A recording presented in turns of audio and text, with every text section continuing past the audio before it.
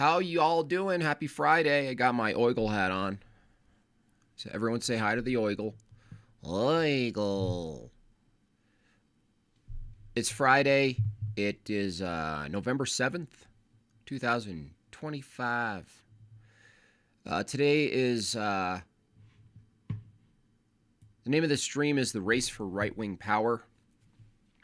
As you know, as you've seen, we're witnessing basically the collapse of liberalism, and that includes classical liberalism too. So any notion that there's something that's oppositional to liberalism, but it's classical liberalism, it's the right liberalism, that's all failing.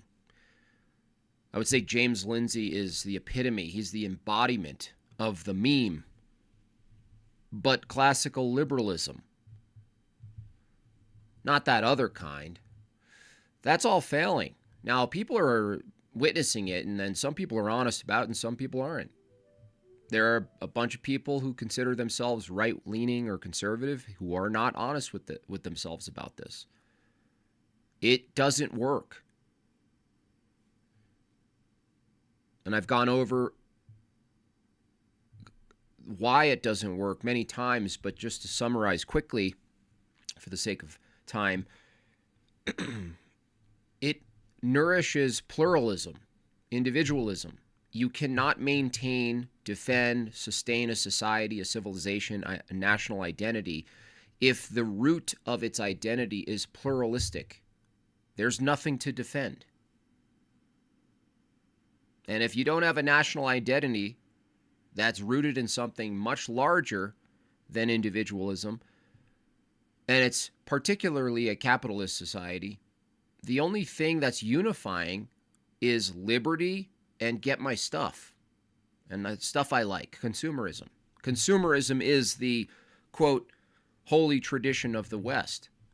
So what we have now is a bunch of, some of them vultures, which is fine. There's a carcass that shows up on the shore. And we're basically racing to figure out who is going to take the helm. Who is in the midst of a failure of liberalism, the dissident right in particular, different sects, if you will, are witnessing this, and they're going, oh, there's an empty seat, basically. There's an empty seat. This is the time to sort of pursue it. And that's why you get a lot of this rhetoric about like extremism and far-right Nazis and this kind of stuff. It's going to be more obvious that especially Christians are stepping up and going, we should just... Why was I ever convinced that we shouldn't populate the government with Christian ideology? It's like, you know what I mean? We were convinced that we don't do that because, we watched The Daily Wire or something like this. It's like silly. It's a silly position. And now what I included in the right wing would probably, I would include, just for the sake of team versus team, Islam is stepping up their game. They're stepping up their game. They're populating, they're making their communities are turning into small cities, they're electing people in positions of power, they're maintaining the way of life, whether it's in Dearborn, Michigan or somewhere else. They're demonstrating that not just by law, but by mere propagation, that they are gaining territory. Now, if you gain physical territory in a society, you by default gain territory in the memetics of it, in the culture of it. You actually start to dominate.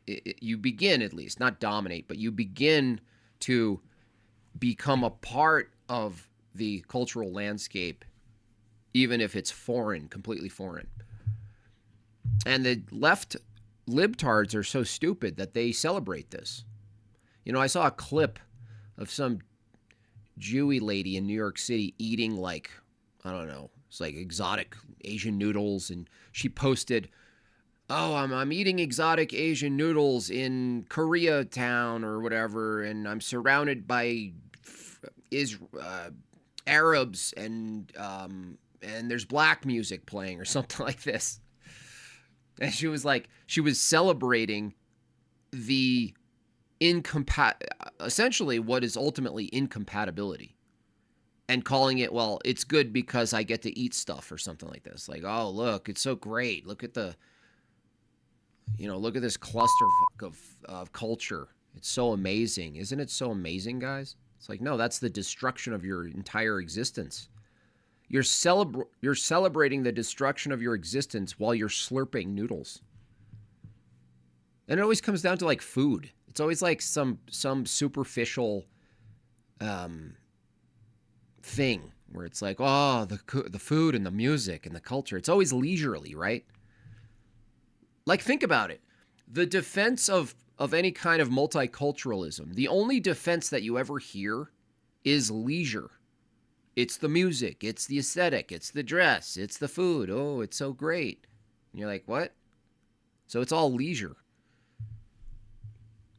It's stupid. It's short-sighted and it's dumb. These are the useful idiots.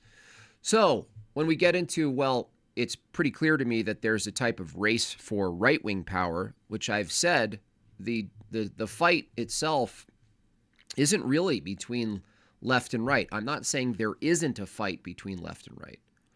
I'm not saying that you ought not use the stick to fight back against this postmodernist, this philosophy, this progressivism, this nonsensical demonic world. Of course, you fight back all the time. That never stops growing. It's like a mold. But this is a different question. The question of whether or not there's mold in the house, progressives, atheism, secularisms, leftism, so forth. Yes, that's mold in the house. The question whether there's mold in the house is not what I'm talking about. What I'm talking about today is who owns the house. Who does it? Whose foundation it does, is the house rooted on? Who manages the rooms of the house? Who's the father? Who is the priest of the home? Well, I mean, there's a battle. There's Roman Catholicism. Oh, we got a book sale. Thank you so much for that. Get your books, by the way, madebyjimbob.com. You get a deal for all three. Order them now in time for Christmas. Me and Meg Bob are signing and packaging them immediately. So get that in, okay? Thank you, whoever ordered that. And so the question is like, well, who are the players? Well, we got Islam. You can't ignore Islam now. You can't just be like, oh, they're out there in the caves. We're going to go out there and, force McDonald's on them. They're here. They're here. They're multiplying. They're here. They're on the map, okay? No more ignoring. And then you get, right, I said the Vatican, Roman Catholicism, Orthodoxy, and then all of the heterodox branches, let's say, In this case, we're going to be focusing on Doug Wilson, who's a part of his own church that's experiencing its own type of new schism.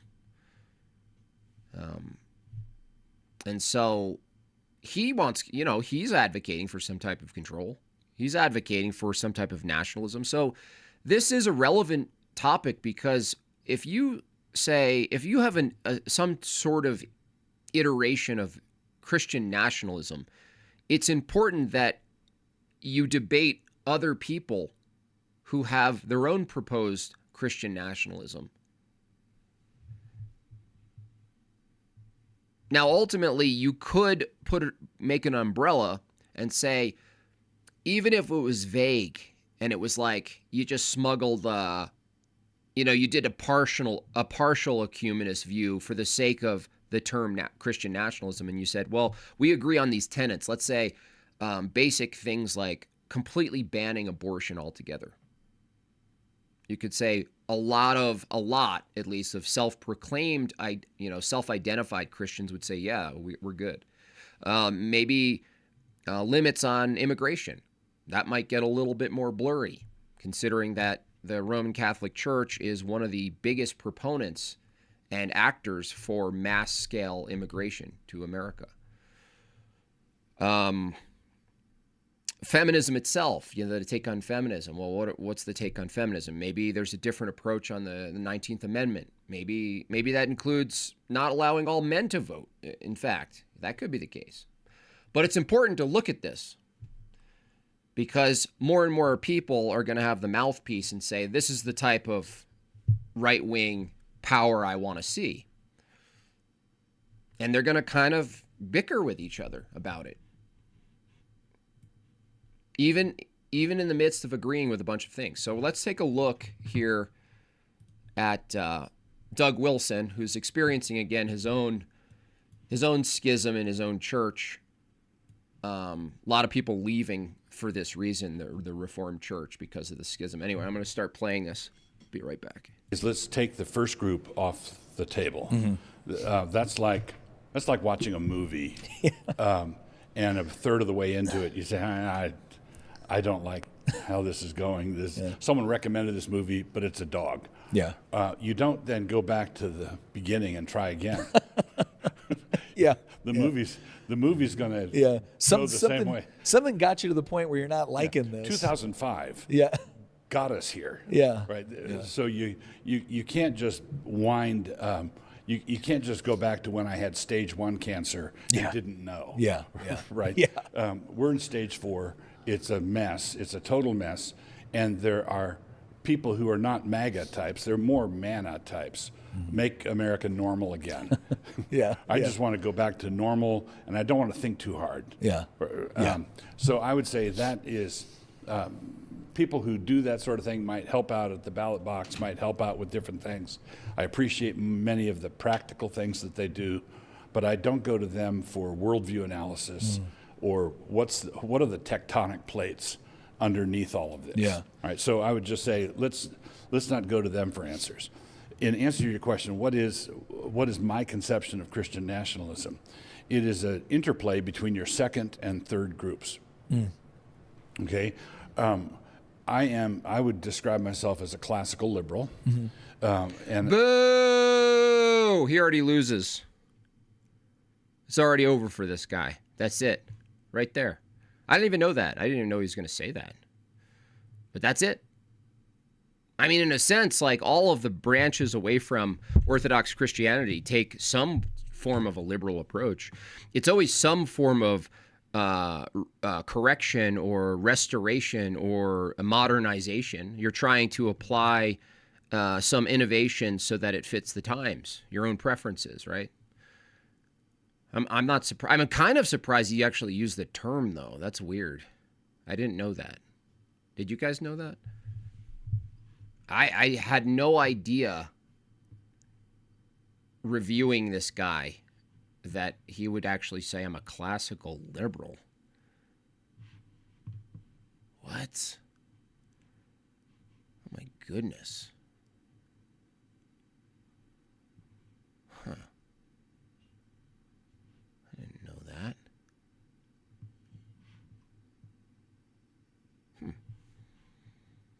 So I would be in the second camp. One of the reasons people put me in the third camp is that I recognize that the second camp cannot function without a foundation. In other words, I reject secular classical liberalism. Right? Secularism has died. Secularism cannot sustain itself. So that's retarded. Classical liberalism is the food for the secular garden. What are you talking about? That's what allows it to. That's literally what allows it to thrive. Is classical liberalism. When you take classical liberalism, Adam Smith, let's just suspend this free market system sort of out in the middle of thin air and expect it to sustain itself. It will not. So classical liberalism grew out of a Christian consensus. Mm-hmm. And if you no, it grew out of a heterodox consensus. Classical liberalism didn't grow out of an orthodox consensus. Classical liberalism didn't grow out of any historical church history account of what a church is, the Christian church. No, it grew out of like a soft, deistic Enlightenment philosophy that people are proclaimed to be Christian, but look at the documents. It's like, it's in the language. An ambiguous creator. The swapping of property with pursuit of happiness. No.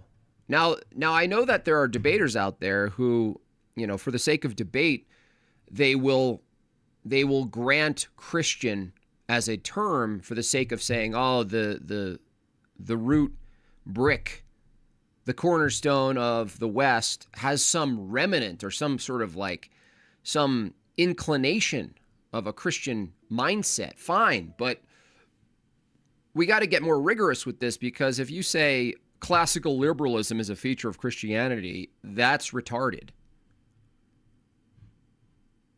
Classical liberalism and all of its fruits are basically now I don't know if is there a sort of a type of liquid that dissolves fabric? Whatever that is, whatever the liquid is that dissolves fabric, that's what classical liberalism is to the fabric of a Christian society. Take that Christian consensus away, you're going to lose the fruit if you lose the tree. Now, what would you say? Because I think that's absolutely true when you talk about classical liberal thinkers like John Locke. Mm-hmm. But then when you talk about ones like maybe Jean-Jacques Rousseau, right? And by the way, John Locke would have been more rigorous with his policing of things like the public indecency and things like this. The mindset of people back then wouldn't have imagined in a million years that they'd be part of producing a society where 10% of women between 20 and 35 are diddling themselves on camera for strangers. They wouldn't have imagined there was a parade every year with a bunch of homosexual men wear dildos on their heads. Right? They weren't in their debates and their philosophy and their writings and their exchanges and their panel discussions. Never could they possibly conceive the insanity. However, it's still completely consistent with their paradigm, isn't it? It's not like it's inconsistent. They couldn't see it. They couldn't imagine. Their minds were pure enough to not conceive of such insanity. Right. You get a very, very different. That's correct. So they're both part of the classical liberal tradition. Correct. Are you saying that essentially one is just simply not sustainable, or logically leads us to where we're at? I would say that the secularizing impulse is like a cancer, and it's a corrosive that will eat out any container that you try to keep it in, right?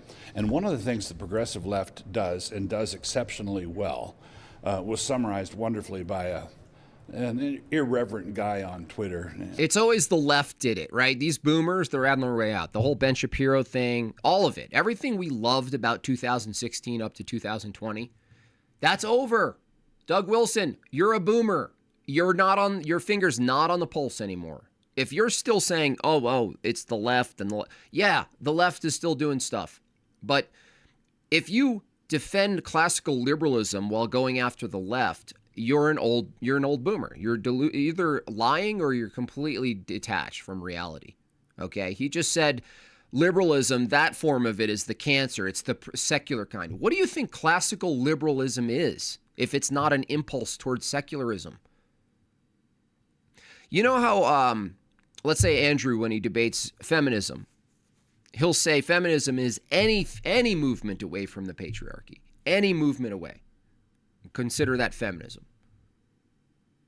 Similarly, Any movement away from strict Orthodox Christianity is going to be liberalism. It's going to be the cancer. Let me just read it for you. Classical liberalism is a political and economic philosophy that emphasizes individual freedom. Hello? Limited government and the protection of private property. Yeah, fine. Private property, fine. But when you say individual liberty is the pinnacle, that is the ultimate, that is the sacred cow of classical liberalism. How does Doug Wilson not see that if the first and foremost, most protected, most venerated object of classical liberalism is liberty itself, freedom, individual liberty, how could you not see the cascade of that into degenerate activity? I mean, it's insanely obvious at this point. He's like, no, there's a bad kind of liberalism. I have the good one. Iowa Hawk. Yeah. David Burke. Yeah, I know who you're talking about. Some of his stuff is awful, and some. Classical liberalism is the fabric of heretical Protestant teachings. Yeah, it's all mixed in. Like, think about the impulse to reject the authority of the body of Christ and its history and its church fathers and its councils and its teachings and its holy tradition and its interpretive authority. Imagine rejecting that. What is that impulse? That is the impulse of individual liberty. Whether you're looking at Luther or Calvin or Joseph Smith even. It's this impulse where it's like, no, I got the power. I got the power. I got it. Let me give me a shot. Give me a shot at this. I'm going to start a new church. Give me a chance, okay? So let me just hear me out. Hear me out. I know you got 2,000 years of unchanged liturgy. Hear me out. Hold on a second. I'll be right back. Let me go get my costume. Some of his stuff is the most insightful political analysis. And these are Calvinists, I think. Definitely Doug Wilson. He's reformed. Always witty. He's always witty. But the stages of progressivism for him were identify a respected institution. Number 2, kill it. Mm-hmm. Number 3, gut it. Mm-hmm. You guys see the irony of this? You guys see the irony of this? Let's hear him again. This guy. Unbelievable. Some of his stuff is awful, and some of his stuff is the most insightful political analysis. And it's always witty. It's always witty. But the stages of progressivism for him were identify a respected institution. Church. Orthodox Church. Number 2, kill it. Mm-hmm. Your theology. Number 3, gut it. Mm-hmm. Your theology. Number 4, wear its carcass as a skin suit. Mm-hmm. Your theology. I mean, the irony of this guy saying this in a pejorative way against progressivism is absolutely insane right now. I mean, does he know this? I mean, when he says this, is there even a moment in his mind where he goes, wait a second, I'm a kind of a part of that too, aren't I? Wait a second, my entire theology is based exactly on what I just said. While demanding respect. Yeah. It's the Antonio Gramsci march to the institutions. Long march to the institutions. Unbelievable. It's just unbelievable. Now, what secularism did was it did that to classical liberalism, capitalism, free market. Yeah, that cannot be sustained without faith in a transcendent God. Right. So anyway, I want to reiterate here. Everything you just said as a critique against progressivism and secularism, what it did to some institution, he starts with the institution called, I don't know, like the founding fathers and their Enlightenment philosophy around how to order a society and whatnot. And yet he fails to see that his entire church, lowercase c, is founded on the exact bullet points. Another way of putting it is Adam Smith's invisible hand is the hand of the Lord Jesus Christ. There is no invisible law making stuff move around. Yeah. We live in a personal universe, and we must believe in God. Now, Consequently, there are many of the things that your third group is saying, which is that, man, we've lost we've lost more than you think we've lost. I agree with them on that. But I believe that if we recover those things and implement them, then what we're going to get at the end of the day is a lot like number two, right? So would it be fair to say that, because I think a lot of people would be shocked, shocked to hear you describe yourself as, no, I'm of the classical liberal tradition. Right. I just believe that it can't operate independently of the transcendent. There needs to be a foundation that provides, I'm guessing, objective truth, objective morality, and to have those things, you need to have a lawgiver. That's right. I want the Yes, we agree with that, but that's a philosophical take. Yes, you're going to appeal to transcendentals, right? And you're going to need a justification for the transcendentals. You're going to say, oh, a being, a person, a personhood. Can it be violated? What is being violated if it's a skin sack, right? A meat suit? Nothing. Well, right. Okay, fine, fair enough. The problem with that is these guys are going to move away from a normative authority, right, that grants you that. You can't just argue. This is why if you guys are in the chat and your guys are taking on tag, you're only going to get so far on the road to tag, right? You're only going to get so far because ultimately you're going to have to appeal to a normative authority. Ultimately, you're going to have to appeal to who God is. You're going to have to defend a specific narrow church view.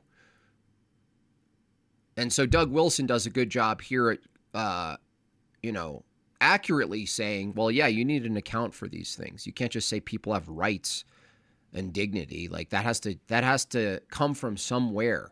He's right.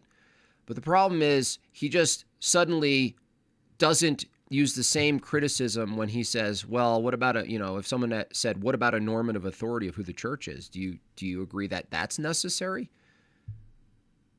He might press him and he says, yeah, my church. But then that's the debate. Like that's when you start the real debate with Doug Wilson. The classical liberal tradition to go to a revival tent meeting and get saved. Got it. Right.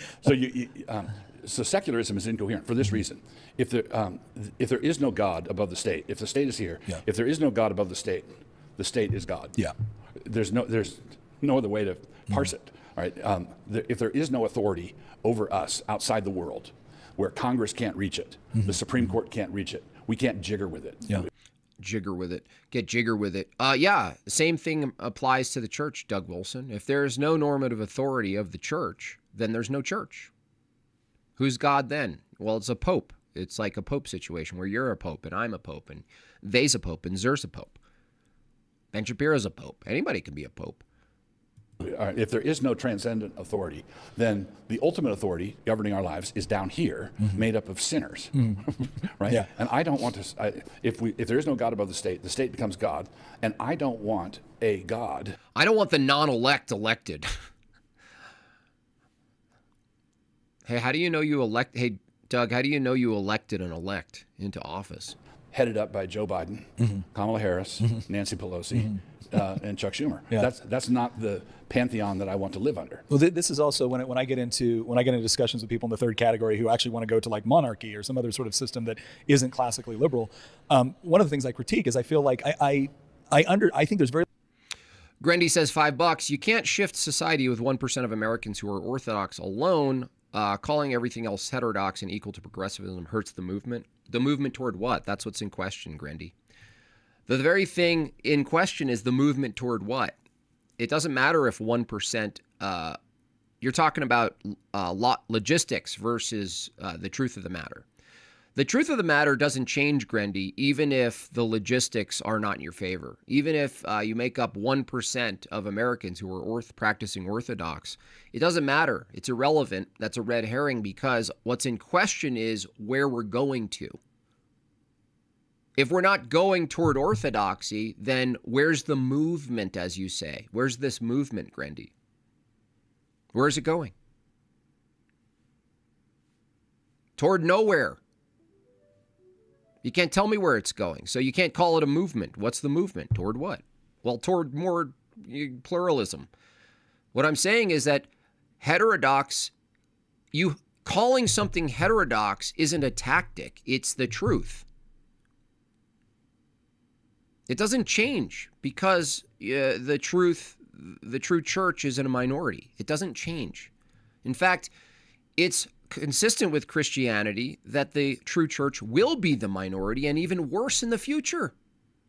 Now, when orthodoxy is pushed into a corner and the gates of hell look like they will prevail, and it looks like that's the case, Grendy here, and I appreciate the super chat, is going to be saying, guys,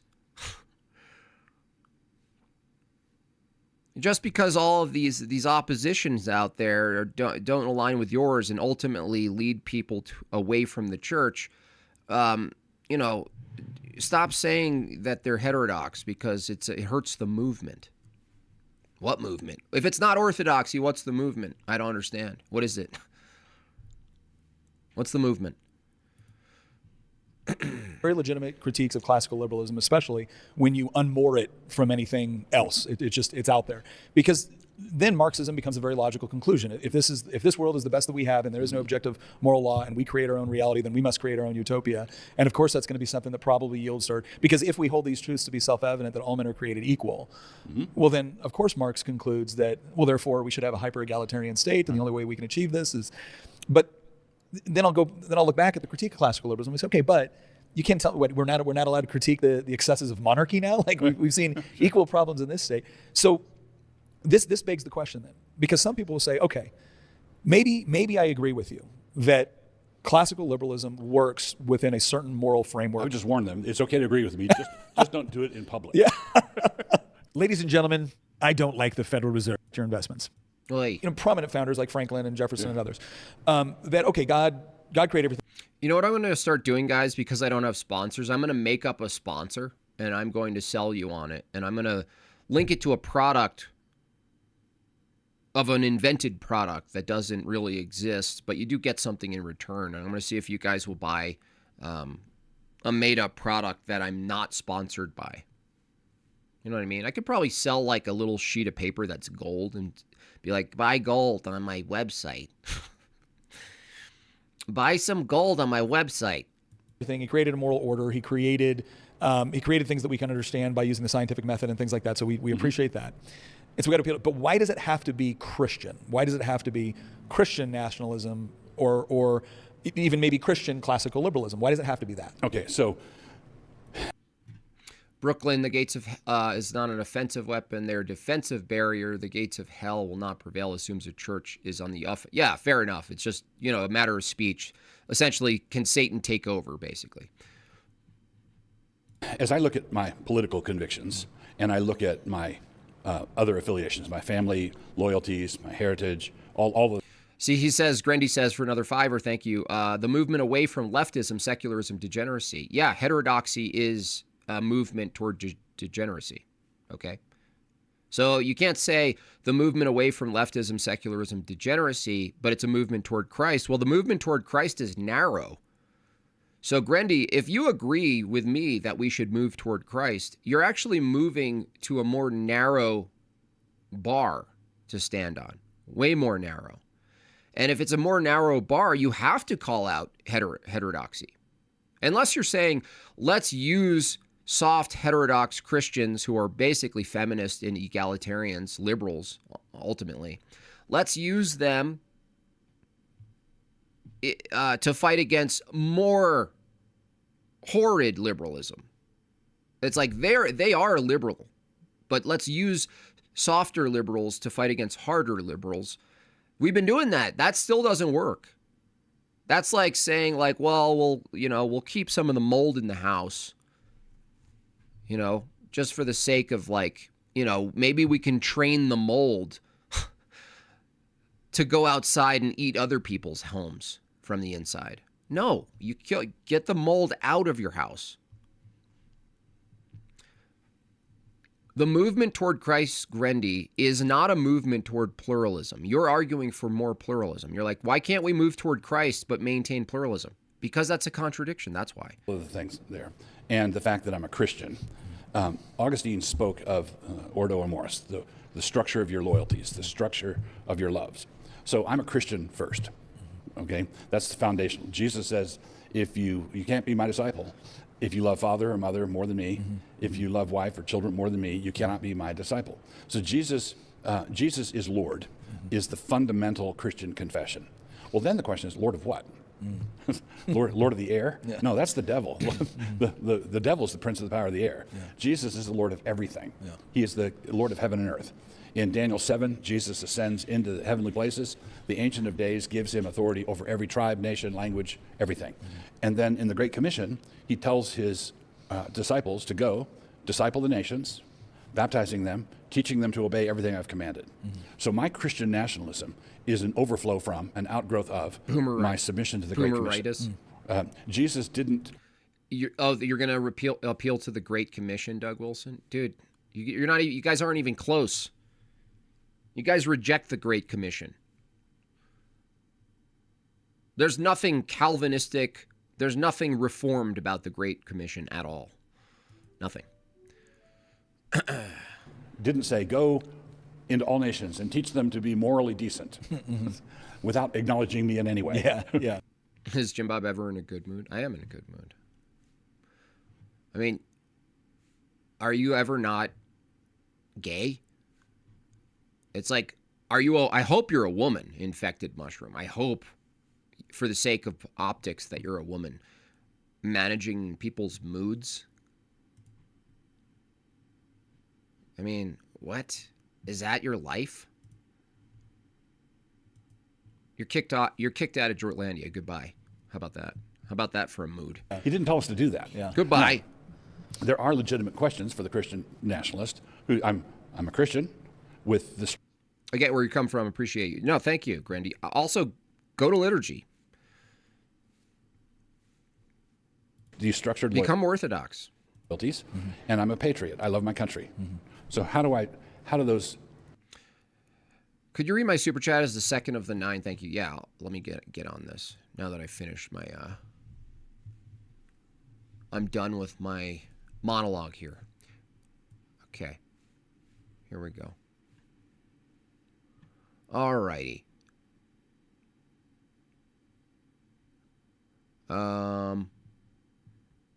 Hey, Jim Bob, for $5.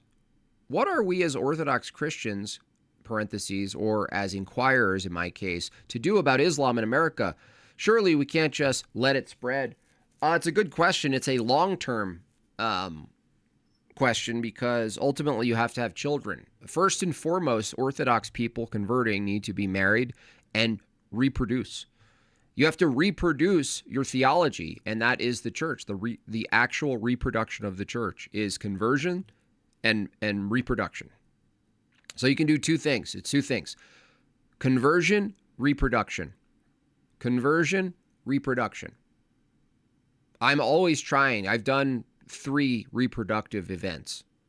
I might want one more if we can do it. But if that's done, all I'm doing is trying to convert people. Everybody in the chat, convert, go to Orthodoxy, become Orthodox. Right? I mean, other than that, you have to be able to vote in Christians into these places, right? But the problem is the reason that these people get voted in is the combination of liberal guilt. Oh, I'm not racist. Look, I'm voting in Sharia law. This is how open I am. Aren't I so open? Lops head off. And their population is increasing, so they get voted in because it's reflective of their demographic. Well, their demographic is liberals and guilt-ridden whites and Muslims, actual Muslims populating. So population is the demographics is of much concern. Reproduction, conversion. Two things go together. If I had to summarize my Christian nationalism in one nugget, it would be this. Look, we serve the living God. I believe that America should stop making God angry. Yeah. Okay. And we're doing multiple things that make him angry. Yeah. And you can find this throughout the scriptures. Does a Burgerfell make him angry? Yes, it does. Does our slaughter of tens of millions of unborn children make him angry?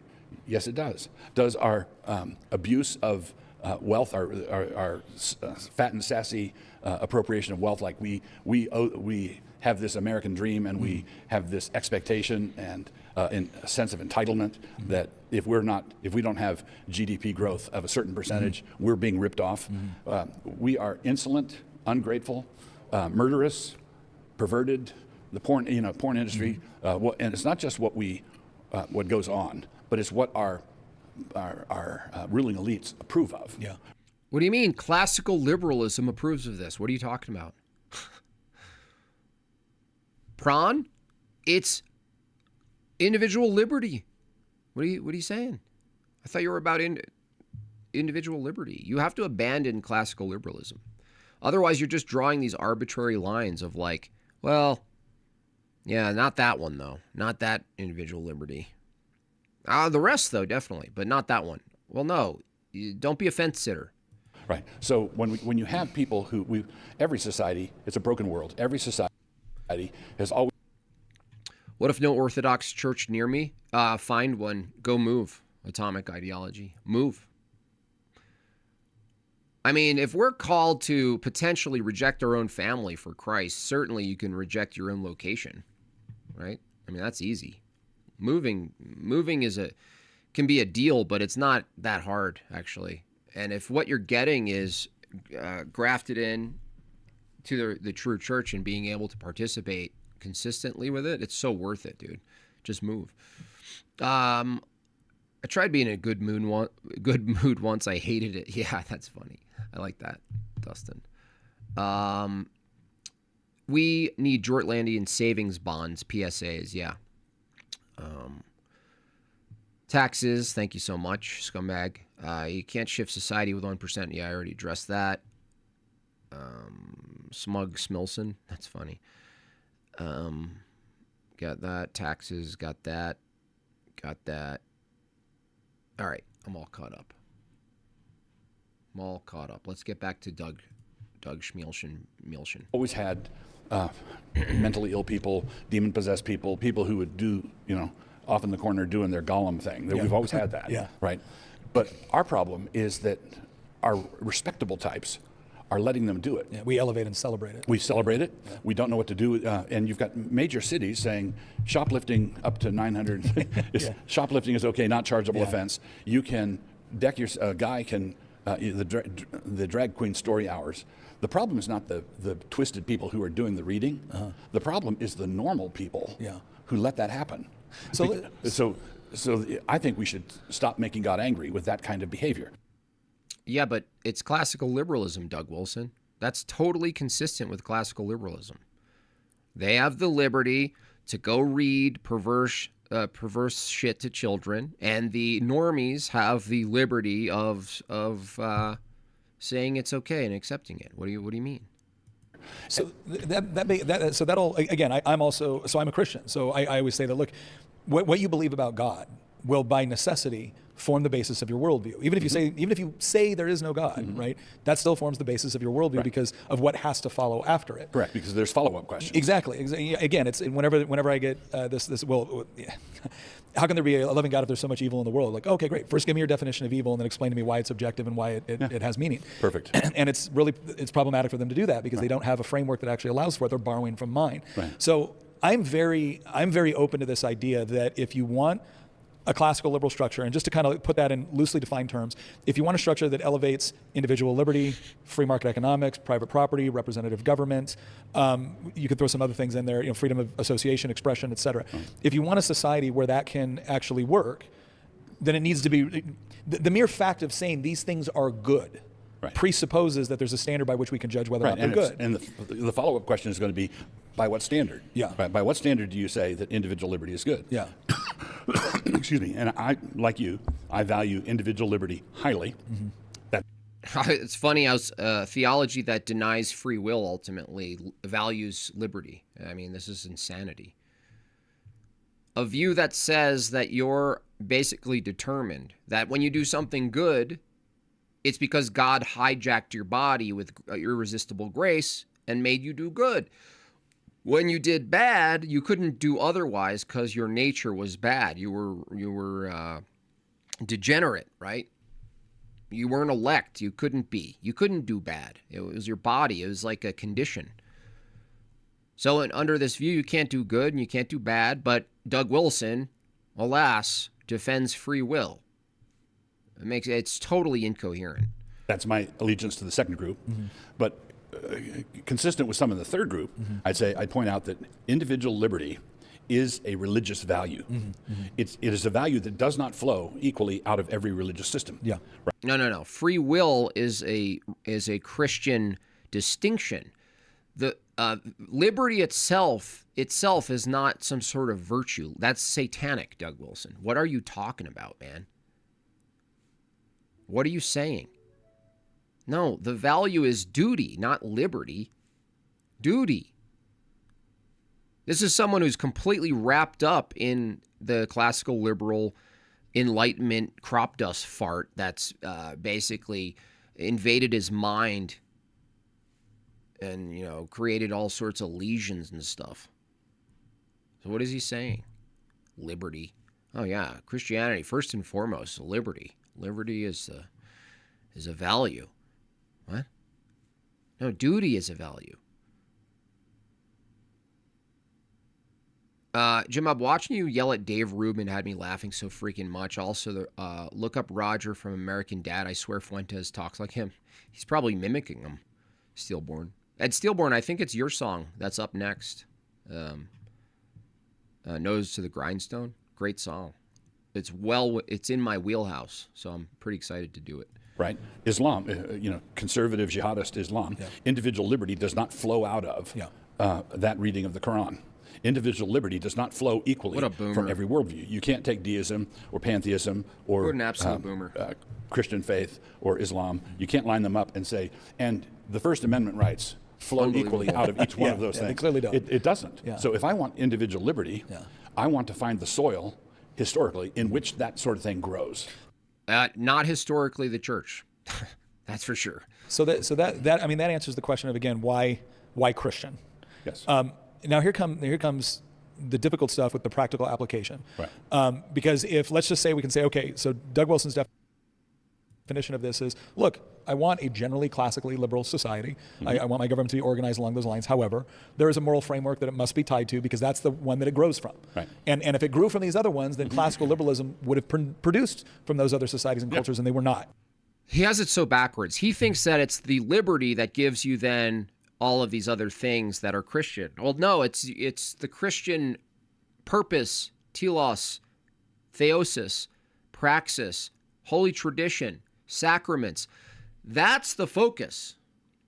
That determines what your liberties would be if you had some. It's not the other way around. It's not liberty first and then you get to do stuff. It's duty first, and then you measure up the duties against what you call your liberties. Can I do this? Should I do this? That's why you talk to your priest about things. That's why you're always involved in the mind and the body of the church. That just your mere participation in the church, your mere participation in the sacraments, your nous, your discretion will be clearer insofar as what you should be and shouldn't be doing. Not the other way around. You don't just let's start with pure liberty. That's not how the church started. There's no pure liberty church. This is liberation theology, Doug Wilson's saying. No wonder they're in another mini schism in his church. So we're not saying anything. Nothing about this is racial. Nothing about this is ethnic. This is a question of what do different worldviews produce. The question is not what the issue is not the white people produce. Yeah. The issue is what does the gospel produce. Yeah. That's the only issue. Yeah. So, okay, so we have that, and again, I can follow this thought pattern. It seems very logically consistent. Next, we get into but you're going to live in a society where not everyone shares that moral foundation, but still lives in the society. Right. And then you come up with what are the appropriate legal structures? What are the appropriate because. And look, for anybody that's immediately thinking in the head, oh, so you want the old Levitical law?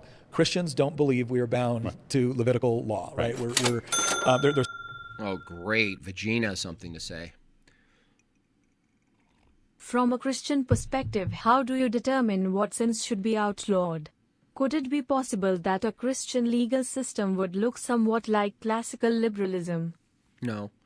No, it would look. I mean, it's not realistic in the near term, but the the concept of a sinfonia, which is to say that there's a distinction between government and the church. For instance, you couldn't go to the DMV under this paradigm and receive the sacraments and participate. Right? That would be a government thing happening. The DMV. So there's a distinction, but they are parallel and they have a relationship. That is to say, the church can inform the government, but the church doesn't become the government. The church isn't identical to the government. And so from that perspective, you'd look at basic things like degeneracy, and you would appeal to the church insofar as where you draw the line for indecency or what's considered okay, things in public. But basic things like banning prawn and the rest would be clear. That would be pretty obvious to me that would just be a thing that I don't believe any. Honestly, if you were like a priest or in the Orthodox Church and it came up whether or not you should ban this stuff, like make it illegal, it would be very strange if someone stood up and said, "But guys, what if we rethink this for a second?" It's like you'd be like, mark that guy. Mark that guy. So honestly, the answer to your question, it wouldn't be me. You would appeal to the structure and the hierarchy of the church to then inform this kind of stuff, and I would trust it. I would trust the church to determine what's decent and what's indecent. There's still the moral law. Exactly. You can prohibit abortion. Yeah. Without prohibiting clam chowder. Yeah. Right. Exactly. Right. Without prohibiting bacon. Right. We're not prohibiting bacon. Yeah. Theocracy? No, that's not a theocracy. But I want to answer the question without flinching. Yeah. So if someone says, why can't we? You're imposing your morality by outlawing abortion. You're imposing your morality. Mm-hmm. And I'd say exactly. That's exactly. Correct. That's exactly. You are correct. Yeah. I'm saying that we cannot abort children because God told Moses on Mount Sinai, "Thou shalt not do that sort of thing." Yeah. All right, so, but then they're going to say, "Oh, but God told Moses other stuff." They're going to try to bring in the clam chowder. Yeah. Right. Yeah. And I'd say, well, read your whole Bible. Read there's the flow of redemptive history, and we expect the Christians who are acting this way will have read the entire Bible, will have taken into account the fact that Christ came, and all of these things. Peter expresses this very clearly. But they're still going to get stuck on, but you're imposing your morality. And I say, yes, but you are too. Yeah. Okay. The laws are by definition an imposition of morality, and the only question is not whether but which. It's not whether we impose morality; it's which morality we impose. Because me and Moses and I mean, there are saints and ancient Christian thinkers who argued for the need for brothels. I'm not aware of any saints, but if that were true, it still wouldn't change the position. You'd just be like, interesting. You're now on a list.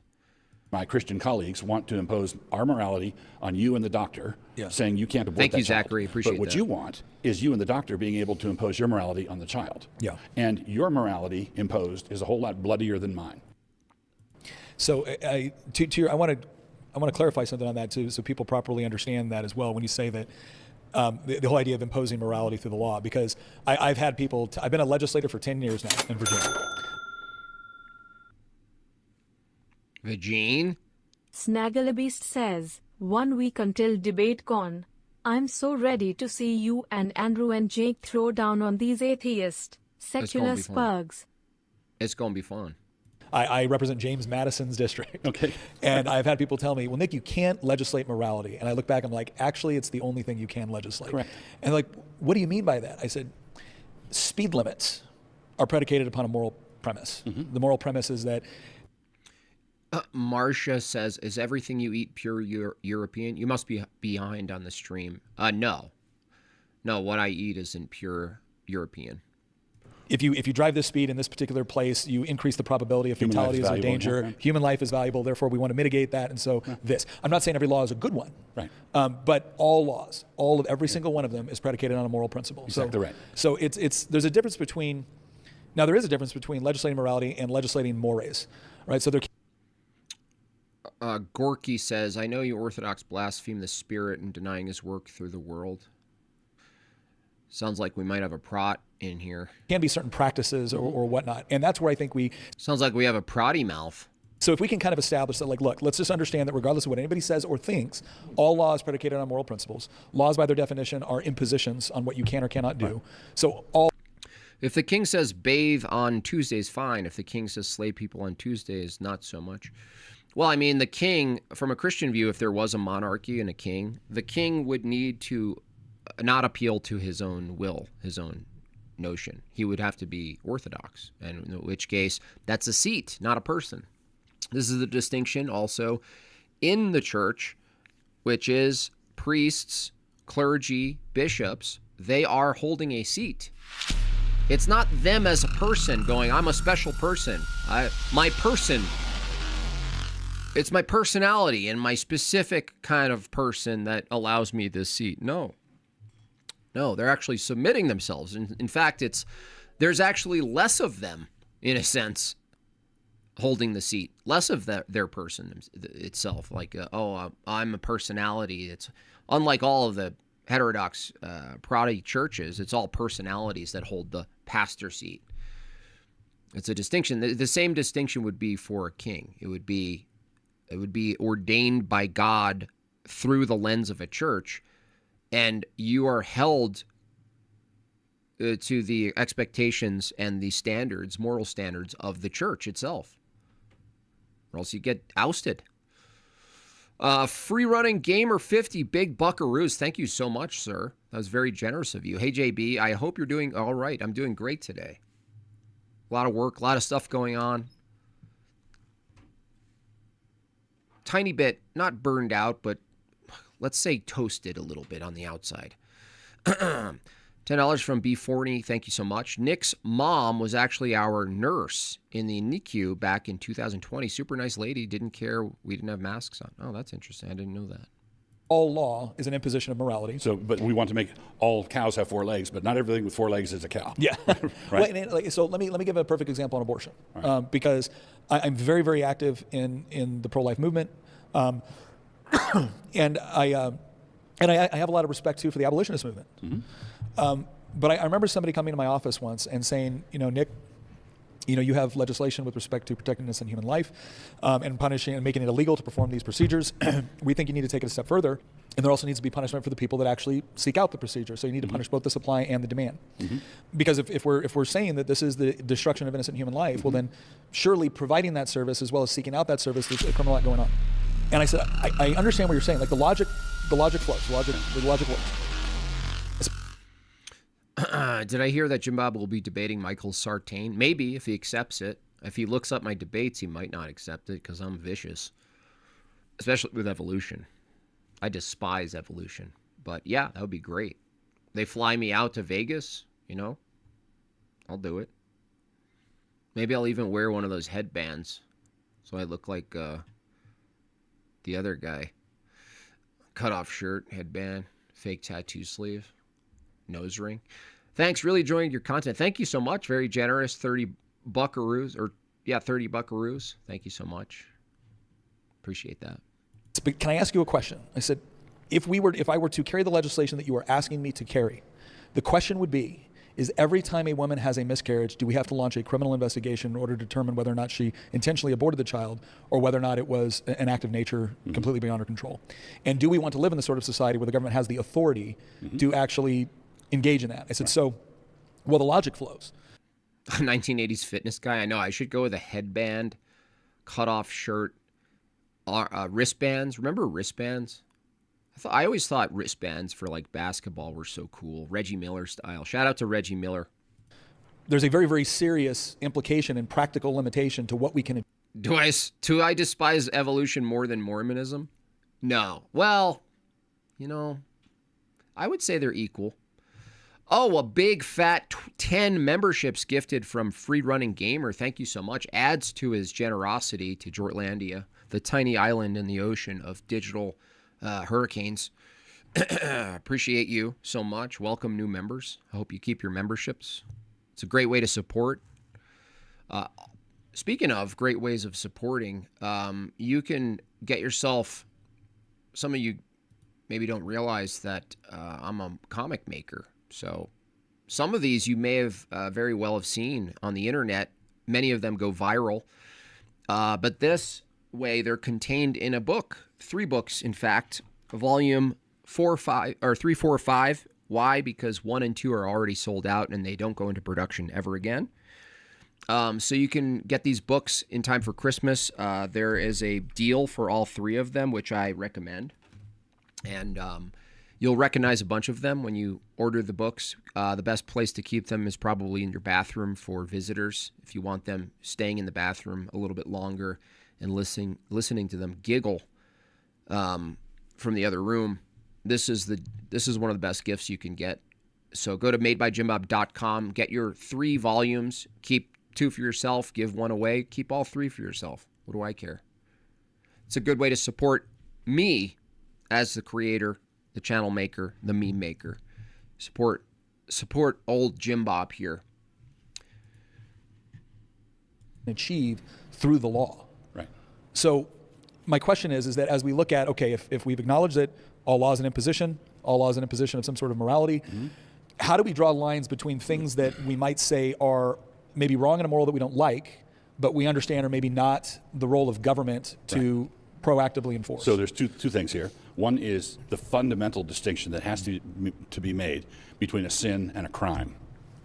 Okay, all law should have a moral foundation, but not everything with a moral foundation should be a law, right? I don't want covetousness police. That's the 10th of. Yeah. I don't want some sheriff pulling a J. Crew catalog out of some woman's hand, saying, you were coveting there. This is a good point, but it brings up a deeper point, which I talk about a bunch, which is if you grow out the church physically with bodies, conversion and reproduction, the culture itself becomes a policing situation, but not a legal policing situation. We're not legalists. However, we see the power of social shame, social pressure, right? Now, this is where Christians, anybody who says the name Christians has really like let the ball drop here, because in the vacuum, we're talking about the vacuum of right-wing power right now. There's a vacuum and people are fighting for a more rigorous traditional account and governance system. What do you do when the church promotes V mandates? Well, you appropriately respond. Now, the church can be wrong about things in the short term. Thank you so much for whoever bought the books. The church can be wrong. Different churches can be wrong.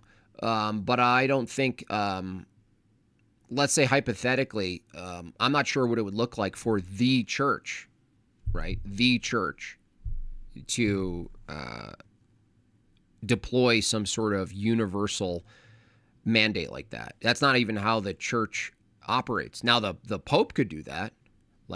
It's actually more likely that the Roman Catholic position would do that, universally deploy this thing. But the church, the beauty of orthodoxy is sometimes the thing that people criticize about orthodoxy, which is, in a sense, it's decentralized. That you're not dealing with just this rigid structure where there's a top guy who says stuff and then downward it goes. And then, no, it's broken up. And what's maintained is the practice, the holy tradition, rigorous, the liturgy. That's maintained because that is really the function of the church, is the participation in Christ through the sacraments, through matter. And then when it comes down to like topical things like how to respond to COVID, it's not even in the structure of the church to be able to even do that. Just be like V mandates. It doesn't operate that way. If a man is born into a civilization isolated from Christianity, would he need to appeal to a form of intuitionism for moral dilemmas? If an Aztec fought to outlaw human sacrifice because it gave him ick, what would you say in his position? Man, her accent really mangled that. You're saying if someone was born absent any exposure to Christianity, would they rely on their moral intuition to either abandon some sort of sacrifice or not? I do believe that from a Christian perspective, morality is written on our heart, even if you didn't know or hear about Christ and the life of Christ, the second person, and defeating death and the rest. That there's still an inclination there that would still be consistent with Christianity. Now, how he figures that out, I don't have an answer to that. I don't have an answer how he would figure that out. But what I do know is, from a Christian lens, we're judged by our knowledge of things. So you know what I mean? So even if there's not a mechanical way in that particular situation for them to get to the high resolution of the moral God's moral law, we also know that he's going to be judged based on his knowledge, and in this case, his lack of knowledge is considered. But we don't know the judgment, so you know what I mean. That's not within the capacity of the civil magistrate to deal with sin. I don't want lust police. I don't want covetousness police. Thank you, Adam. I don't want people. I don't want the magistrate trying to examine our hearts and motives. Okay, that's one level. We have to maintain the distinction between a sin and a crime. Your illustration on opening an investigation for miscarriages is another one where, let's say, a woman deliberately did some things to cause herself to miscarry. That would be a crime. That would be a crime in the sight of God. But we are not competent to gather up the witnesses. We ought not to charge people with capital crimes without 2 and 3 witnesses. There's some. Oh yeah, what I was saying before the chat, super chat, is that the power of social pressure is something that Christians drop the ball on because of classical liberalism, where you're like, well, no, they have the right to do that. I'm not going to pressure them. I keep my Christianity private, let the world operate as the world operates. No. If you don't do this, speaking of the vacuum of power, forget just legislation, right? Because Christians are figuring out, why aren't we more aggressive with Christian legislation? Well, because we've been indoctrinated heavily into individual liberty and classical liberalism. That's why people are timid about it. But also included in power is influence. And so we've seen when you take yourself out of the game of social shaming and social pressure and ostracizing people for doing things, when you stop playing that game, guess who takes over? The liberal progressive heuristic. And then they get the market share of social shaming. They get to determine, shame on you. How could you do that? Like this, and they've dominated it, right? It's in schools, it's in company culture, it's in higher academia, it's in entertainment, it's in science. That whole woke stuff, that's all in science now. It's a cancer. And then all of the timid Christians going, whoa. I watched Ben Shapiro, and he said, well, I definitely disagree with everything they're doing, and I think I agree that it's completely wrecking our culture. It's completely poisoning our culture from within, and it's leading to the complete destruction of the West. But I will die for them to do that. That is the American dream, is that the American dream is simply that you live your life according to how you think your life should be lived. And that's the beauty of it. And in the meantime, you protect to the death, if necessary, the right of other people to destroy your culture from within. That is the beauty of America, everyone. That is that. Some things that people are just going to get away with, which is why we as Christians have to wait for the last day. And we would make a bigger mess by trying to investigate every miscarriage. Sure. Right. We'd make a much, much bigger mess than not. So those sorts of things could be considered criminal and unjust taking of human life in principle, but it's beyond our competency to investigate. Okay. So that makes sense. So it's Mental says, science can view the natural world. No, it can't. Science has to assume that the natural world is a metaphysical statement. Science assumes metaphysics. That's why there's a philosophy of science that precedes science. But science itself as a method doesn't view the natural world. The natural world is a metaphysical statement about the external world, particulars, universals. So science assumes perception. Science doesn't produce perception. So, yeah, I'm not sure. I think Elemental is trying to do some sort of steelman of the science Evo position. Is that what you're trying to do? I'm confused about what he's trying to say. I guess what I think it makes sense from the side of, again, recognizing the practical limitations without excusing the act. Correct. And this is where I go. So for me, I've always kind of operated in this idea that there's different provinces. So like there's the province of the individual, the province of the family, the province of the church, the province of the state, and they have different rules and responsibilities and different authorities within their respected spheres. Correct. Obviously, with respect to the state, there's now almost no sphere that the state doesn't intervene or interfere on to some degree. I think one of the biggest concerns that people have when they hear Christian nationalism is this is going to be clerics. To complete the theory, it's not a theory. Scientific theories need to be the product of the scientific method. If what you call a theory doesn't go through the scientific method, you don't have an arbitration between two competing things called a theory.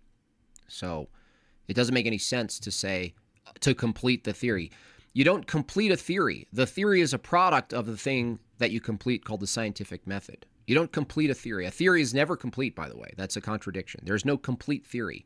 In fact, Kurt Gödel established this, pretty well established this in two theorems, mathematical theorems. So whatever you're saying is indefensible at this point, or you're not prepared. I don't know what you're trying to argue, though, honestly. I don't know if he's saying he believes in evolution. Does anyone understand what's happening? I don't. Debating issues of whether or not you violated a tenet of Christianity. So, for instance, thou shalt not. It sounds like Mr. Smith is asking questions. Just go to liturgy, dude. I'm not going to be your source of orthodoxy. I might be a signpost, though. I'll always be pointing to it with the sign, the arrow. But these questions, they're going to be better answered through not only asking a priest and maybe even taking the classes that your local parish offers, but like I say, whatever question you ask, if it's from outside of the paradigm of orthodoxy, you'll only get an answer filtered through your perspective outside of orthodoxy. And I'm seeing this as a bigger problem than I thought it was for people. And it's not a fault of people. I'm not saying that. I'm just saying that you're always going to be interpreting answers and questions through the paradigm that you currently have. And it's insufficient because the way in which you learn about orthodoxy isn't strictly propositional. You have to go into orthodoxy and experience orthodoxy so that you, through experience, you have the right paradigm to interpret what these answers are to these questions. Without these distinctions, without the practice, you're outside a bubble going, oh, I think I understand the bubble. And it's like, well, no, you got to be in the bubble. Wouldn't the best place to experience and understand orthodoxy is inside of it, not outside of it? I think this would be true of any of you, that you would want to get into it. You'd get into the worldview. Not have any other gods before me. Okay, so you live in this society, but you don't go to church, or, right. You know, how do we go to liturgy, dude? You'll love it. You know, even if you don't agree and you have all these reactions to it, you'll appreciate just the experience of going. And then you come back and you'll be like, guys, I went, you know, it was great. I like this. I was confused about this. I didn't understand this. This was a little bit jarring to me, and so forth. Is that illegal now, or do we have some sort of? And if it's illegal, then there has to be some form of punishment, right? Like, and so I think you've answered part of it with the distinction between something that is sinful versus something that can be a crime with an illegal statute. Right. Not going to church is a sin, and ought not to be a crime. Any other system in the history of humanity, right? A century and a half to 200 years was not insignificant. It was an experiment. That airplane flew. That dog hunted. Okay. Now, we, the great-grandchildren of the founders, great-great-great-grandchildren, have not done as good a job protecting it as we ought to have done. And there are mobs at the gates. All of that is granted. It's not being protected now, right? I agree with that. But it was protected for a long time. It worked for a long time. And it worked a whole lot better than all the other systems for a long time. Now, I'm comfortable with constitutional monarchy. All the people telling opposing viewpoints and chat just to go to the church is something you hear from every religion. Yeah, and you should hear that from every religion, because you would hope that every person who holds a religious view actually believes that that they are a part of the source of truth, right? You know what I mean? So it's like it's kind of a contradiction to be like, guys, I want to know the truth. I want to know the narrowness of truth. And then your criticism is that those who you're asking assume that they have the answer. Why are you asking them if they didn't assume they have the answer? If I wholly believe that the answer to your questions have to be pursued from a holistic lens, that is to say, you have to go and experience inside the church, inside the workings and the experience of the church, to examine some of these things. Otherwise, it's going to be limited. I'm just saying, get the fullness of the answer. And you're like, well, my criticism is that you're saying to go to the true church. So your question is, hey, you guys, those of you who claim that there's a true church, can you answer this question? And we go to the true church for the answer. And you're like, how can you say that? It's like, dude, that doesn't make any sense. You know, I would have been delighted to live under Alfred the Great. Mm-hmm. Okay, he was a great king. Yeah. And it's wonderful. A nation is. That would mean all religious claims are indefensible? No, it doesn't follow that. You're not listening. Blessed when they have. I'm a Roman Catholic. I have some good theologians lead me, I feel. Well, no, you're a part of a view that holds that Muslims worship the triune Godhead. Right? So you don't have good theologians. You might have good historians, but the theology, natural theology is not good theology. So you can't have a good theologian who is a natural theologian. Natural theology is bunk. It's indefensible as well. So I don't know why you'd think that you have a good theologian behind you. Have a good. I'll ask a question. Do Muslims worship the triune God? Let's see how good the theologian is. Ask any Roman Catholic who's actually holding consistent with their views, which are binding, by the way, not opinions. Vatican II, not an opinion. Do Muslims worship the same God? That's bad theology. Good and wise, judicious king. Mm-hmm. But another medieval king was Vlad the Impaler. Yeah. All right. So let's contrast.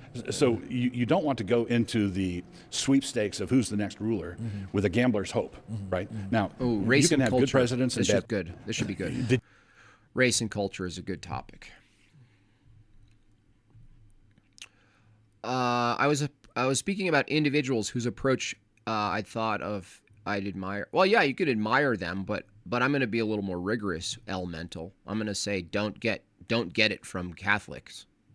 I think their doctrine's wrong. I think you can demonstrate it's wrong.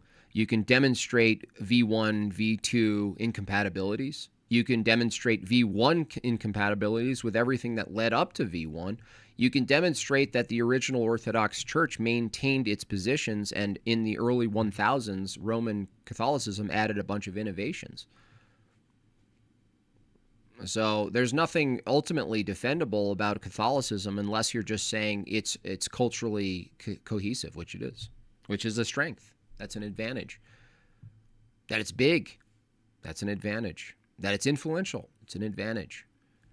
That people are born into it, right? A lot of cradle. That's an advantage in the short term. But the question is like, well, do you want something that's advantageous or do you want something that's true? Did you wear a mask? Well, this is another thing too, where we get into this. You made a distinction once that I really appreciated when you made the distinction between race and culture.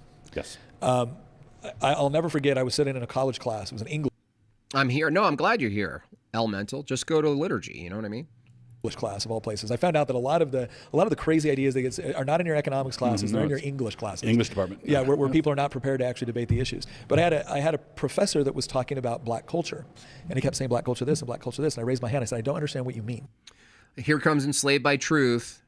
They don't worship the triune God. Nobody says that. It says they attempt to directly worship the one true God. That's a contradiction. They don't worship the triune God. They just try to. How do you know that? But they are in error.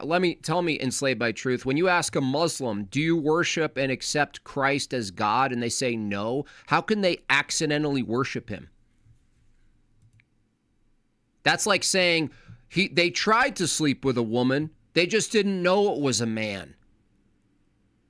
Trans theology. You guys are trans, enslaved by truth.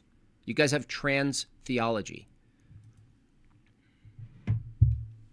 That's not even what Nostra Aetate says, but even if it was, it's still wrong. It still doesn't work out. It's a contradiction. Here, let me make it simple for you, okay? If two people... Holy cow! Paying my bigotry taxes to the Lord of Thank you. Small Shoulders. Thank you. Keep up the great work and remember to salute the Ogle.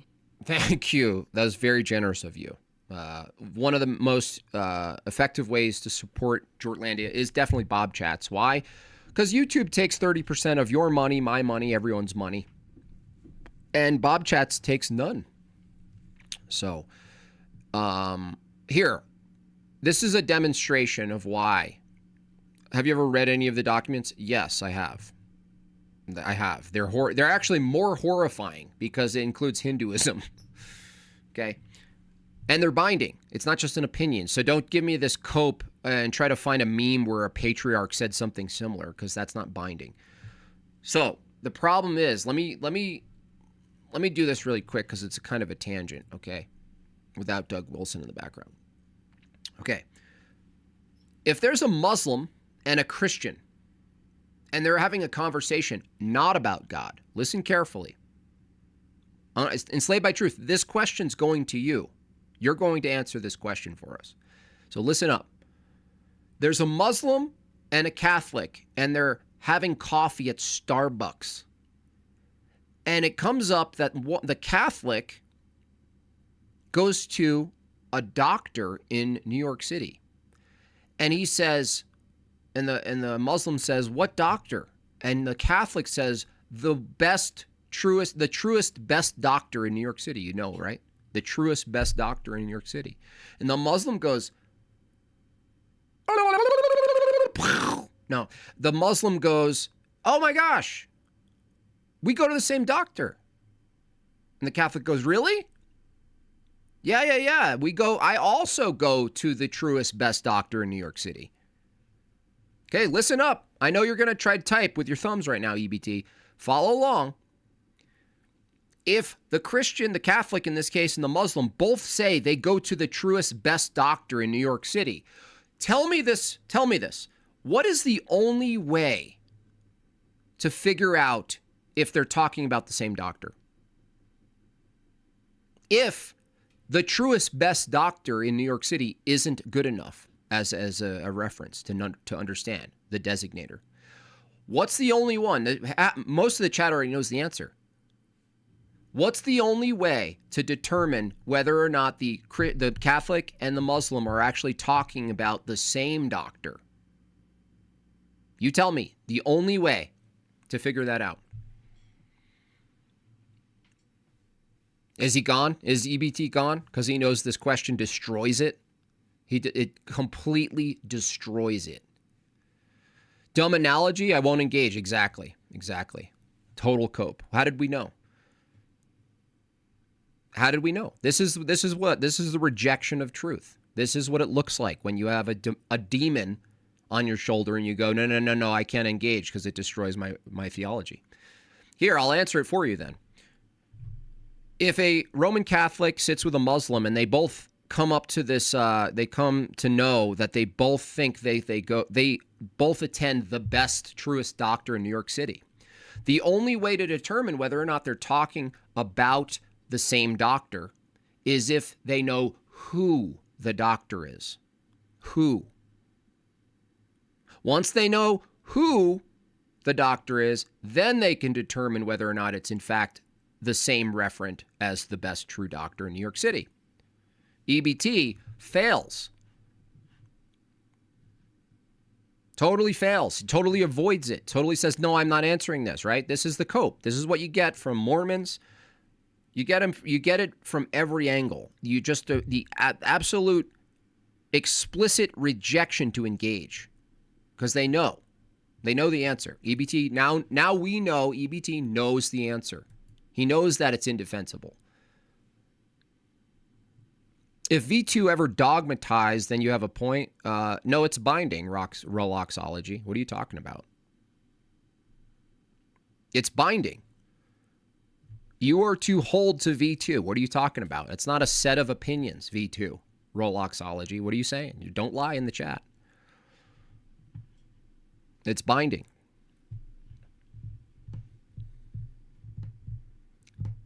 You can't even read an entire chat comment. You definitely haven't read anything. It doesn't matter what I read. I asked you a question. You're not gonna answer the question because it's over for you. Use this analogy anytime this comes up, by the way. No, it's not pastoral. It's not pastoral?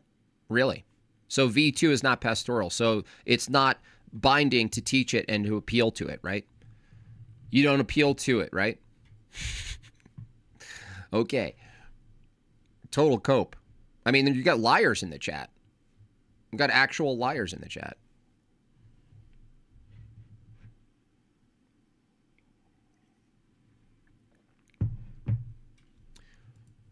V2 is not infallible. Is V1 infallible? Is anything from the Pope infallible? What are you saying? Okay, Chickenhead. It is an oigle. Okay, 5 memberships given. Thank you so much. Dude, just answer the question, man, in good faith. Just try to answer the question.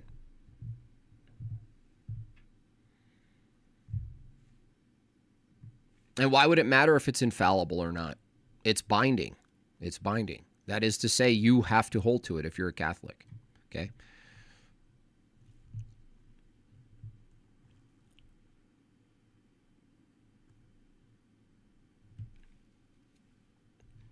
So V1 is infallible and V2 is not infallible.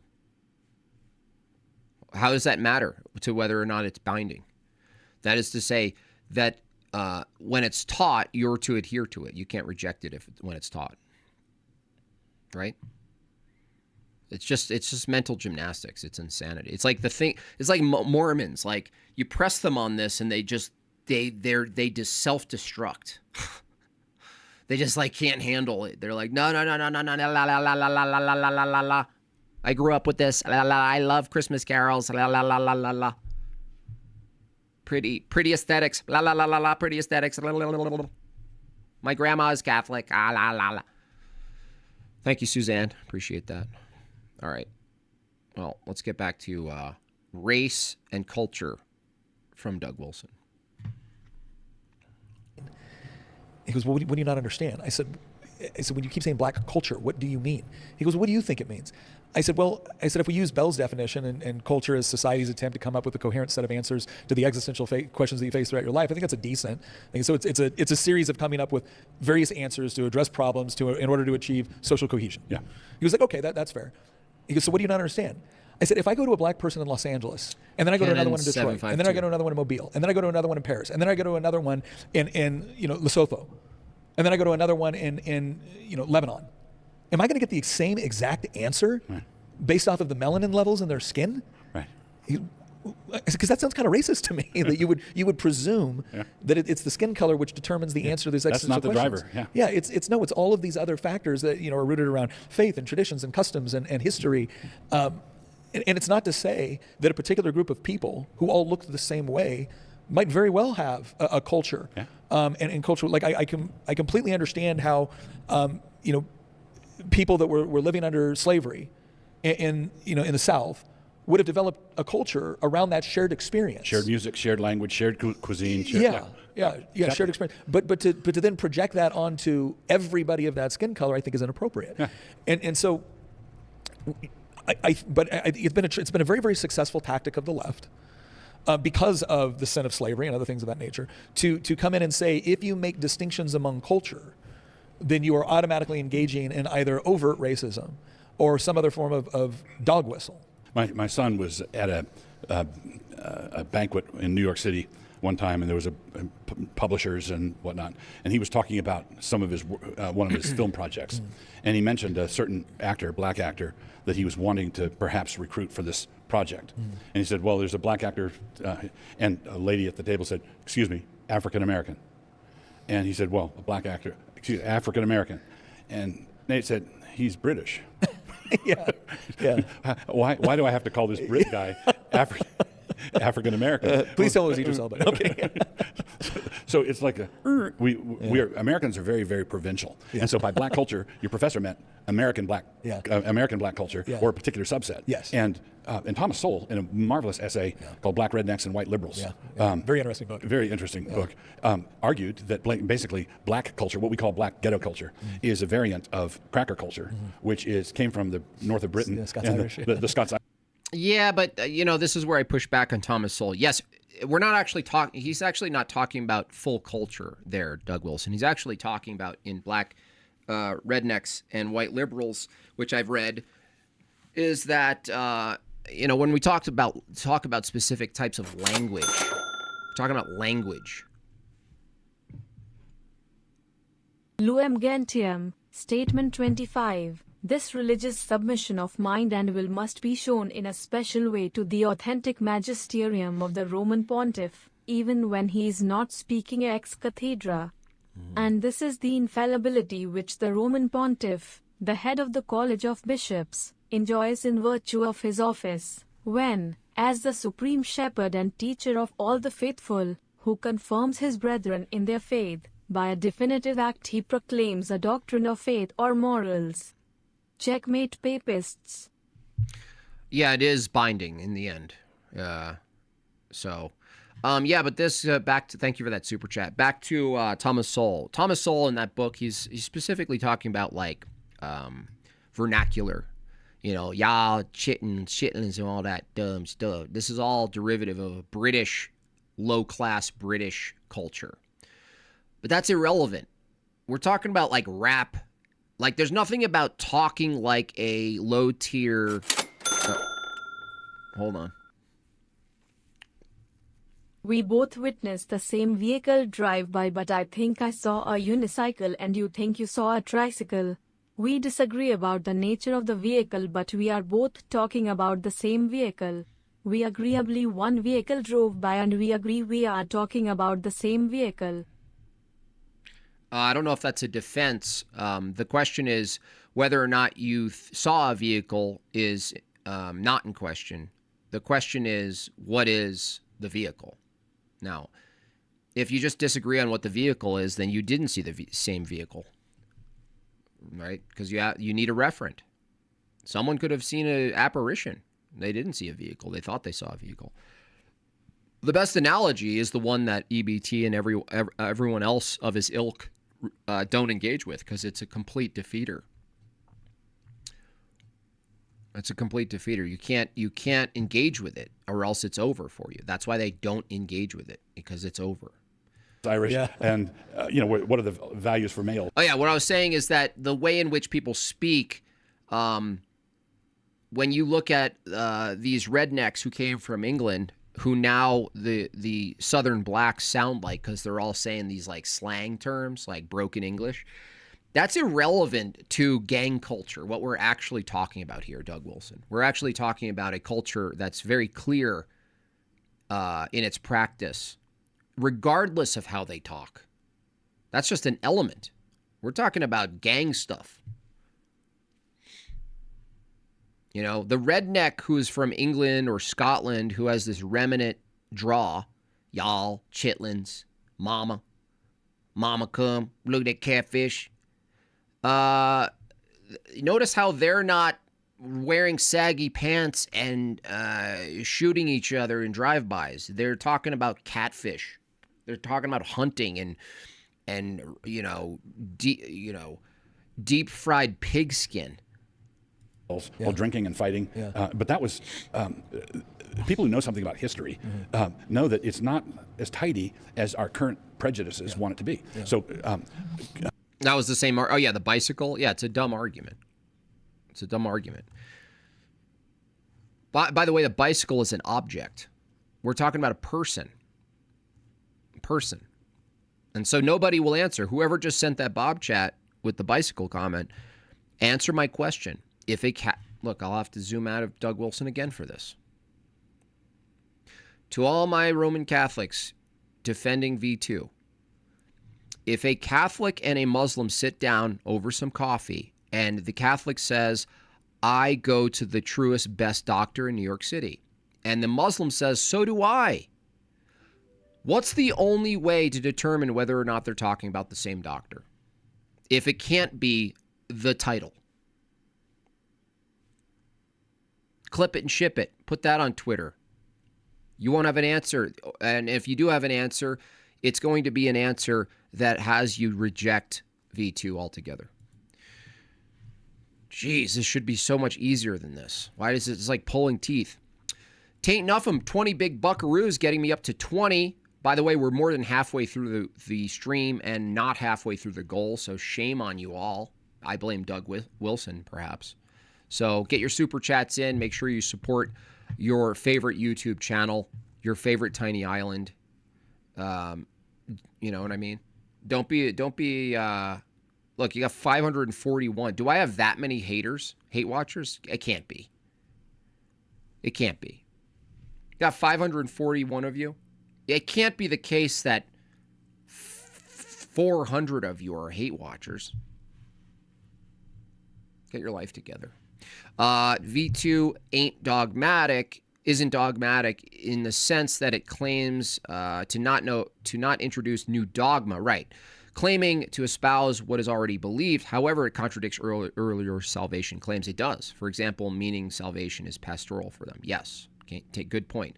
But the question of it being dogmatic is different than when we say, is it still binding? That is to say, when it's taught, it should be listened to, right? It should be, right? Should you listen to V2 insofar as teaching? If they say no, then cool. Leave. Half Black Justin. Yeah, nah, I'm a Bob chat only from now on. Thank you so much. Yeah, appreciate that. I'm just hate watching. Thank you for that. For the goal from Reluctant Protestant. Grendy, thank you so much. Go to liturgy, dude. Even if you maintain some resistance, at least go and see. Come and see. Troy's dog training says, the Muslim goes to the same doctor, but he never makes his appointment correctly, so he never or he never asks the name. He doesn't even know who the doctor is. He could be just visiting the secretary. He goes in and he doesn't realize he's been talking to the secretary the whole time. Hall, $10. Nice to see you, Hall. Here's a beer in Tennessee. F the ninjas. Thank you so much. Yeah, I will be having lots of beer. The artist respects the silence that serves as the foundation of creativity. Oh, thank you, Vagine. That's very deep. The late Andrew Breitbart said that politics is downstream from culture. And I would argue that's very true, but culture is downstream from worship. Worship is the worshiper is the driver of all this. And culture is the externalization of religion. Okay, so religion, in a widespread religious commitment among a people, is going to harden and take certain cultural forms. And it'll be seen, the town closes down on Sundays. You don't have all the traffic. You've got certain cultural manifestations that arise out of the shared faith of all the people. So faith, worship is. Yes, David James Flood. It's a part of the official magisterium. You have to accept it, right? The headwaters. Culture is a manifestation of that, and then that will drive your politics. And conservatives have been fighting the battle in vain because they've been trying to. When you have a plumbing problem in your house, and the washer is overflowing and the sink is overflowing, the first thing you do is you run and shut off the main. All right, and the main that we have. Surf of Buckingham says, I would argue culture can be forced. It can be. In fact, it is. I mean, we have a culture of rights and liberty. That's a culture totally enforced and maintained by the gun.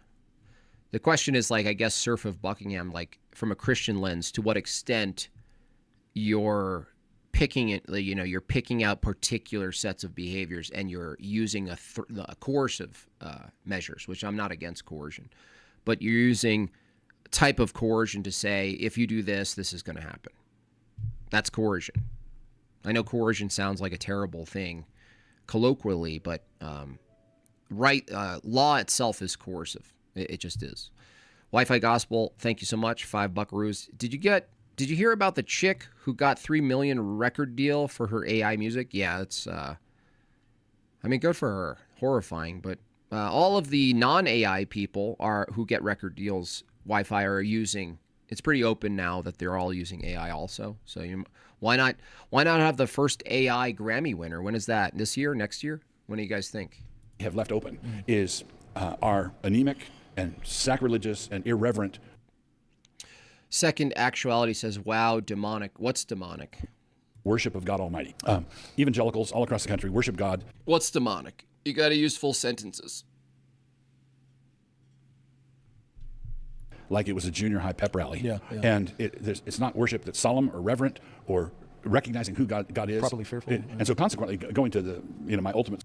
Or the AI. Are you talking about the AI? It's hard to keep track. The topics here, forgive me, go everywhere. Solution. Well, I'm a preacher. Yeah. I believe that there's no way out for us apart from Reformation and revival, unless God stirs up the church. Oh my gosh, this guy. God's going to stir up the church? Without Reformation and revival, I don't know. In a major way, I don't think we're going to have the kind of people that we're going to need in the public square to articulate the things that need to be articulated. Well, definitely not you, Doug Wilson, because all you've been doing, like a boomer, is defending classical liberalism. Just to clarify this too, so that there's absolutely zero confusion, you are arguing for, again, Christianity, and for also the culture that comes from that. Oh, I figured AI. Sorry about that. It's a lot of tangents here. I apologize. And nothing I've ever seen you say, but I just want to give you a chance to clarify. Nothing I've ever seen you say. Enslaved by Truth says, I answered the question. Of course, you ignored it like a true Midwestern Protodox. What? You didn't answer the question. Where did he answer the question, y'all? I asked you, how do you determine, right? Is he a liar now? Let's make Enslaved by Truth a liar. I'm going back. Where did you answer the question? You didn't answer the question. You didn't answer the question. Why didn't you just answer it right now then? We'll all stop the stream right now for your answer. One more time, everybody. One more time. There's a Roman Catholic sitting with a Muslim over Starbucks.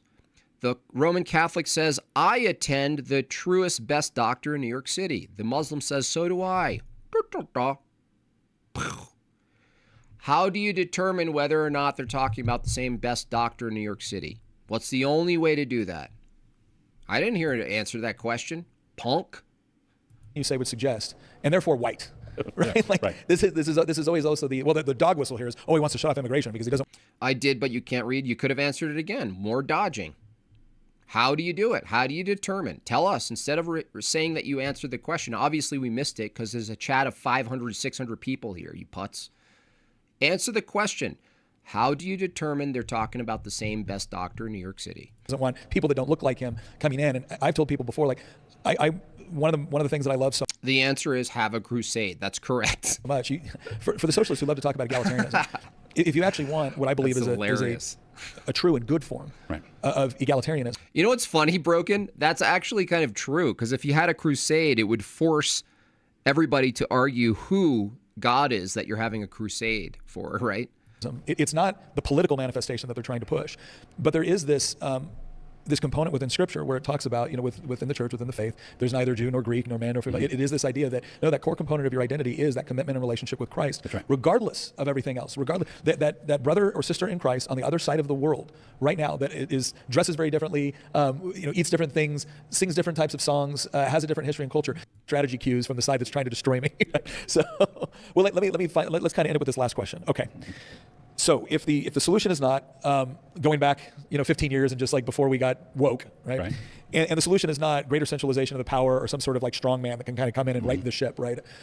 Then how do you achieve the sort of correction that's necessary? Like, what are the practical steps that Christian nationalism offers to make those corrections and potentially set up something that will have as much permanence as we can reasonably expect to attain? Right. The first steps that I would argue for would be planting churches, evangelizing, preaching the gospel. Basically, that's foundational because the actual one, not the Sparkle Creed. Yeah, not the Sparkle Creed. Nick also thinks that the modern flesh state of Israel is the biblical. Yeah, it's horrifying, dude. Now, I'm not totally perfectly skilled on dispensationalism. I just have a general conception of it. But I don't think anyone should let up on that. There should be more and more streams, more concise streams about it, more rhetorical streams. Maybe I can do that in the fight against dispensationalism. Maybe give a rhetorical, fun view, like a comical view, making fun of it. Maybe I should do that. But as far as like getting into the depths of it, I would need someone like Jay or someone to extrapolate all of it. But it is horrifying to watch all these people, dude. It's crazy. Watching the Brandon Tatums and stuff, they're like, oh, Israel, 1948. The problem is there really are many doctors in NYC, but there is only one God. The better analogy would be I go to the only doctor in town, and the Muslim says, la la la la la la la la.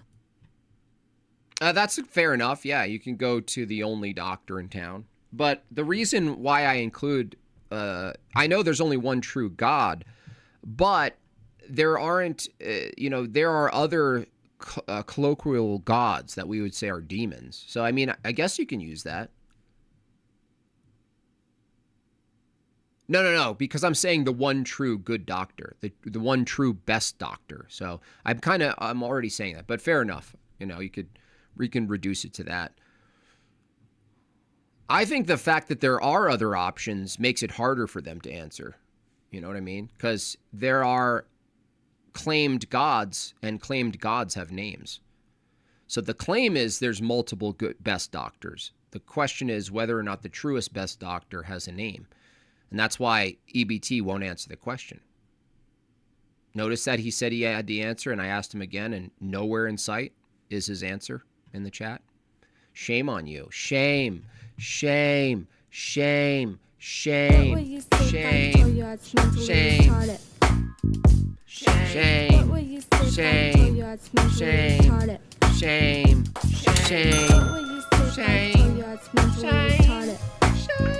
Shame. Why do Protestants have no problem obeying the Constitution, cops, politicians, founding fathers, but wholeheartedly reject church authority? Exactly, Vagine. Even Vagine gets it. The irony. Shame. EBT can't answer my question.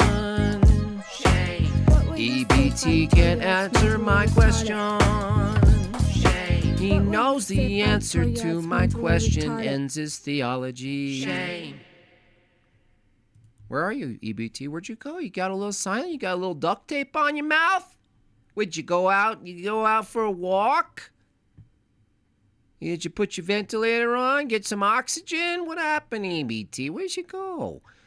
$10. The gods of the nations are demons, quote David, Psalm 65. RC theology presumes Allah outright doesn't exist. Not that he's an existing demon, right? Right. The old view is that he was a demon. That's another inconsistency with V2 in the past. You're like, oh, nope, forget it. I did. You can't. Dude, you're so coping so hard, dude. You could have answered again. He answered, but his answer presupposed that they were going to the same doctor. Yeah. Well, I want to know what the answer is. Can someone go back and paste it because he's too lazy to do it himself? Obviously, I didn't see the answer. So please, give me, so I can demonstrate for y'all that he didn't answer the question. Give me exactly his answer. On Hipbone, 5 buckaroos. Thank you. That gets me to 28, y'all. An hour 10 left. 22 more. Finish the goal. 22 more. Begging the question isn't answering it. Yeah. So that we're asking a question of how. We're not asking you to restate the claim. Do you know the difference, EBT, between reasserting a claim and asking how you know the claim? Those are different things. Ask the doctor's name. Yeah, basically Rational Savage. Even the Rational Savage, who I think is an atheist, he understands this. This is really basic. It's like pretty basic. You would just find out the name of the doctor, because you would have to get the who-ness of the doctor, not the what-ness. I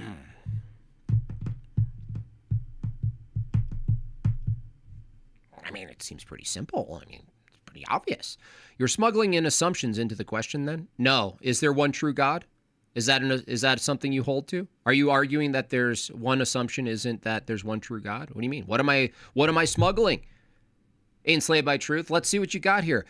What am I smuggling? If you say I'm smuggling an assumption, name the assumption. What's the assumption? Notice how you didn't, I don't know, cite the assumption that I'm smuggling? You forgot to do that. Unbelievable. Unbelievable. For the dang goal, thank you, Suzanne. Appreciate you. Couldn't get through it without a horse laugh. Yeah. So you have basically, I'm a Presbyterian. So Presbyterian, not Lesbiterian. No. I actually like that joke. Rainbow churches. Yeah. None of that stuff. Bible believing. Faithful faithful interpretation. And believing. It's got to be a form of faith that is unembarrassed about the public nature of it. It's amazing. So this is what happened. Jesus was crucified. Name the trait. That's what I thought exactly the same thing, Orthodox phronesis. It's exactly the same problem. It's like, well, name the trait. Public. He rose from the dead in public. Paul tells Agrippa, I know you know about these things. It was not done in a corner. Yeah. Right. Yeah. Right. It was not done in a corner. There were reports. Right. There were reports. 500 people saw the resurrected Lord. Thank this you, was Austin. Not done in a corner. And the people who want Christianity to adopt the posture. I copied and pasted the answer above. Okay. Well, you know what? Enough of Doug Wilson. He should just stick to doing Santa Claus at the mall. You know what I mean? He'd make a great Santa Claus at the mall. All right. Let's take a look. Copy and paste the answer above. Lasagna. Where are you, lasagna?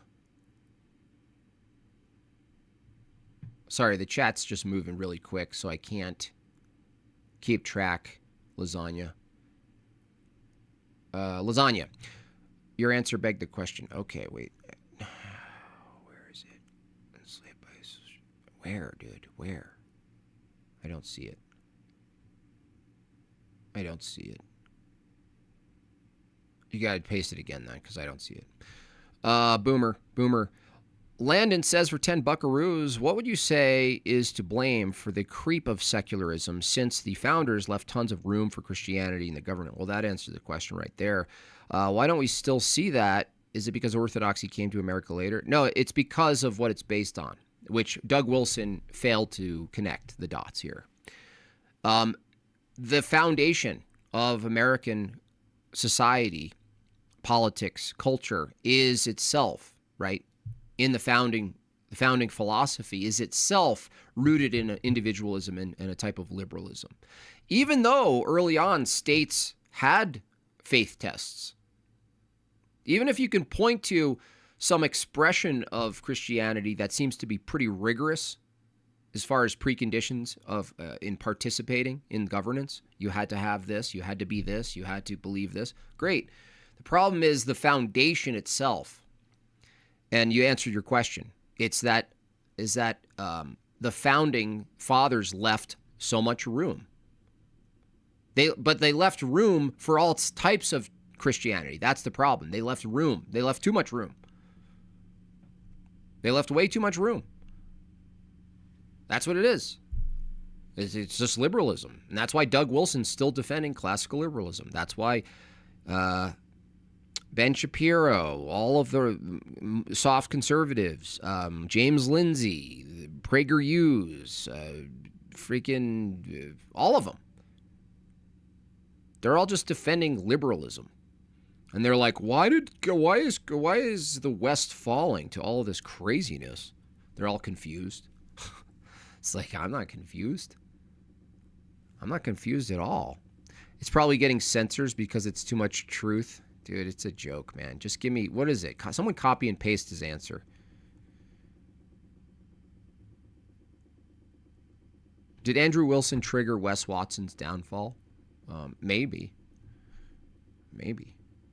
I think that's an inevitable thing. When you're a scammer and like that, Wes Watson is, you do it to yourself. Turn the mic up? What do you mean? Is my mic down? What do you mean? What's wrong with Wilson? Wait, what isn't wrong? Oh, what isn't wrong with him? Yeah, there definitely needs to be a Wilson verse. Is it? What the heck? Why? Check, 1, 2. Check, 1, 2. How about that? Is that better? Yes? Yes'm?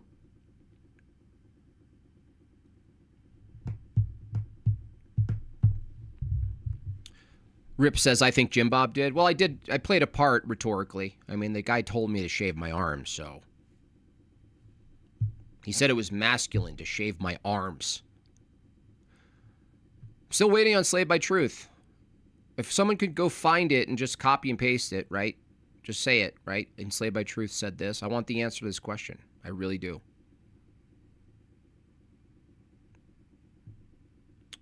I'll ask it one more time. If a Roman Catholic sits with a Muslim for coffee and the Roman Catholic says, I go to the true best doctor in New York City, and the Muslim says, so do I.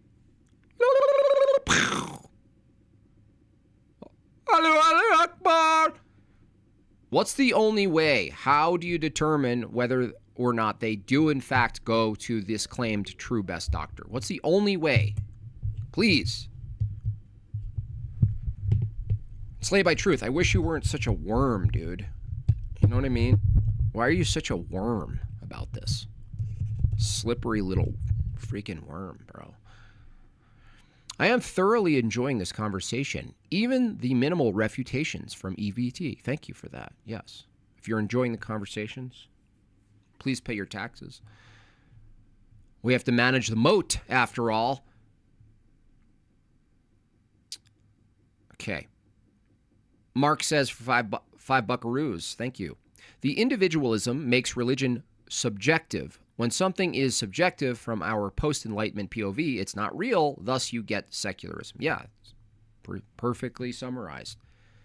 Individualism leads to a bottom-up approach to truth, approach to policy, approach to governance, and ultimately it's going to basically plant the seeds for pluralism. And yet here we go, Doug Wilson and the rest are arguing about the terrible fruits, the rotten fruits of pluralism, and then they defend the seeds. So it makes absolutely no sense. Come on, EBT. Come on, babe. Come on, bro. Come on. Answer the question. It shouldn't be that hard. Answer the question. He won't. Tony? No, Tony? Speaking of Tony, go over to follow Ortho Thugs tonight, 5 p.m. Mountain Standard Time, 7 p.m. Eastern.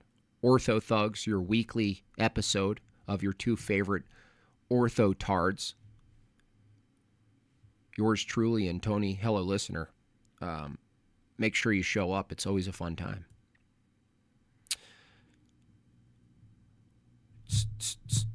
What's your best refutation against determinism? That it makes truth and knowledge impossible. That's the refutation against determinism. If determinism was true, you wouldn't know it was true because you'd be determined to think it was true. And if determinism was true, then there's no you. There's just a mechanism that's spitting out outcomes that are physical. So there is no you. In fact, there's not even a refutation or an affirmation. There's nothing. It's just matter in motion, and everything is reduced to a physical event. And physical events aren't true or false. They just occur. They're not true or false. Determinism is garbage. I can't believe people are even, discussing it. It's so bad. Debating it is counterintuitive, by the way, for the determinist. They show up. Oh, I'm so glad. Thank you for coming out, Jim Bob, to this debate. What do you mean? I had no choice. Why are you thanking me? Hey, I guess you have a point. No, I don't. That was also determined. Why are you here? Well, I wanted to debate determinism. No, you didn't. You had to because you were determined to. Well, who wins? Nobody. You wouldn't know what winning is. That requires an evaluation, which is also determined. Oh. Okay. I guess should we go home now?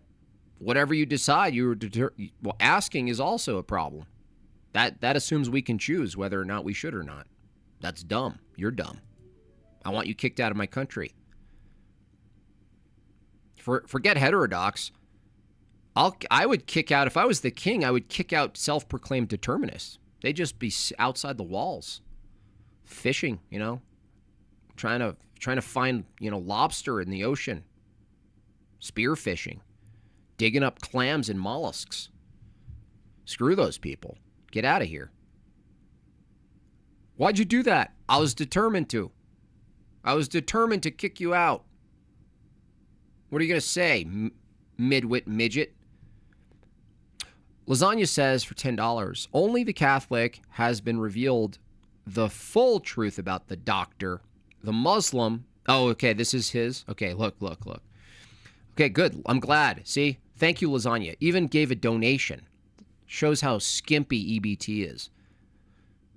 Shout out to Lasagna for donating, making a super chat, making sure that we all see EBT's nonsense. Okay, so the question was, you guys tell me if this answers the question.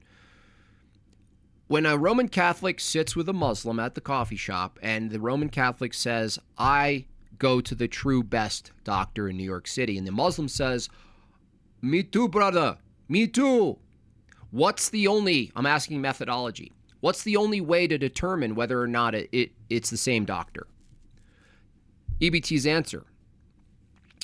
Only the Catholic has been revealed the truth of the doctor. The Muslim only knows part of the truth of the doctor, but the doctor still touches both of their... Yeah, that doesn't tell me how you determine whether it's the same doctor. What a surprise. I didn't ask who you thought had the full truth of who the doctor is. We're still talking about who the doctor is, right? So if I go off of EBT's response, hey, EBT, was the Catholic revealed the truth of who the doctor was? Yes. Watch this. Was the Muslim subject to the same revealed truth about Christ? Yes. Does the Muslim actively and explicitly reject every aspect of the revealed triune Godhead? Yes. So your first statement is false. Everyone is subject to the revealed truth of Christ. Everyone. The revelation occurred. It's been documented. The faith has been delivered and preserved. The Muslim rejects post-revelation who God is. The Muslim rejects that God is a father. Fail. Because they reject God as a father, they reject that God as a begotten, eternally uncreated son. Reject. Muslims reject that God is spirit. Fail. Muslims reject that Christ, the second person, is the second person of the Godhead, Christ, God himself. And you're going to say, well, no, the Catholics have the true revealed truth of who God is, but they also hold clearly that that Muslims actually worship the same God. I mean, that makes your argument worse, dude. That your answer is actually worse for you. It's not better. It's worse. Makes it worse for you. It's crazy, man. It's cuckoo. It's cuckoo. Indefensible. Convert, repent, go to orthodoxy, enslaved by truth. There's no excuse now. You got no excuse. Big bad mama coming in. There is no revealed truth of Christ. You made up a fictional character. I made up a fictional character? That's weird. I thought, did I exist 2,000 years ago, big bad mama? How did I make up a character that has a history that precedes my existence, you dipshit retard? Unbelievable. I just get so mad. You're so dumb. I just get so mad. Why are you so big? Why are you so big? Why are you so big? Why are you so big? Why are you so big? Why are you so big? Why are you so big? Why are you so big? Why are you so big? Why are you so big? Why are you so big? Why are you so big? Why are you so big? Why are you so big? Why are you so big? Why are you so big?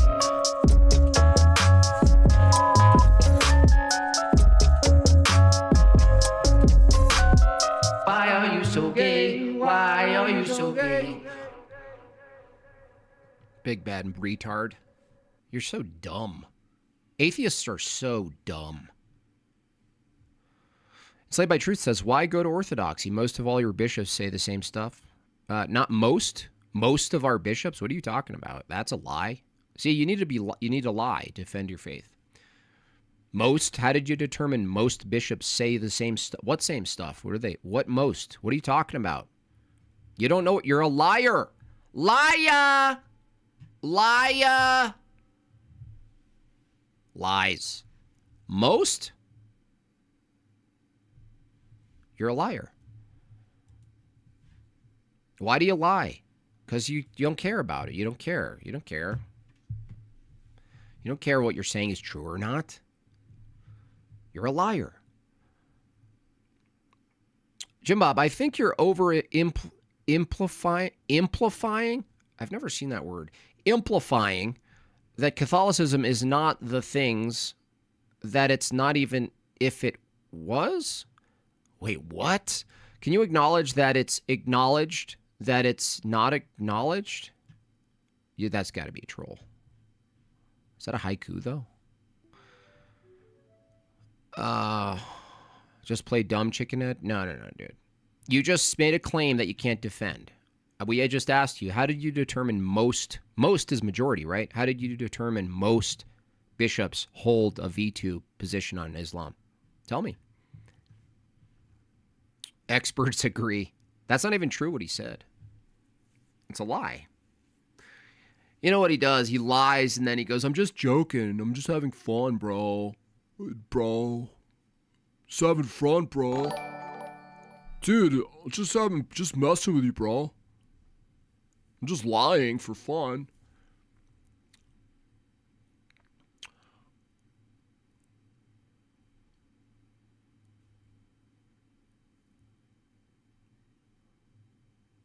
Da-na-na-na-na. The helmet song? Where is the helmet song? Did I add the helmet song? Let me see. Is that a new one? Did I miss one? Did I miss a helmet? No, I don't think so. Hold on. Let me see. 51 minutes, y'all. 14 left. Let's get that goal met, please. For goodness sake. Let me see. Where is Dr. Evo? Mindless helmet? Tard helmet. Did I download this? Yeah, I did download this. Let me see. Mindless. Here, let's get this going. Mindless.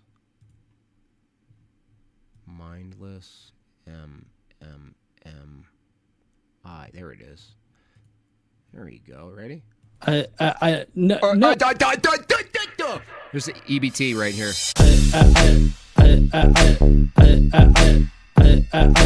I got to find that fucking to in my helmet. My helmet. I got to find that fucking to in my helmet. My helmet.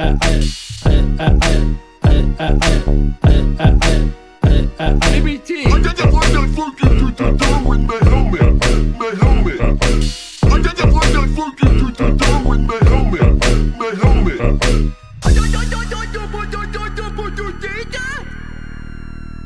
Speaking of maturity, I actually felt like EBT right there. And you know what? I actually feel for you. Josiah Eliron, 5 gifted memberships. Thank you so much. Welcome new members. Stay around. Keep your badges. Let's see if Big Bad Mama can top his retardation. I bet she can. Jim Bob, do you think that your parents who aren't Orthodox are going to hell? No. I don't actually have a claim on that. After all, we're not following the sacraments. No. I don't. I wouldn't pretend to have knowledge of that. I don't assume to hold the mind of God and his operations and his understanding of people. Big Bad Mama. So, no. That would be a modern take on salvific claims that, to be fair, you've mostly engaged with. Most of the atheists out here are engaging with modern fire and brimstone soteriology, eschatology, and the rest. So I don't blame you, but you've been around for a long time here, and you really don't have an excuse, unless you're just not listening, to be asking the same questions about orthodoxy. Jim Bob doesn't read so much of St. John of Damascus. That's not an argument. Just saying historical references in a cryptic way isn't an argument. AWMG. Ancient waves, modern. Oh, it's ancient waves, modern graves. Hey, man. Obviously, Jim Bob doesn't read St. John of Damascus. What's your argument? Are you an Orthodox? This guy is an Orthodox, and he's defending EBT's shit Vatican II theology right now. Is that what's happening? Is that what's happening, bro? Hey, ancient waves. What the fuck are you even saying, man? Dude's questionable, that guy. Super questionable.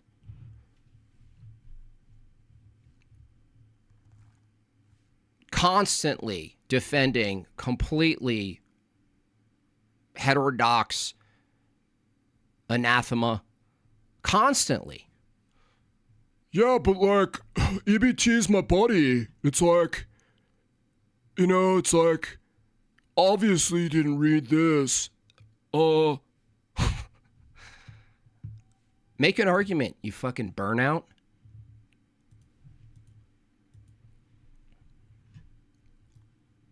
So wait, you're an Orthodox Christian, Ancient Waves?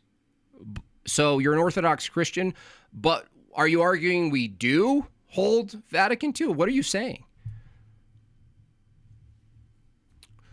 Well, the follow-up would be that St. John of Damascus says the worship of God of Abraham. Yeah, who's Christ, dude? Who? Look, dude, are you missing this? AW? Look, I'll ask you. I'll ask EBT's dipshit friend. Hey, listen. Answer this question, Modern Graves, and don't dodge it like your wormy friend. There's a Orthodox Christian now, who's you, sitting at the table with a Muslim, and you say, I worship the God of Abraham. And he goes, so do I, brother. So do I. How do you determine whether or not you worship the same God if it's not just the title of God of Abraham? How do you know you're referring to the same God? You answer the question, bro. You won't. You won't and you don't. Fucking wormy cowards. Orthodox Frenesis, $10. Who's your patron saint? St. James. Any other family members, patron saints' names you're comfortable sharing? Yeah. Megan is St. Nona. My eldest daughter is St. Tamara. Younger daughter is St. Esther. And James is James the Lesser. Thank you for that. I appreciate that.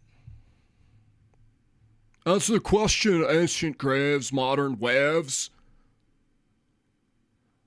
Is he mocking? I didn't mock anybody, dude. Now you're a real snake. Who said mock? I didn't mock a saint. I asked you a question, dipshit. If you, the Orthodox Christian, are sitting at a table, focus. If you're sitting at a table with a Muslim and you say to the Muslim, bro, I worship the God of Abraham, bro. By the way, the Old Testament God of Abraham is the triune God. You can't get revelation. You can't be a Christian if you deny the Old Testament reality of a Trinity. Theophanies, revelation, the angel of the Lord. Okay? It's not ambiguous. It's not an unknowable God, okay? If you're sitting at a table, I ask you one more time, ancient graves. If you're sitting at a table, you little demon, and you're sitting with a Muslim and you claim you worship the God of Abraham, and he says, I do too, brother.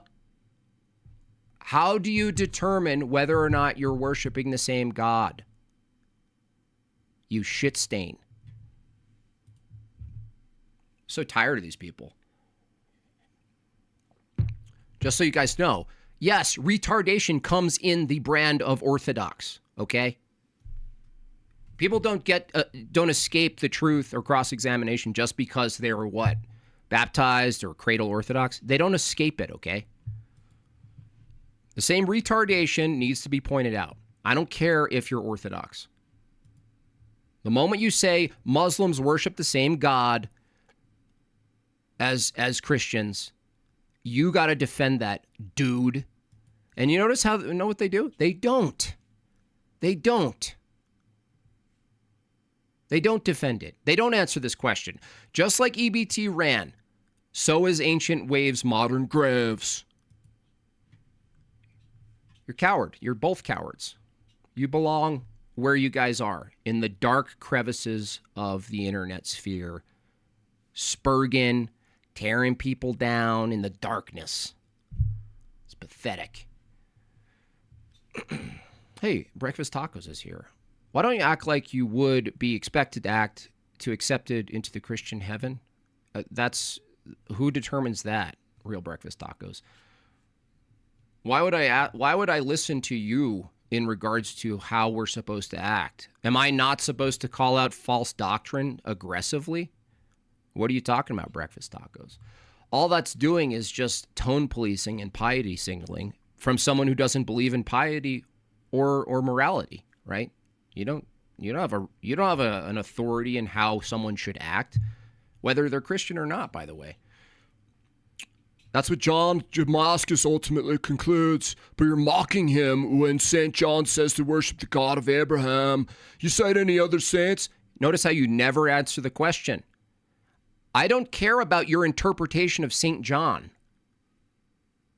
Listen, ancient waves, modern graves. Do Muslims worship the triune God today? Yes or no?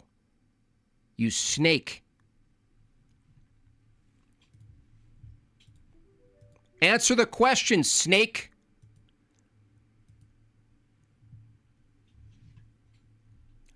Do Muslims, it's a yes or no question, ancient graves, modern waves. Do Muslims worship the triune Godhead of Orthodox Christianity? Yes or no?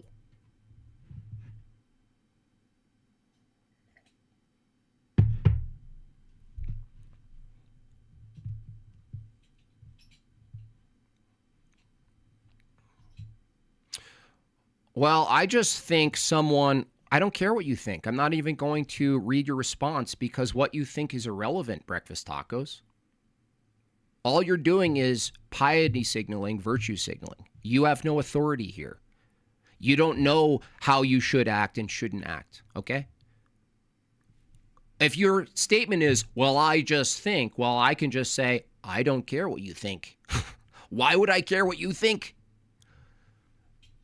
They reject the Trinity. No, they don't. Okay.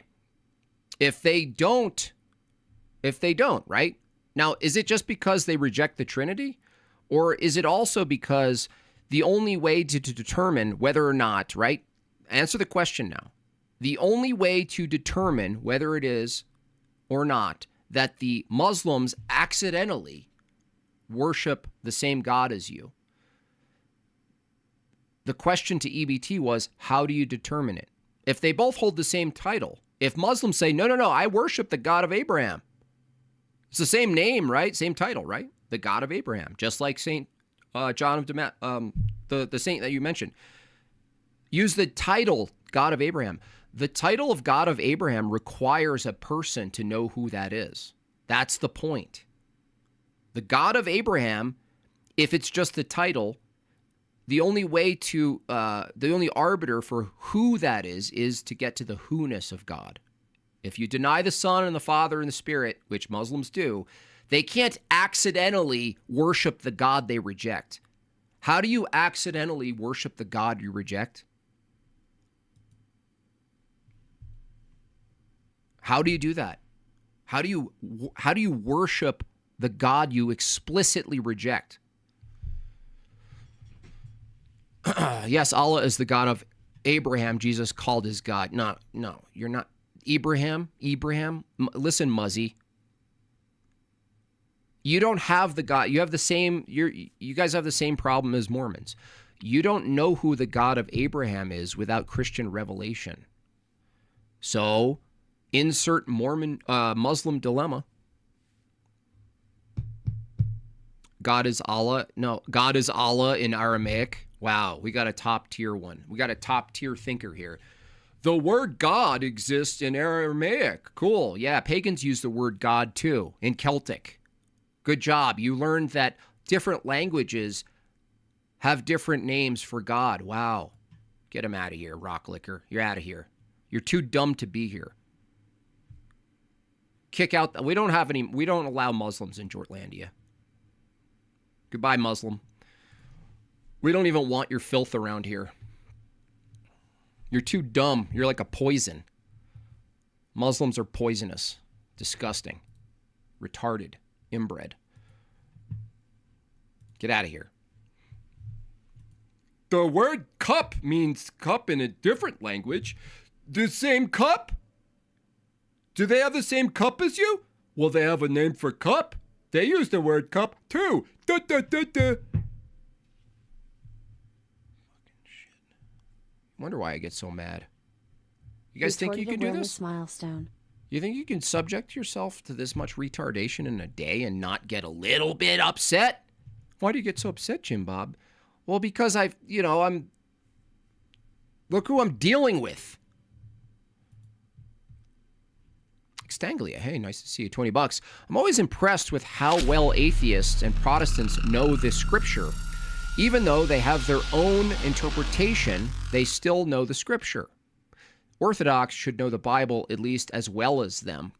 Yeah, I mean, knowing the Bible would be a good thing. It's just that the practice of orthodoxy is rooted in, well, that practice, right? And so I don't know if you could ever catch up to that, honestly, Extanglia. Like the Orthodox conception and practice doesn't lead with memorized things. You know, it doesn't. It leads with scripture's liturgical, and additional reading of scripture would be edifying, but it would also be given by the priest. So you would actually learn the Bible in practice and in guidance from your spiritual father. That is to say, he says, you should read, you should study on this, and we should go back and forth on this section right here. Right? That's here comes Vijin. Apparently today is a special day. All of the known retards showed up at the same time. Mm-hmm. We are just missing Game Caller and I'm sure they're in the Ilhat back. Seamus. Yeah, I'm sure they're in the back there. So yeah, I can, honestly, Extanglia, I don't know if it would be a good thing if Orthodox suddenly became very legalistic and they're just memorizing scripture. I don't think that's necessarily an advantage, and that's actually appealing to the Protestant paradigm. That's not the Orthodox paradigm, to just study scripture as if just memorizing it is in itself a good thing. It's not, obviously. So I don't know about that, honestly. I don't know if it's the case that Orthodox should memorize their Bible just as much as Protestants, because it brings into question the purpose of the Bible to begin with. That assumes you're supposed to just know and repeat all of it. Well, that's... If people say that if you go to Rome, you can't possibly explore all of Rome, right? So if orthodoxy is about a life, only a part of that life is how well you can study and memorize scripture. Only a part of it would be. And maybe it's the case that you become Orthodox and your whole life you never get adequate in mentally reciting and memorizing scripture. You never get that. But what if you get through orthodoxy a fullness of the life of orthodoxy, and you never get to a point where someone puts you on the spot and go, what does it say? And you're like, beep, boop, beep, boop, recalling. You know what I mean? What if it was the case that participation in orthodoxy your entire life somehow was central around one particular gospel? Like that was the theme of your life. And you got in that so deeply, and you never got to memorize another section or another point. Only peripherally you did. Well, I mean, I don't even think that would be a bad thing. So it's a good question, though, because you're right. Protestants are better at reciting and memorizing because that's their paradigm. They're sola scripturists, and they don't appeal to any authority. They reject the authority of holy tradition, and their tradition becomes memorization. It's like a feature of their tradition. It's like a sacrament to memorize. I'm going to memorize the word. I'm going to memorize the shit out of this thing. It's like if you have a flawed or interpretation, or if you don't have a normative practice for the scripture you're reciting and memorizing, what is the fruit of memorization? I would say none. You know what I mean? Jason says for $5, memorizing can also fool you into thinking you know what it means. That's right. That's right.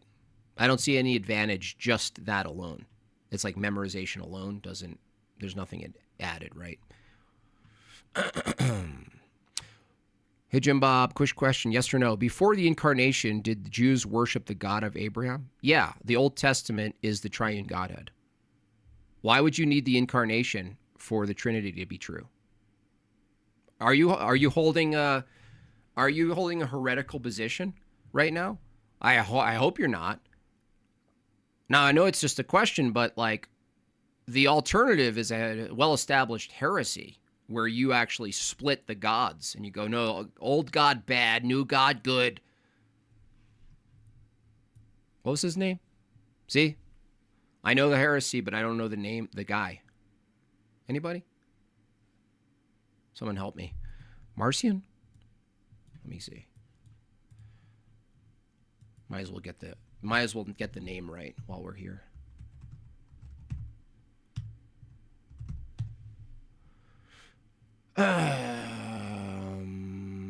Yes. So yeah. No, the Old Testament God is the triune Godhead. In fact, it's all throughout the Old Testament. The concept of the Trinity is all throughout there.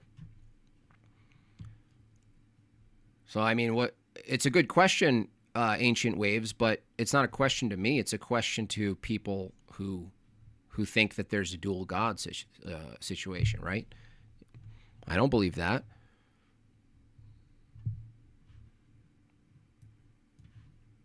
I believe the God of the Bible is the man of war. He's ruthlessly just. Stanley says, I'm not saying just memorizing. I'm saying add it to the Orthodox understanding. Yeah, I don't know if you'd ever, maybe some priest would say, memorize this. Get this in your bones. You know? But it's like, then you'd say like, okay, well then obviously, ideally, a lifelong process would be to memorize this book, right? The prayer book. It's like, memorize it. Well, probably. I mean, maybe memorize it. It's probably good, but you don't want to do like vain repetitions of just like, I can recite, I will recite. A lot of times memorization is in counter to people, like not in necessarily like adding to your I don't know, like when you recite something, if someone says something dumb, having the knowledge of what scripture they're perverting is probably a good thing in like a conversation or debate. I'll grant you that.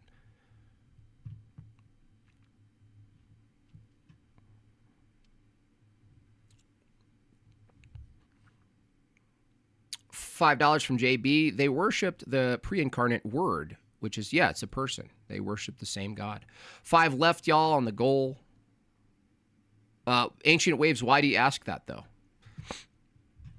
I don't see how that's, like, what's in question right now is Catholicism. Now, you're coming in defending your friend when you really shouldn't. By the way, you're so inconsistent, Ancient Waves. You're such a fork-tongued little lizard. I've seen you in panels laughing at me mocking V2 and the entailments of this position. I use the trans analogy where it's like, bro, I'm just trying to have sex with a woman. I'm just doing it wrong with a dude. It's almost a woman. I'm trying. They're just doing it wrong, right? They're just doing heterosexual sex activity wrong. They're trying, though. I mean, the dude had a wig on, after all. Had them long legs. And you're, laughing and mocking with me, this guy. And now suddenly you flip the script. You're like, Bro, I guess you haven't read, like, this guy, because he kind of said something similar. it's like, dude, get your shit together. Rachel Wilson? $10. Rather than memorizing verses, Orthodox Christians should know understand the Bible is a holistic way. This is why the church has a liturgical calendar which takes care of this. Yeah, and I'd much rather learn through the practice of like 10 years, obviously a lifelong, but like just say arbitrary 10-year position of ongoing practice, ongoing reading of the Gospels, ongoing classes, ongoing Bible studies, ongoing meetings with my priest. I would much rather learn that way than going home and like going, oh, damn, I missed a word. You know what I mean? I missed the word again. Adding to the goal, we can do it. Thank you so much. Yeah, we're well within reach. We have a whole half hour, so it's very important to read Scripture, but it also should be done in conjunction with the interpretations of the saints, and it penetrates the heart. Yeah, not just like I'm reading, here I go. Here I go. Wait, this isn't Jim Bob's OnlyFans? Well, if I don't meet the goal, I mean, that's not something you guys want to see, right?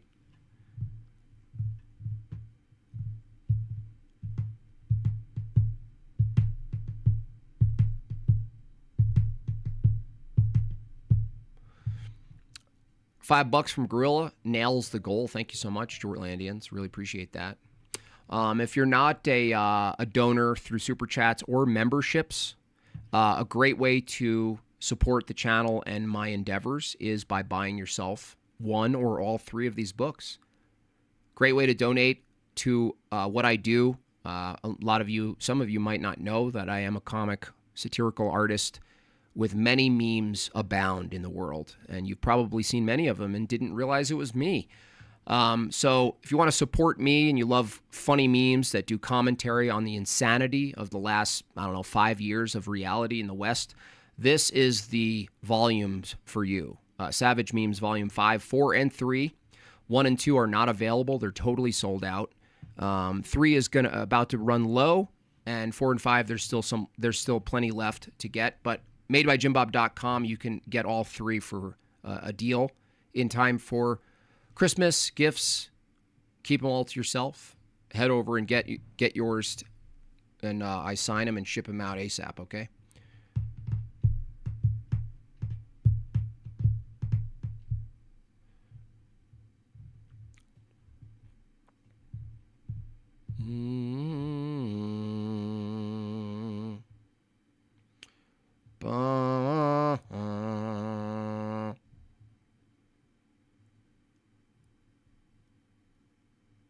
Savage Garden. Is that a band? Rachel? Rachel?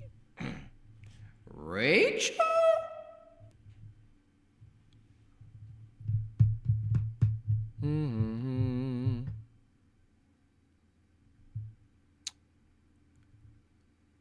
Georgie Porgy? What? Where's this guy been? Hello, Georgie, my old friend. It's good to talk to you again. Where you been, y'all? Jealous? You've been away from the internet? Jealous? That's kind of cool. That's pretty cool, dude.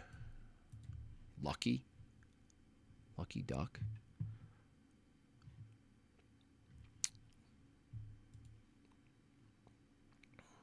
What up, Georgie? Papalapa stop blockablockalus.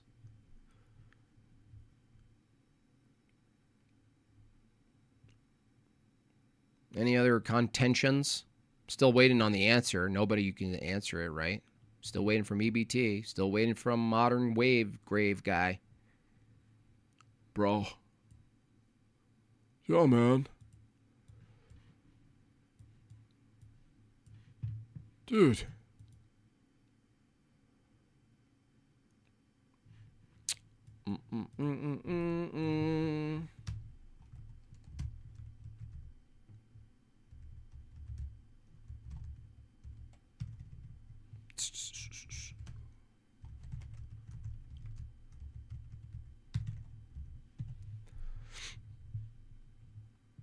Ye went to see, dude, that was so, I thought that was AI. Should we look at that? It's weird. Let's look at that. Let's give a little bit of a palate cleanser, shall we? Ye. Kabbalist. He's so lost, dude. I thought that whole thing was AI. It looked so weird to me.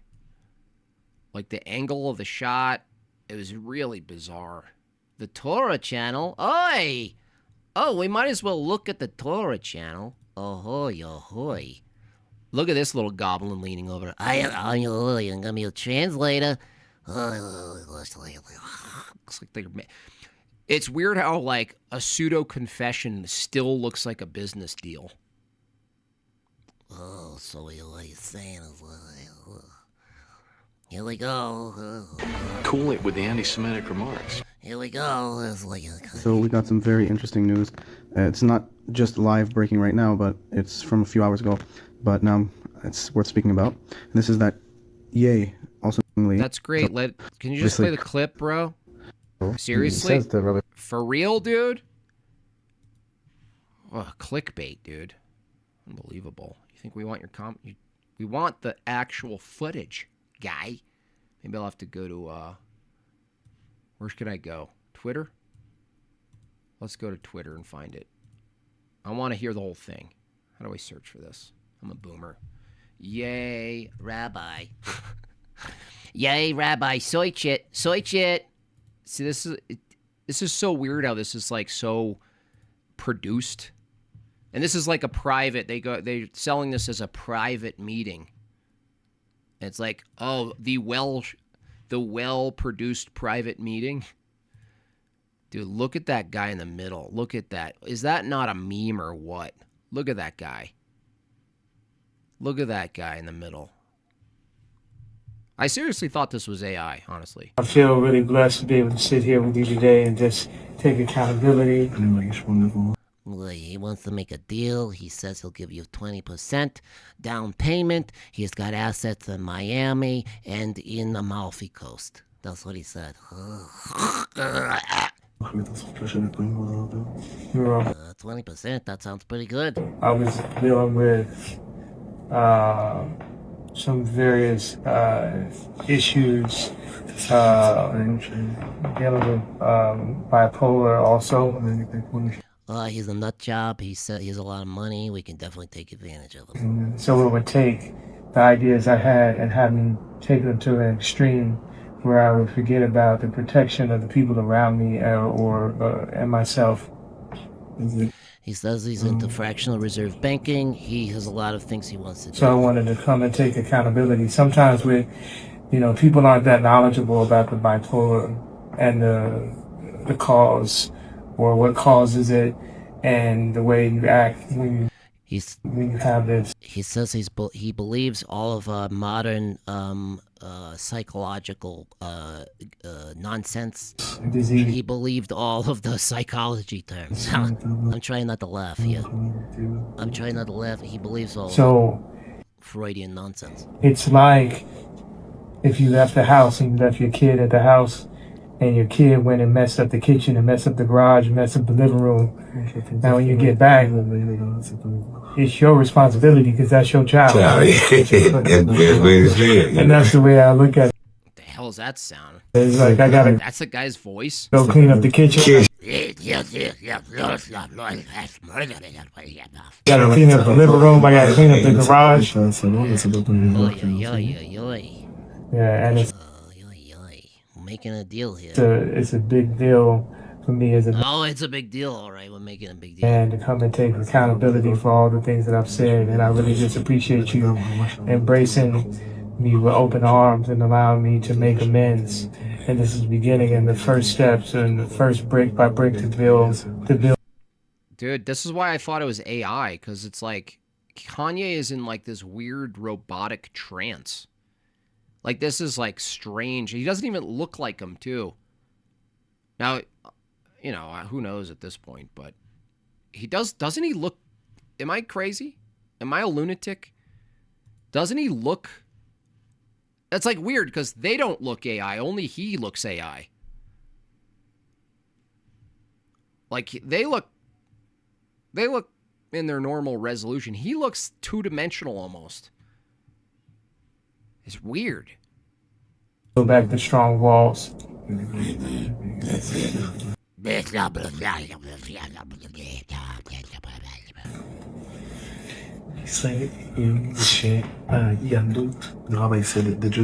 said it only cost $10,000 a month. You could retain him on the cell phone. He does Zoom calls and he also does cameos.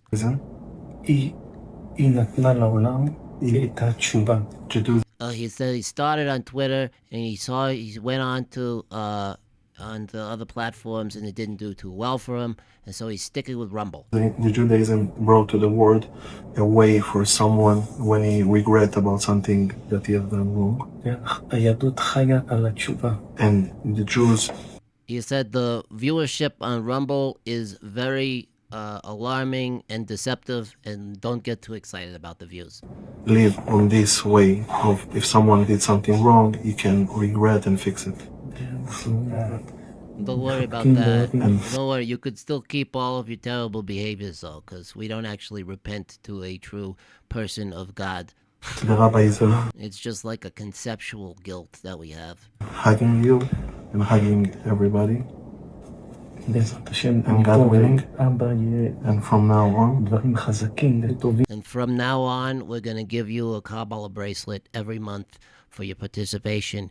That too is free, but it's an additional free thing that comes with the your subscription to KabbalahWizard.com. Strong things and good things, and only good. You are a very good man. You're a very good man. Well, yeah. Amen. Amen, nigga. Who's that guy? Who's the dude in the background? Who's the hype? I've never seen a hype guy for a Kabbalistic forgiveness session. Did you guys hear that? Who is that? Is that Busta Rhymes? What's happening? Man. Amen. That's right, dog. Amen. Yeah. Shit. Drop a beat. Okay, let's go get his suitcase. You're done. You're good. You're saved. We don't even know what it means. Yeah, we love you, guy. Love this garbage bag you're wearing. Beautiful and shiny. Give me a hug. Get over here. You always been a good guy. Yeah, let me see those black hands. Damn, those are big hands. Wow. Oh, poor Kanye. I mean, what is a Kabbalistic forgiveness? Like, what is that? What is that even? Who are you repenting to? Yourself? What kind of drug deal is this?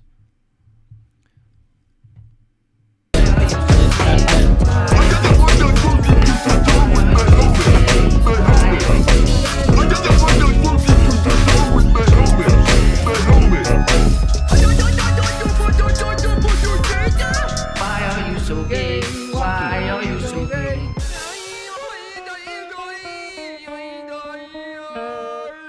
Yeah, it's terrible. I won. You lose. You Jews. You lost. I won. You lost.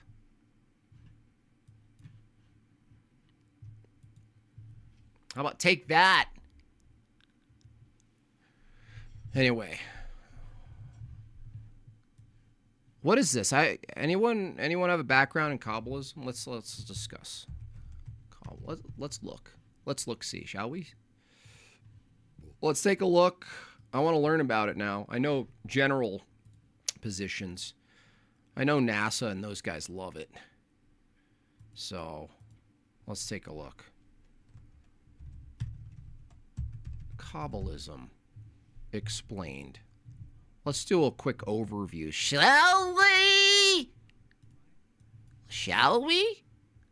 Should we? Shan't we? Oi. I can't wait. Magic. All right, let's go. Let's see what we got here.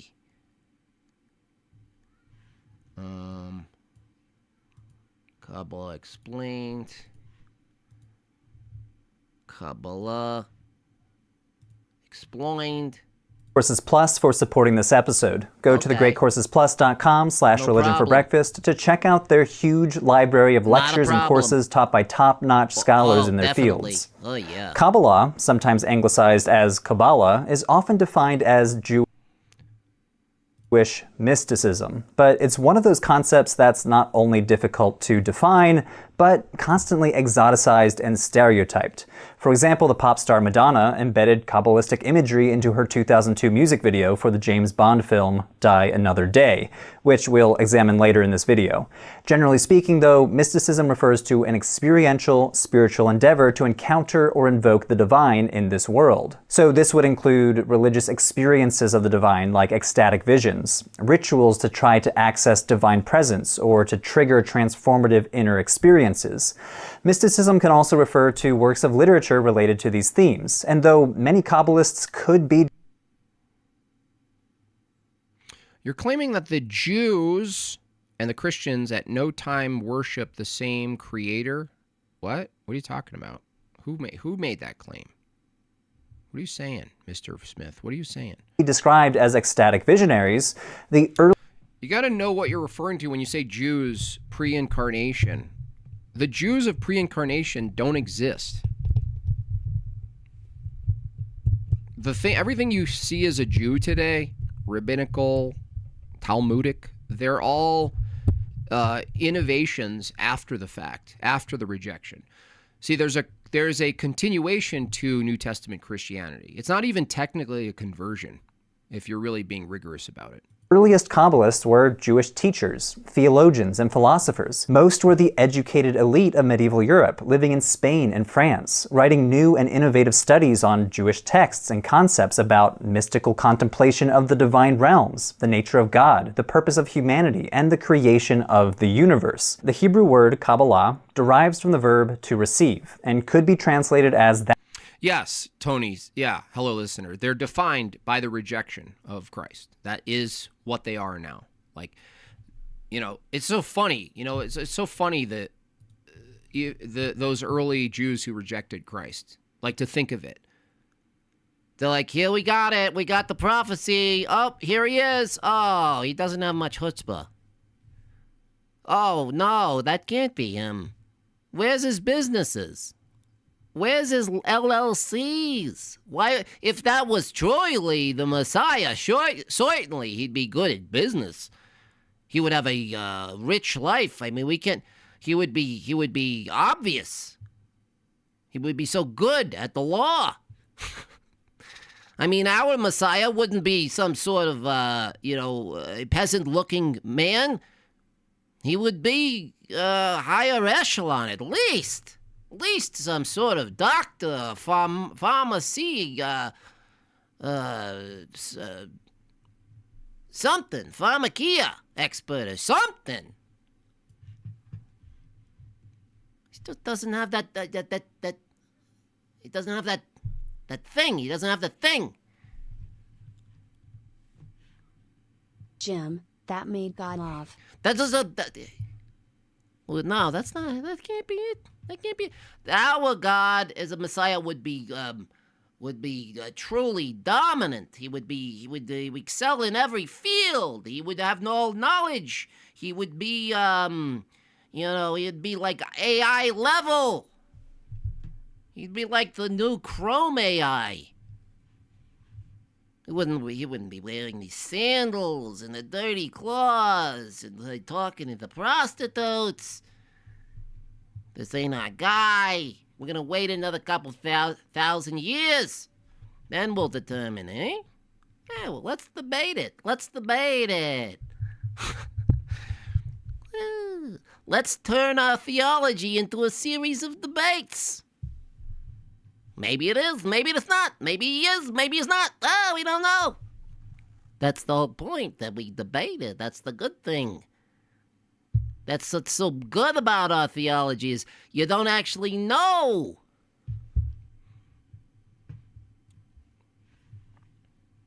Oy. Cool it with the anti-Semitic remarks. That which has been received, or simply tradition. The scholar Joseph Dan writes that Kabbalah is thus a claim by Jewish spiritualists from the Middle Ages to this day that they received a tradition that was held secret for many centuries. Secret or hidden wisdom that they believed was originally passed down to Moses at Mount Sinai and transmitted through the centuries to medieval. Passed down through. You need a communicator, right? You need a communicator. Kabbalists. Kabbalah should not be described as a distinct branch of Judaism, in the same way that we talk about conservative Judaism or Orthodox Judaism or Reconstructionist Judaism. Nor should it be defined as a unified or coherent system, but rather traditions encompassing several modes of reading, a library of texts, a series of concepts, and a range of practices within Judaism that is concerned with mystical contemplation. There's a lot to cover, so let's get into it. Oi, $10 from Austin. Let's get this goal rolling, you schmucks. First, the origins of Kabbalah. Kabbalah emerged in southern Europe in the 12th century in several major centers of learning, including Provence and southern France. By the way, you can't just link Kabbalism to early Judaic mysticism, because there are a variety of early Jewish mysticisms before Christ, and not all totally interlinked and compatible. So it's like, to say Jewish mysticism is itself a category, not itself a defined thing, because you'd have to go back and look at, well, what are we talking about? Because also separating the term mysticism, right? You don't just discard any view of it, like the mystical, the mysterious, just from the word itself. But, someone actually said it in the chat. I'm glad he got to this 12th, 13th century thing, which is now an innovative view. And areas on the Iberian Peninsula, including Girona and the region of Castile. But Jewish mysticism has a long history that stretches back hundreds of years before this. You can find mystical texts in the Hebrew Bible itself, such as the Book of Ezekiel, or the vision of That's chariot mysticism. the prophet Isaiah, when he beholds the throne room of God, surrounded by divine beings called seraphim crying out, "Holy, holy, holy." Then we have the so-called Hekhalot literature and the Merkavah literature. Together, these include a few dozen Jewish mystical texts stretching from the Second Temple period all the way through the late Antique period. These texts focus on the creation of the universe and journeys into the heavens to reveal the structure of the divine realms. Orthodox Fronesis says, I have a video on my channel of rabbinical Jew who became an Orthodox priest. He said his entire family disowned him. Wow. There's also late antique Jewish magical texts like the Sefer HaRazim, the Book of Secrets, which describes, among other things, how to conduct magical incantations using the names of angels. But despite this rich body of Jewish mystical texts, scholars do not consider them to be Kabbalistic texts. According to Gershom Shalem, the father of the modern academic study of Kabbalah, the first true work. You couldn't have got a better picture? I mean, look at that freeze frame. Scholars do not consider them to be Kabbalistic texts. According look at the freeze to Gershom Shalem, It could be this way, it could be that way. It's a debate. It's up in the air. the father of the modern academic You never know. study of Kabbalah, You never know. the first true work of Kabbalah is probably the Sefer HaBahir, which dates to the late 12th century. Scholars argue that the Bahir is the earliest Kabbalistic text because it introduces 3 new ideas into Jewish mysticism that almost all later Kabbalists adopted. Number 1, the idea that the divine world is composed of 10 divine powers known in later texts as sphirot. That's why we debate it. Number 2, the idea that one of the divine powers is feminine, which formally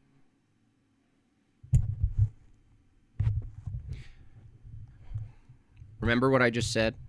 You know, the whole culture, the ethos of it all is all there's a feminine, right? This is why they, these people get along with the blacks so much.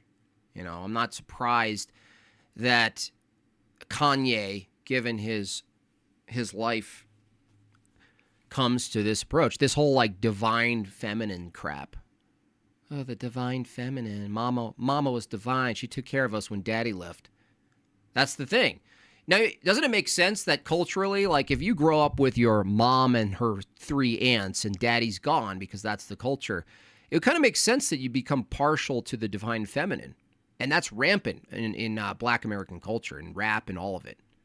Even though there's an aspect of that culture that kind of shits on women, right, and sees them as objects and hoes and all this stuff, they still simultaneously, paradoxically almost, hold this position that there's a divine mama. I would call it divine mama.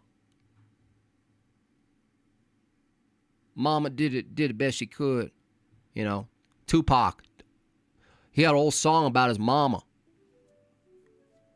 Well, thank you for the way that you raised me. He would be a Kabbalist today.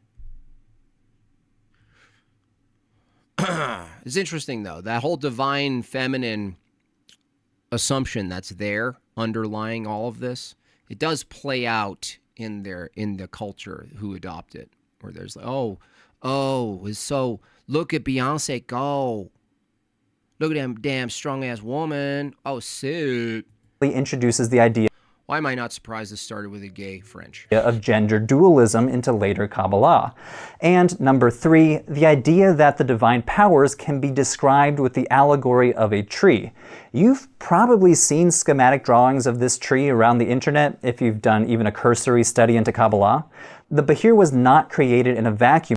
They want to speak of the divine feminine. Why do they reject the Theotokos, who isn't divine, but she's truly... it's an inversion of feminine power. If there is such a thing as feminine power, that's not to say brute force power, but a type of soft power that feminine has. How do you appeal to it, right? How do you know what that is? Through what lens are you determining? Though. It reworks proto-Kabbalistic ideas found in earlier books, such as the Sefer Yetzirah, which was... Oh gosh, we have a gematria tard here. Kobe translates to Israel. Unbelievable. Probably composed sometime in the late antique period. We're really not sure, but by the 10th... I really attracted a lot of interesting people. What was the title of this stream that brought so many people over? Jeez. Century, Jewish scholars were writing all sorts of commentaries on this book. The Sefer Yetzirah laid out the groundwork for Kabbalistic speculation about the 10 divine powers or emanations called sphirot, as well as the mystical meaning of numbers and Hebrew letters, both topics we'll return to shortly. So the general takeaways for the origins of Kabbalah: Kabbalah emerged in the 12th and 13th centuries in southwestern Europe. Following the appearance of the Bahir, several circles of Kabbalistic teachers and mystics emerged, including around Isaac the Blind in Provence, Nachmanides in Girona, and Abraham Abulafia in the region of Castile, who is known for experiential ecstatic Kabbalah. Each and every one of these men deserved their own thoroughgoing examinations, but in general, all of them were participating in a scholarly endeavor, writing commentaries on the Torah, essays on rabbinic law, sharing prayer techniques and sermons. In other words, they were writing the same sort of genres that Jewish writers were making for centuries. It's not like there was an official division between Kabbalistic texts on one hand and non-Kabbalistic texts on the other hand. Okay, so we get the gist of it. I want to know about their actual belief practices, though. He's giving a history, which I appreciate. Okay, it's good, but I need to get into like, what are they doing? Like, what are they up to? You know what I mean? What are they? Why do you gather? Who are you? Why are you? And I'm sick of looking at his face too. I feel like I'm at an accountant meeting right now. I'm like, just tell me, am I doing okay or not? Do I owe anything? Smith is going crazy in the chat. Oh my gosh, this guy. Dude, get some help, bro. You know what I mean? Gematria is manic, dude. It's manic. It's manic drivel. It's machine gun assertions. 67, and the end times are coming, and Kobe Bryant. Bryant died in a purple helicopter. They had purple helicopter. When it crashed, it turned into a black purple helicopter. Look up black purple in the codex. How about take your pills? How about take a nap? How about go find a hammock? How about that? Rabbi Tony. Is that the guy? Where's Rabbi? Is that a guy? Rabbi Tony? Is that better? Is that a real guy? Rabbi Tony. See, dude, I'm gullible. Rabbi Tony Hammond. Oh, look at him. Oi. Oi. Oh, my goodness. Oh, no. When a rabbi shares the Talmud with Tony Soprano. Interesting.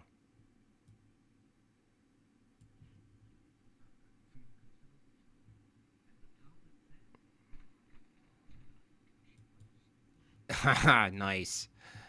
That's actually good. You guys got to see this. I need this definitely as a stream clip, a stream deck. What's that? For your considerable trouble. As the Talmud says. I don't give a shit what he says, okay? What's that? Nice. Nice. Well, there you go. One more. One more for the stream deck. Why are you so gay? Don't be patient. Be patient. Jesus is a great physician. Take care of all. Dude, you've really hit rock bottom. You really lost it, didn't you? Smith, you lost it, bro. The Lostic Gnostic. What is he saying?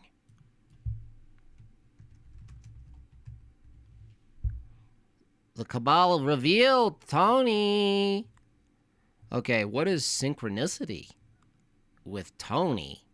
How I found Kabbalah with Tony. Oh, look at this. Look at this. Here we go. Now we're getting some. Now we're getting somewhere. See, EBT redeeming himself. EBT redeeming him. Oh, Ooh, look at all the background with all the lines and the numbers. Here we go. Life question from John. When I first started down this spiritual path, I started having synchronicities. Oh, synchronicity. I found Owen Benjamin. I had a sync. It was crazy. I was like thinking about the goat, and I looked out in the wilderness. I seen a goat, and then an eagle came down and bit off the goat's head, and I was like, oh my gosh. And then the eagle soared up, and it was a full moon, and I saw the outline of eagle and the full moon, and I was like, shit, I got to study Kabbalah.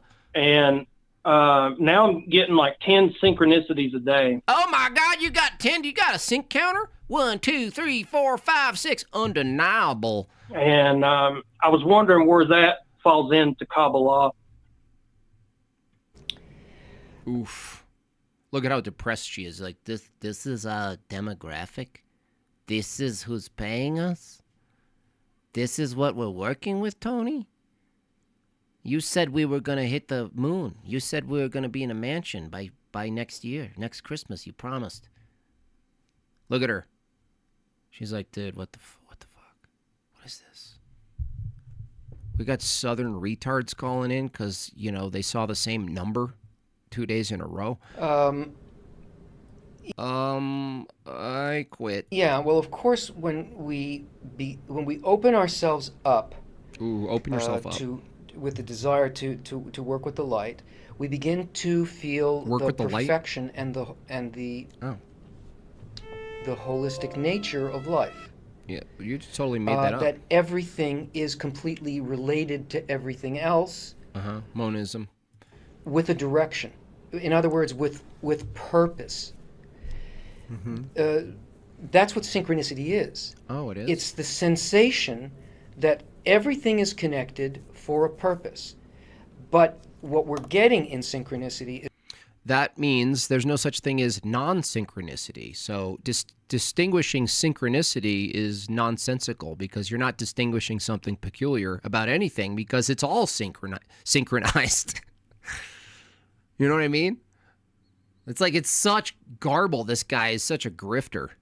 He's just making shit up because he's talking to some dumb redneck who was like, I seen tires and them round, and lo and behold, I look at the basketball hoop and that's round.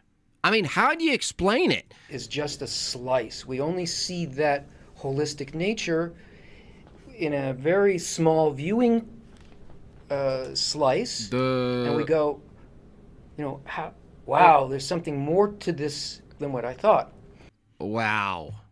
Is this guy rich or what? I mean, this is older, right? 6 years ago? Did this guy make it or what? When we open that up, through our connection with other people, we begin to see that everything's synchronized. Everything. On every level, all the time, towards a goal. Because there was a thought that at the beginning of creation that is being fulfilled. You are what's being fulfilled. And the fulfillment is experienced by immersion into the holistic reality. Wow. Unbelievable. I mean, just string some words together, bro. You'll get some redneck on the phone. This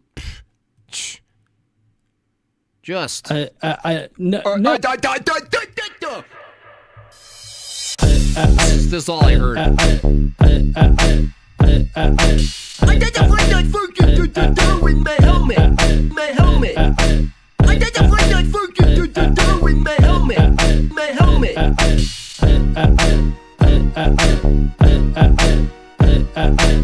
got to find that fucking Darwin, my helmet. My helmet. I got to find that fucking Darwin, my helmet. My helmet.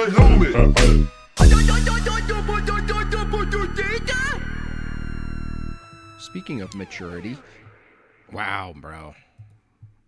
I mean, how do you even get into that if you're not like 20? You know what I mean? How are you a 40-year-old? How are you Kanye? How are you any of these people and you get into this retardation? Like, how do you even get there?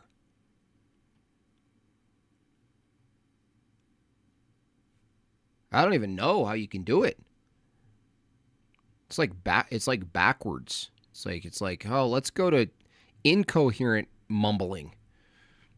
I'm trying to figure out the world, and I saw sinks, and like sinks were happening, and let's hear how he found Kabbalah. I really want to know. I really want to know. Discover Kabbalah, Tony.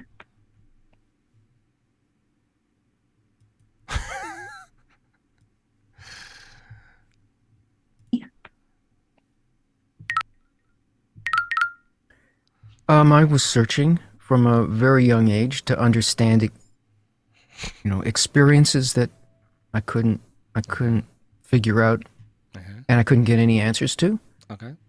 I don't think there was a moment of discovery. William Elliott, $10, friendly fire, Jim Bob. I'm a dumb redneck, and I don't even know gematria is garbage. For real. For real. It seemed to me like I always somehow knew about it. I knew that there was something behind the Bible that was, and the Bible is about unity. So and that was the thing. Well, the Bible is unity and multiplicity. That was really got me. Why is there all this rather than one thing or nothing? And that was my basic question. See, this is really interesting. Not that he said anything right there. He said there's unity, and I have to make sense of unity. But it seems, though, that this so far of what he's teaching. Now, I don't even know if he's teaching accurate. Maybe there's some Kabbalistic guru who's like, no, Tony's not the real deal. But he leads this whole synchronicity thing leads to a monistic view Ultimately, like, we're in one big machine, and the machine is perfectly uniform and perfectly one and perfectly in equilibrium, right? And our experience is some sort of like we're experiencing some disunity because of our own problems. Ultimately, we're supposed to get back to the flow of everything being one thing. That's why the approach, it can't be just unity. You have to make sense of both unity and multiplicity. You have to make sense of the two. You have to have a unifier of the two. If you look at just out in the world and you see a multiplicity of particulars. Oh, hold on. Vagina has something to say. We must all stop.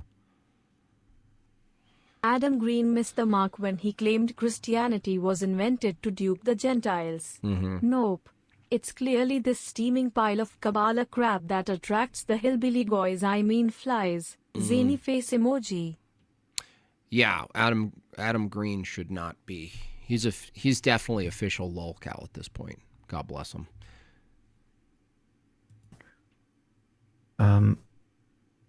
And there was so much there about unity that I thought, whatever this is behind the writing of the Bible, not in what's in the pages there, because you really can't understand almost anything in there. Wow. But what inspired that, all of this stuff about unity? And he just dipped into some sort of syncretism, I guess. Or maybe perennialism. I always confuse the two. Where he's like, there's something absolutely true behind the Bible. Not what it's saying at all, though. I don't know what it's saying, but there's something behind. How do you know there's something in the Bible behind the Bible if you don't know what it's saying? Well, it doesn't even make any sense, dude. And I had heard, as I got older, there are these wise, the prophets are writing about something in the Bible that you can't understand, because you have to understand what they were actually referring to. They weren't really referring to time and place and person, but they were referring to something else. And then I had heard when I was a little older, it's about the intention behind actions. Oh. And I was looking for, okay, so who knows that? And my search went through Eastern stuff, because it spoke so much also about unity, but I couldn't find anything that I felt really worked or really opened anything. It was beautiful, but my heart said, no, not yet. And then I met a Kabbalist, and I studied with this Kabbalist for about 5 years. I traveled around with him, and then that didn't work, because it wasn't real Kabbalah. It is kind of like Indiana Jones. It's like the adventures of the lost theology, just searching things, digging up things, picking and choosing from things. And then I just left it and just went on with my work, What work? With my art and all that stuff. And art, of course, you're an artist. I have such a love-hate relationship with artists. You know how actors are responsible for saying the lines of liars and standing in to sell poison and garbage, and it's just their job? I have the same gripe with artists, where they're like, I'm an artist. It's almost like they're saying I have no responsibility. It's like, I'm just an artist. I just make stuff, and like I don't have any obligation. I'm an artist. I'm just doing my art. Like, do you have any responsibility in saying, like, even making the claim? Do you have a responsibility to reflect anything that's good or true at all? Nope, just an artist, just doing the mic. And then there's a disparity between the mic and the I don't know why. People say my mic is fine. The levels are at nearly red. Thank you so much. Kabbalah Harris. Kabbalah Harris. Thank you so much. I came across Rav Lightman and read some of what he wrote And all of a sudden, boom, everything, and it wasn't him. It was like he was conveying from the lineage of the real Kabbalists. And all of a sudden, all these questions went, oh. And I got it, and it was kind of what I thought in a way, but way beyond that. Wow, way to say you know what I mean? I'm just like, okay, I'm trying to figure out what he's using as a criterion to determine something's like true, and he's just like, wow. And there it was. And then I had it. And I was like, wow, I really felt that. You're like, what? I don't understand. How much would I charge to design a logo? I actually don't design logos, Rage. However, you know who's good at logos? Hello, listener. You might want to reach out to him. I'm really bad at logos, honestly. I'm really bad. If you're asking me, anyway. I don't know if you were asking me. After all, they call corn art, right? They call garbage art. They call anything art. You're going to draw us a helmet emoji? Yeah, you guys earned a helmet emoji. In fact, Dr. Evo was like, JB, you should get a helmet that you can draw on like dry erase marker and have a white helmet. It has all these like funny things. And I put it on, like I actually put on the helmet. I bet you guys love that. I'll turn into Gallagher over here. And things started coming together and making sense. That was about 23, 20. JB, I have a feeling your story to come into orthodoxy realization that orthodoxy is true is similar to this one. No, your feeling is wrong, I heart Seamus.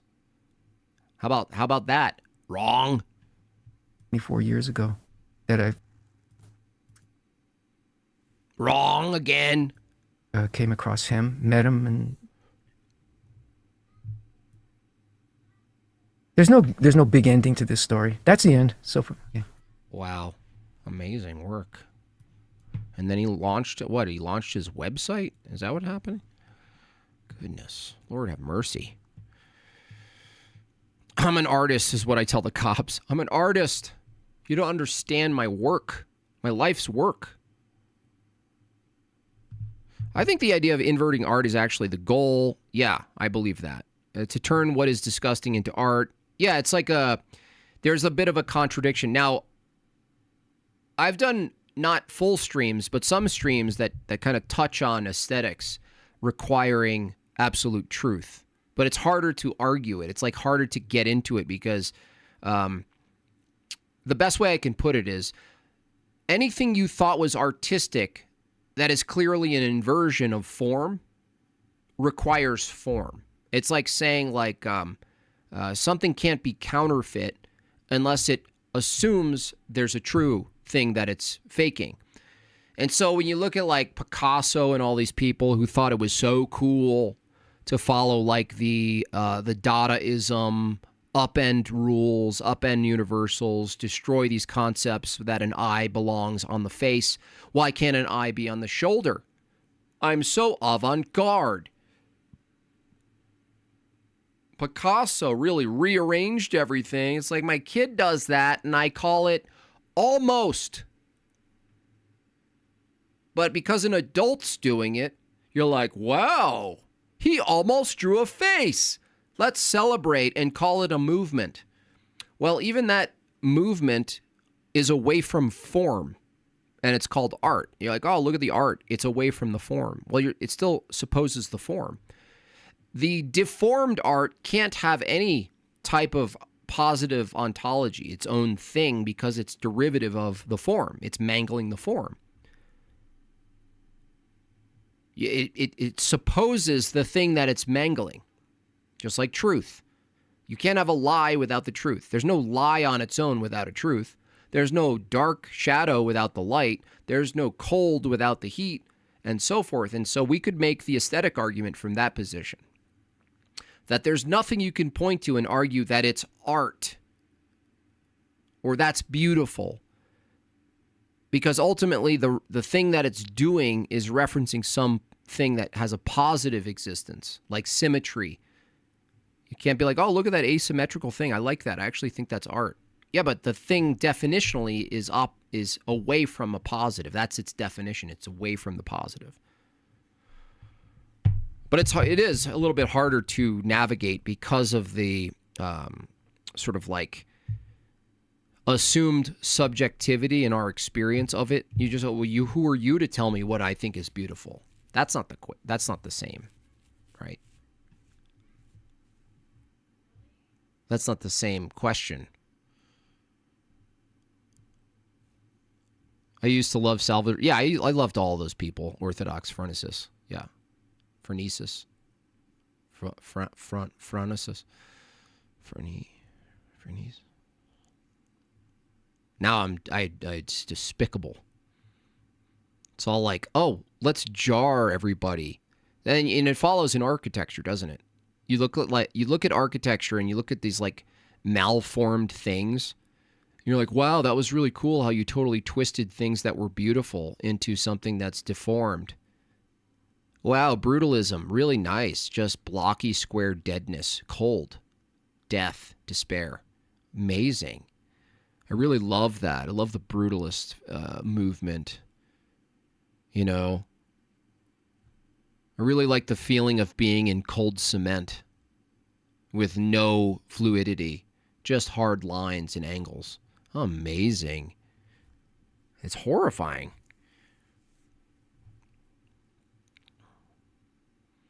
That's why it's so stupid, these sort of like pious self-proclaimed Christians looking out and they look at a church and it's like ornate and beautiful, and they're like, how could you do that? There's someone who took a dump in San Francisco who needs a burger right now. You're like, no, we don't sacrifice, we don't forfeit, I should say. We don't forfeit beauty. We don't forfeit making the place of worship beautiful with high standards of aesthetic just because Joe Schmo took a dump at Wendy's and is hungry. These aren't mutually exclusive. You don't drop everything that's in service and worship of God because people are in need. Well, you should just not do any of that. I mean, don't you want to deliver their heroin so they don't OD? No. No way.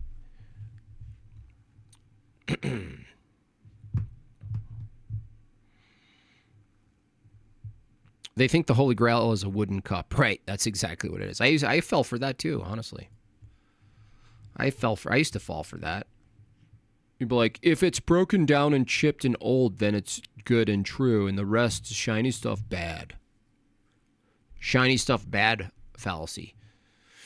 Draw $10. Look at the adjacent art for objective truth. Thank you, Isabel Live. Thank you. Welcome, Ethan. $10. Sorry, my comment wasn't worded well. You summed up my point earlier.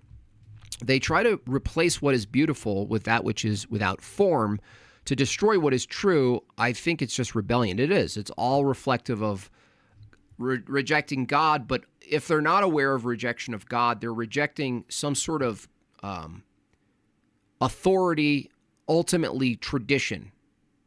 Something that says, no, we do things this way. This is how we maintain what's good and true.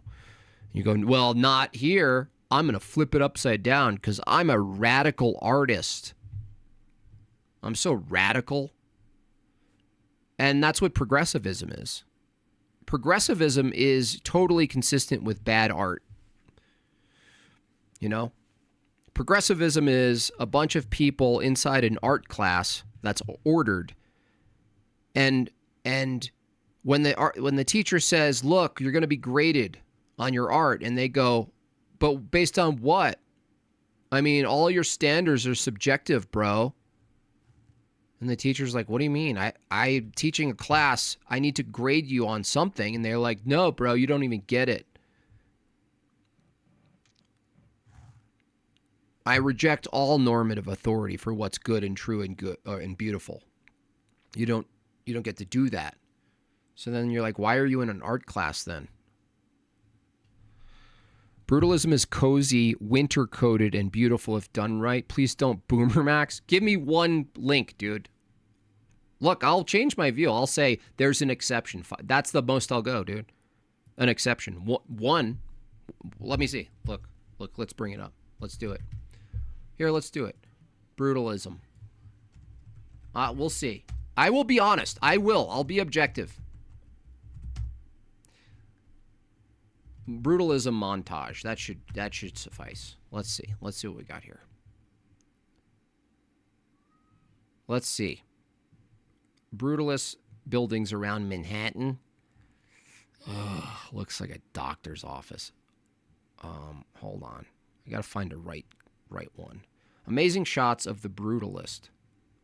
Is that a movie? That's a movie. Lost Atrium, 2-hour Brutalist ambiance. Does that sound good to you? Oh, man. Okay, this should do it. Oh! No, it looks like these dark video games, honestly. It looks like all the video games that Tony plays, where I'm just like, I can't stay here and watch this. Death, despair, emptiness, nothing wholesome.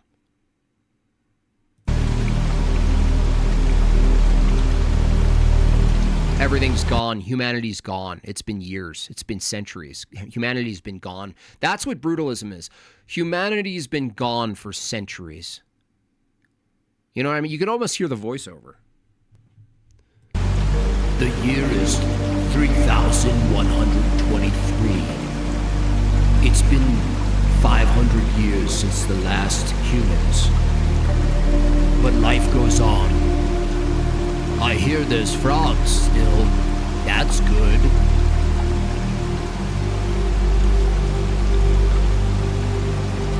There's no more thoughts.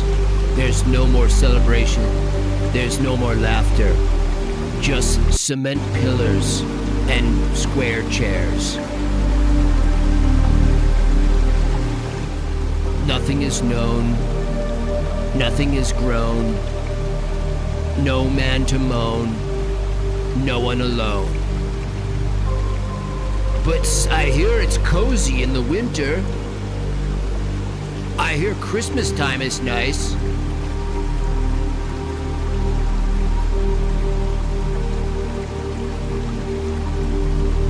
How about a big fat no? I'll keep looking though. I'll give you a fair shake, dude. I'll give you a fair shake. Here we go. Okay. Oh gosh.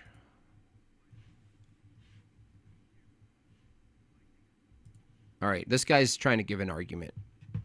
Okay, let's watch this. This guy's trying to give a good account. Okay, let's see if he can do it. So why does everyone hate brutalism? When you hear brutalism, you might think of cold, gray, concrete blocks that feel imposing rather than inviting. The harsh monolithic forms often leave people feeling the sense of alienation. Critics argue that brutalist structures can overshadow the human scale. They dominate their surroundings instead of harmonizing with them. And then there's the weathering. Oh, goodness gracious. Lord have mercy. Those raw concrete... Lord have mercy. Surfaces tend to age poorly. They show stains and cracks, which makes them appear neglected and unfinished. So why does everyone hate brutalism? Wow, he didn't even give a positive. Like, he just kind of just told us how it was. I'm looking for you, guy. I'm looking. Don't pretend I'm not looking. The beauty... Oh, this should be it. The beauty of brutalism. This should do it for you. It's from the BBC. What a surprise. The best positive account of brutalism comes from the BBC. Oh, goodness gracious. Send him into the gulag. Whoever built that, you're done. You're toast. You're over. Hang him over the wall. Up against the wall. Up against the wall again. You're done. You're over. You're done. Your whole family gone. Oh, my goodness. You kidding me? Peter Chadwick told Dan Damon about this photographic manifesto, The Brutal World. Dude, what are you trolling me? Chad says, so I agree with you that brutalist architecture is sad and depressing, but what if sad and depressing makes you for a good backdrop for an interesting story? I loved Blade Runner. Yeah, I mean, that's the best you can get, right? Terrible. Le Corbusier was explaining the use of concrete in his buildings, and he used the word raw concrete, béton brut. It was then reappropriated by a journalist called Rainer Banham, and he coined the phrase the new brutalist. What makes a brutalist building... Unbelievable. Look at that. That person should just... Whole lineage gone. Snap my fingers as a king. Work. If you say to somebody, well, we're just going to use concrete, that's it. It sounds dreadful, dull, ugly, but they're not. What makes them work? It's a sense of place. It's a sense of... What makes them work? Does that work? Holy cow! That is a big super chat! Thank you so very much. Austin Roberts from Australia. Thank you so much. Very generous fuchsia chat. Thumbs up in the chat for Austin. Really appreciate you. Thank you so much. How do you even go... yeah, exactly. How do you make your kids stand in the corner? You can't. What is that for? What is that? What's the purpose of that thing right there? The drama of the space that they... You think it looks cool? Terrible. You're... John Castle, you're about to get timed out if you think that looks cool. My interest in brutalism really took off when I moved to East London in about 99. It was almost like they were like spaceship-like. Dude, what is happening? In their environments. I once likened the brutalist buildings to playground bullies in their sense of place and their sense of commanding an environment. And one of the reasons for the book was that we wanted to look beyond just concrete and look at sort of buildings of mass, of strong silhouettes and strong presence. The whole project that I started was launched on social media in 2014 via a Twitter feed. I was surprised. You know what it's like? It's like some artistic guy got a job designing jails. You know what I mean? Went on an interview and the guy's like, well, I mean, we're just trying to put up a bunch of prisons and penitentiaries. Nothing too fancy, nothing too crazy. But I mean, we'll give you some creative freedom if you want. It's part of the contract anyway. You just want to make sure that, it gets built on time. And other than that, we don't really care what you do. And they're like, I can do that. I can totally build a whole set of really weird looking prisons. That's great. I'm so glad I got this job. Surprised how many... So that's what they look like. It's like super artistic guy somehow got a huge contract with all of the prisons. People out there had the same taste. It is sculpture. That's in Albany. That's the egg. I grew up around that right there. It's gone beyond... Never thought about how much I don't like it, though, now. Being just functioning is this beautiful sculpture that mirrors its environment. No. Wrong. Wrong. Wrong, bad, dumb, stupid. It's really bad. It's all bad. It's still looking for one. Looking for one beautiful, brutalist thing. Can't find it. Oh my gosh, look at Brutalist McDonald's. Look at this. Take a look. Let's take a look. I'm glad we're learning today. Look at that McDonald's. It's between Bauhaus and Brutalism. Both are 20th century design movements that really care about the social function of design. I hate your voice so much that I'm not even going to listen to you. It sounds like razor blades falling down a well. Star Wars. Yeah, I got that vibe too. Very Star Wars.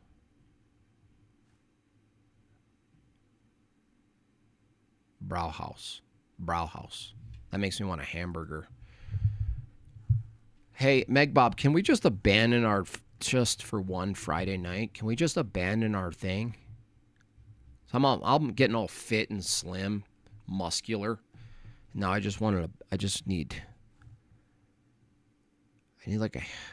a hamburger. I need sushi, or I need something. And I need it now.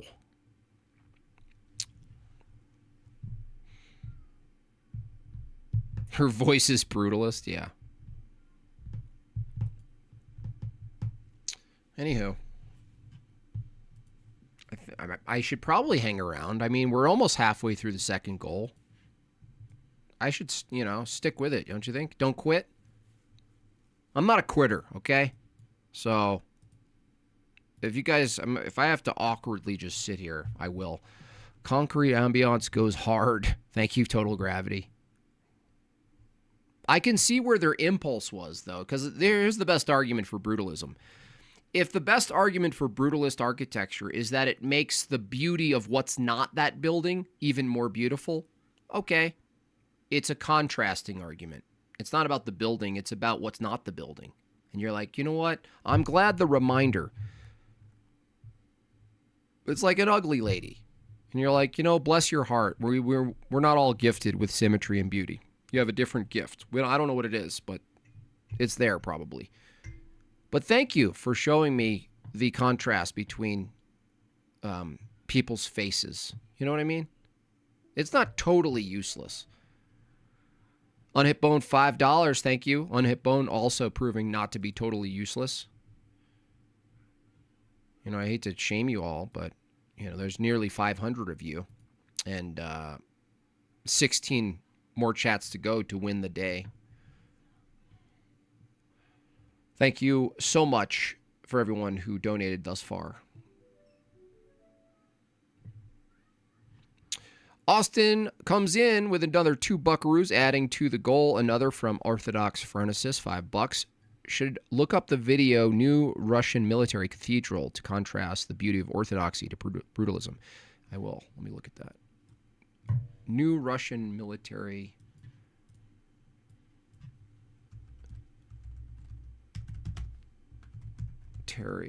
Cathedral.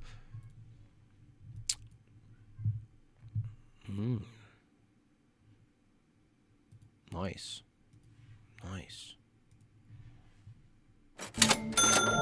Hey, someone bought some books. Shout out to the person who bought some books. Austin says, ordered my savage memes, Nice, JB. Austin, I thank hope you. you don't mind shipping to Australia. I don't. Nope, we ship to everywhere. My books are in Japan, Australia, Brazil, Germany, France, Italy, you name it. The only place I don't ship, I think, is Africa. Because it's a book. And you have to be able to read. Jort Tax Paid, thank you so much. Snagglebeast says $5. Best I can say is there are some buildings, places that aren't outright offensive. None are really good, though. Yeah, that's the best you can do. JB, another $5. Look at how awful the civic environment is in contrast with the gorgeous nature, as I make the civic environment look awful on purpose, pretty much. It's basically saying, like, I love nature. Look how ugly. Do I ship to Israel? I don't think I will. But maybe Megbob might override that.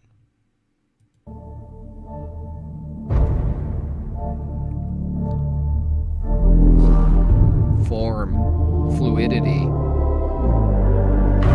beauty, copper.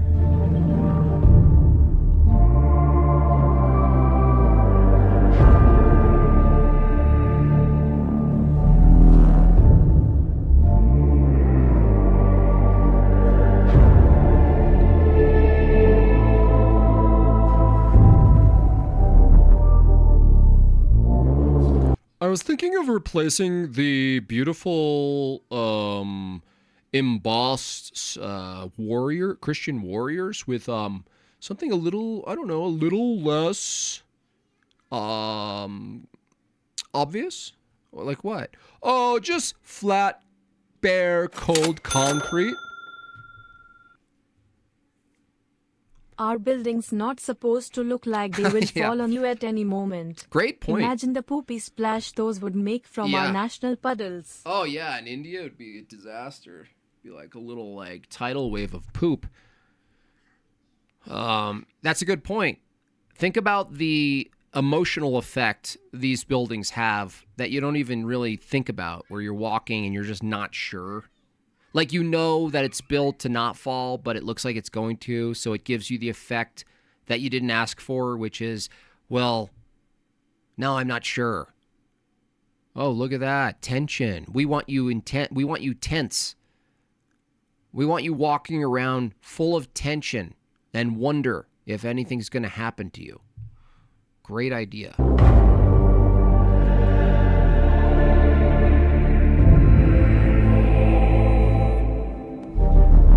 What's the super chat URL? Bobchats.com, Patrick. That's the direct super chats. Or you can go to madebyjimbob.com and buy yourself a series of 3 books for a super deal.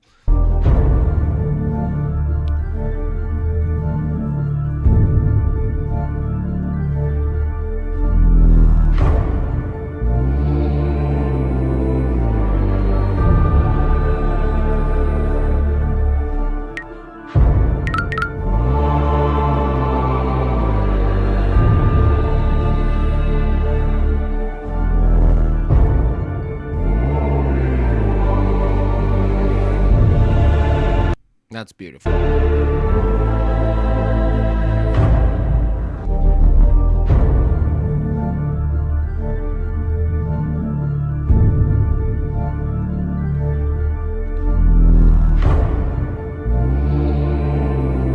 The colors on that.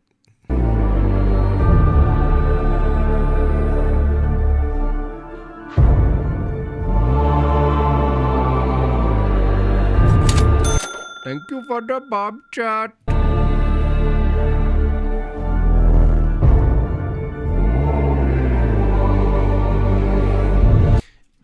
On this print that I'm doing, I'm actually working on placing the outline of where I want to put an Orthodox cathedral. Like, probably Russian inspired because that's the most obvious, you know, as far as color and the scalloping and all of the work that goes in. It's kind of a daunting task. You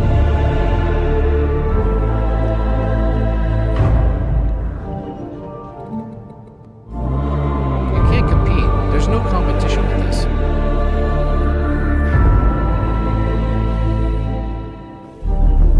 You know what else is missing here? It's not just form and beauty and detail.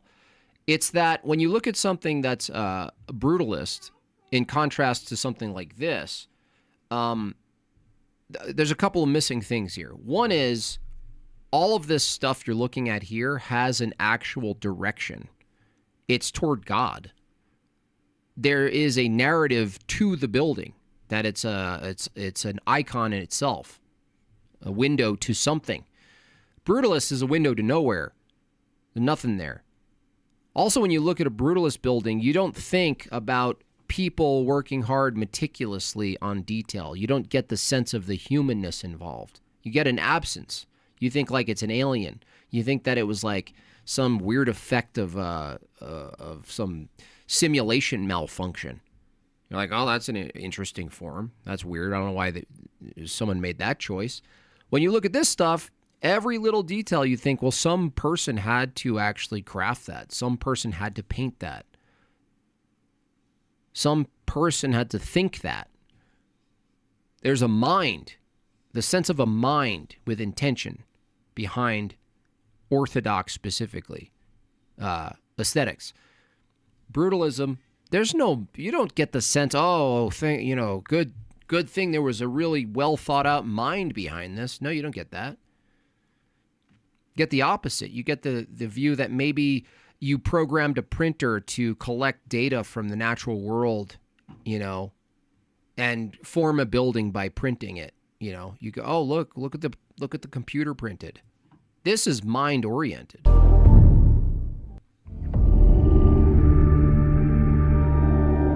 Wow.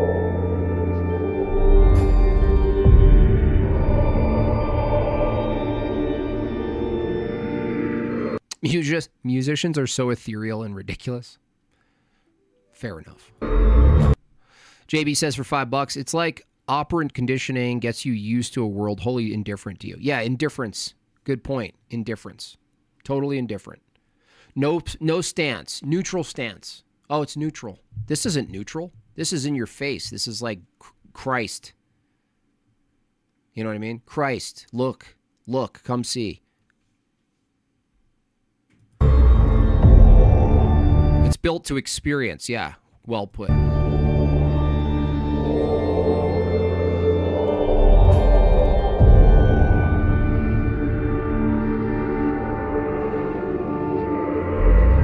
10 more for the goal, y'all. 10 more. See, here's the function of it. Wouldn't make sense to put all these people lighting candles next to a brutalist. There's no function. You just look at it. Oh, that's a weird eyesore in the woods. What do we do with it? Nothing. You don't do anything with it. You just look at it and you're like, that doesn't make sense.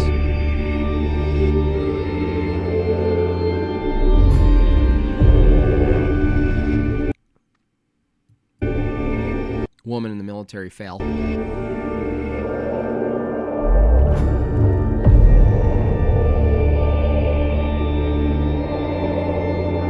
All right. Not to, you got the picture, huh? Thank you for that.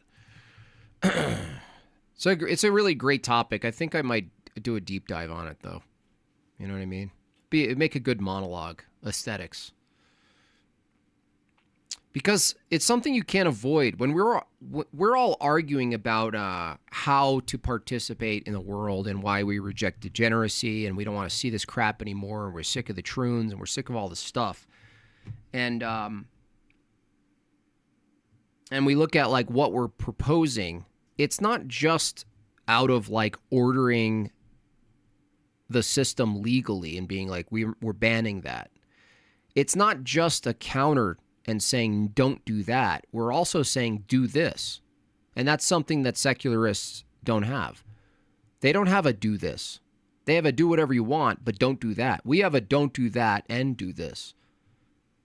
And when you look at the wholeness of what we're saying to do, we're saying everything you make and everything you say and everything you do, have it glorify and reflect God. Try to make it look like it's from God. Try. You can't do it. Like you won't be able to do it. It's impossible, but try. Try to make it look exceptionally beautiful and long-lasting. Try to make it look timeless. Try to make it look like it can bring a tear to your eye just looking at it. I mean, how could you argue against a view that would ultimately produce the most beauty in your society? How could you argue against that? No, I want square stuff. I don't want that. Stop pushing your Christianity on me. Yeah? Stop pushing your cubism on me.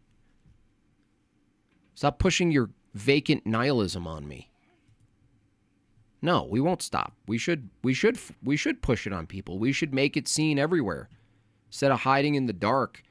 Be like, well, it just doesn't make sense financially to make it's better that we go with a square building. That way it's rentable and it's designed for replacement. Isn't that interesting that we're in the midst of a replacement of demographics?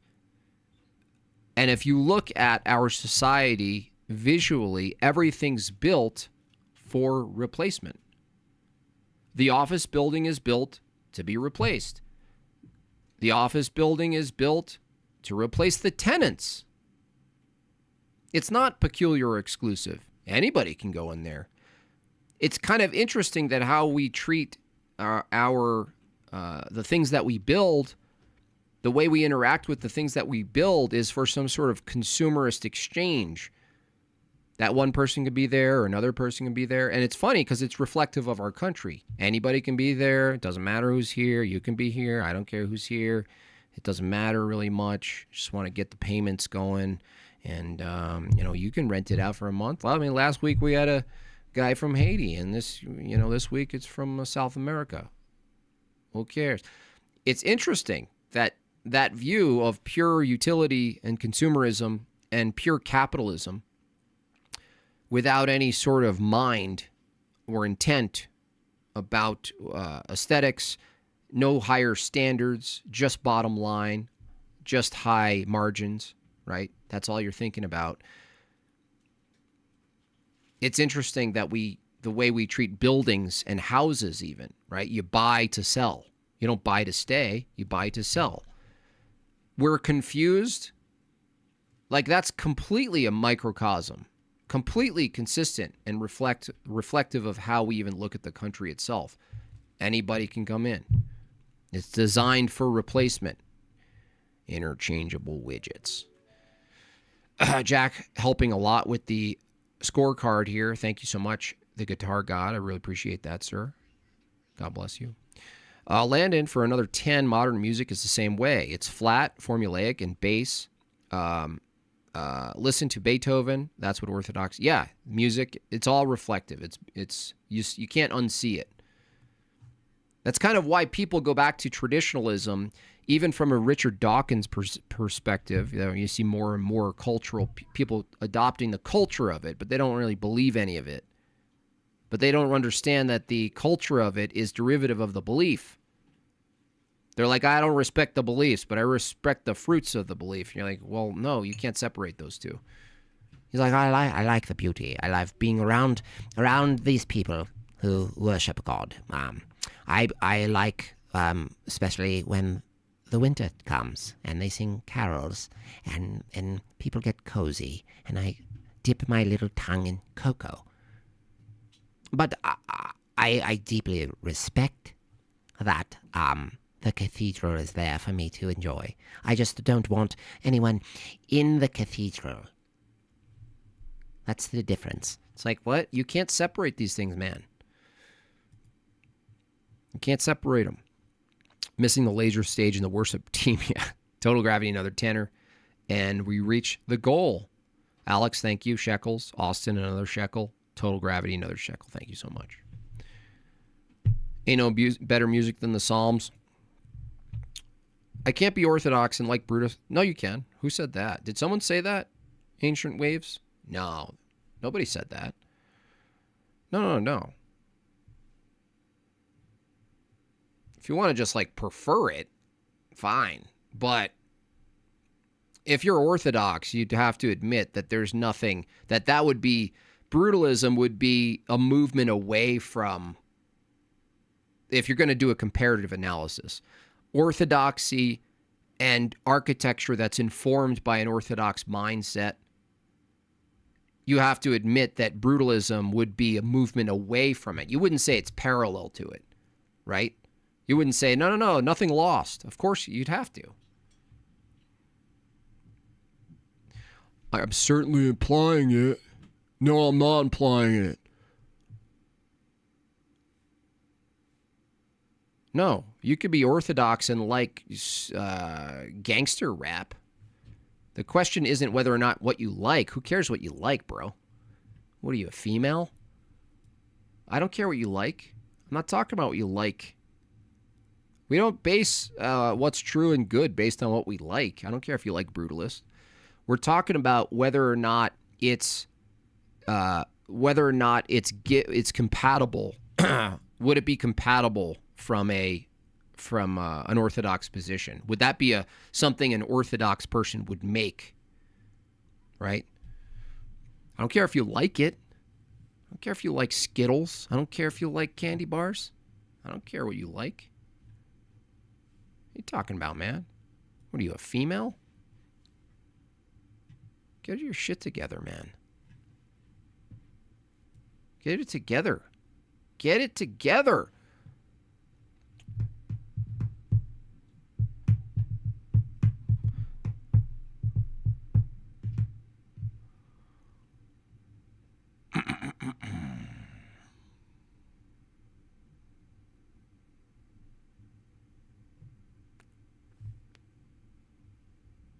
Anything? Any last thoughts? I feel like an Amish person in this shirt. Can't tell if I like it or not. It's like light, thin corduroy. It's clearly the color of everything on my wall. I feel like an old rusty can opener that was found that's like, fixed up on one of those YouTube channels. I don't know. I mean, I'm in a fashion identity crisis. I don't know what to believe. Like, should I wear suspenders? Like, man.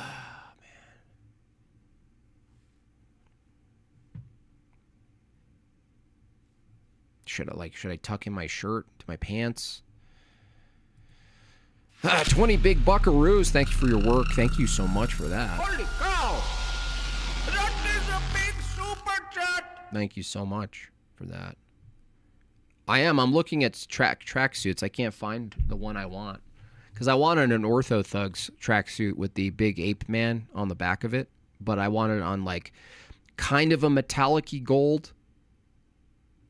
Like it's a very specific type of metallic-y gold.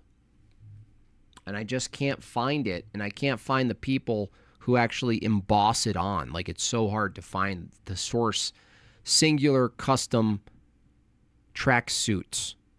Which sounds insane. That sounds like an insane person.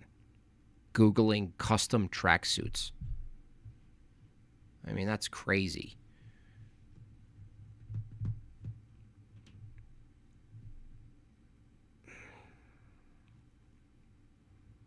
That's cuckoo. That's cuckoo.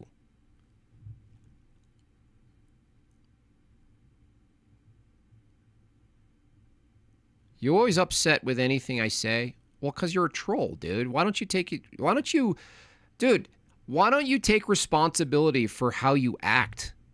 You train people to interact with you, and they're trained to go, okay, where's he coming from? He's going to be a fucking dickhead. Have you ever considered, Ancient Waves, that you're kind of a dickhead? It's like you never admit it. I admit it. I can be a total arrogant asshole. In fact, I should say, sometimes I could not be that. But you're like, what did I do? I mean, why are you so why are you so reactive to what I'm saying? Because you're a shit-talking dickhead, dude. And you don't even take, like, I'm fine with you being that. It's just at least own up to it and say, don't be confused like a little freaking bagel goblin. Oh, what did I do? Oh, why is he treating me like this? Cool it with the anti-Semitic remarks. Fucking dickhead. I'm so confused, bro. It's like, why do everything I say, like, try to come back at me? It's because you're, dude. What are you, oblivious? JB, did you see the Eastern Orthodox guy lash out at the Protestant street preacher, Nick Bowling? No. I generally don't like to see that, honestly. Like, it feels like a win, but sometimes it feels like a loss. Even the priest who got accosted by that psychotic lady, I don't really even like to see priests in public having to, like, doing that defense thing, like, even. Like, I don't know. It's like my own personal thing where I'm like, why do they get dragged into the muck? You know what I mean? I don't know the alternative, though. You know, I don't know. I could be totally wrong on this, but it's just, I feel like it's below them. Like, leave it to the peons. Leave it to the bar fighters. You know what I mean? Like, I just want them to just be like, oh, God bless you. Good luck with you. God bless you. But I'll look at it. Protestant street preacher, Nick Bowling. So what do I search? Nick Bowling?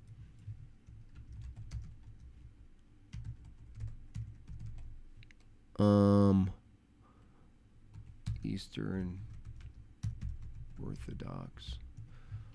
Like, I'm all for Orthodox fighting back, you know, calling people out and stuff.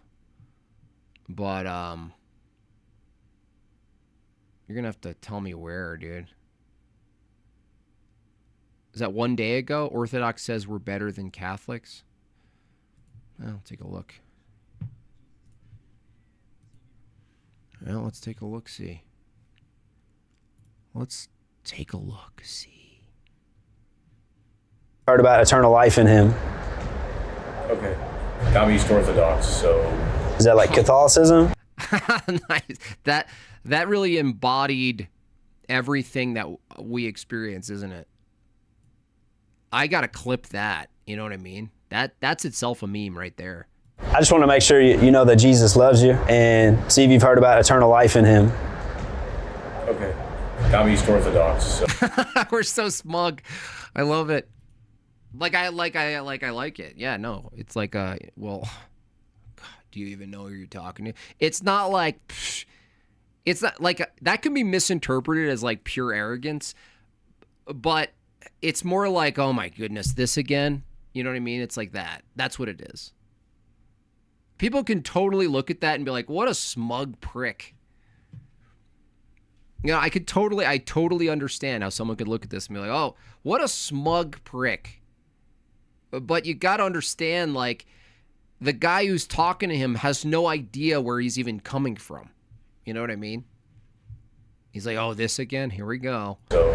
Is that like Catholicism? We're better than the Catholics. Better than the Catholics. Better than the Catholics. Okay. Sounds slightly prideful. But anyways, Jesus loves you, man. It's not really prideful. It's really more obnoxious of you to bother me. Well, that's prideful in It's itself. super obnoxious of you to presume that your particular sect of Christianity is the correct sect. I don't presume mine is correct at all. That's a fail. I presume orthodoxy is correct. Yeah, fully aware of Jesus Christ. I'm fully aware of all of that. There's no need for you to go around proselytizing to people, especially in the state of Kentucky, where the majority of people are already Christian to begin with. One prideful thing, it's you going around bothering us.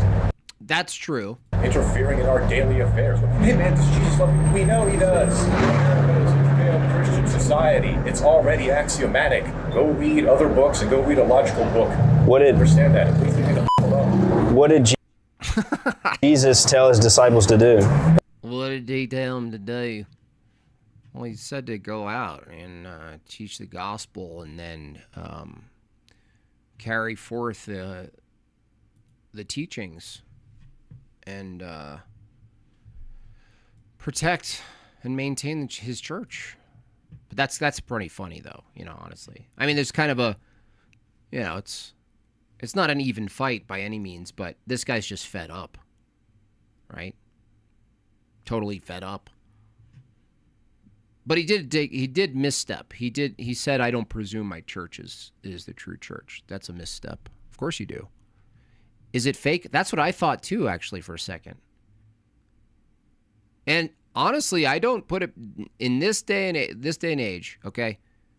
There's no question that these things will be, not even are, but certainly will be produced for sure. Orthodox phronesis. Yeah. Absolutely. That's what I thought for a second, because I was like, that's over the top. Like, well, I'm Eastern Orthodox, so I'm wondering. I do wonder. Wait, do you think we can dissect whether it is or not just by looking at it again? What do you think? Okay, you guys tell me. Let's examine this for a second. I just want to make sure you know that Jesus loves you. And okay, let me just see. Hold on. Let's move this up a little bit so we get a good look on here. Okay. I mean, how he's sitting, maybe. I mean, he's not sitting to orthodoxy. You know what I mean? But you never know. You never know. Okay, let's see. Let's just see. I was looking at this. You know, there's this one thing that's in question already is like, this is perfectly framed.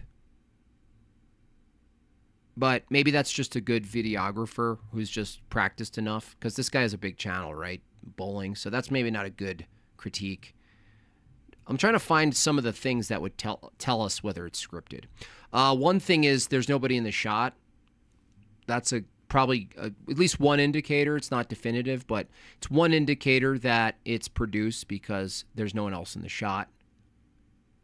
I just want to make sure you know that Jesus loves you and see if you've heard about eternal life in him. Okay. I'm East Orthodox, so... Is that like Catholicism? We're better than the Catholics. Better than Yeah, that might, right there, we're better than the Catholics is not, I don't even think that's something an Orthodox person would say. Maybe if they were cradle, not to poop on the cradles, but it's like, that line is, to me, is a little bit of a red flag.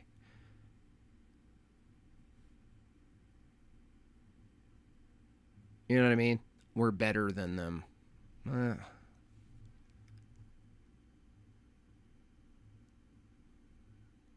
I don't know. It seems off anyway. Could not be, but it seems a little bit off. I just don't. He's just sitting a little bit of gay. Okay. Did he say East Orthodox too? That's another thing. Let me check for you actually.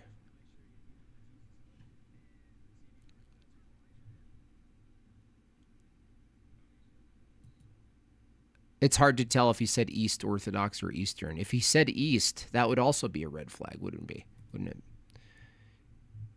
Did he say East? Hold on. Now we got to slow down. This is fun. Now we got to slow it down. Did he say East or Eastern? Eastern. Because someone could say, I'm Eastern Orthodox.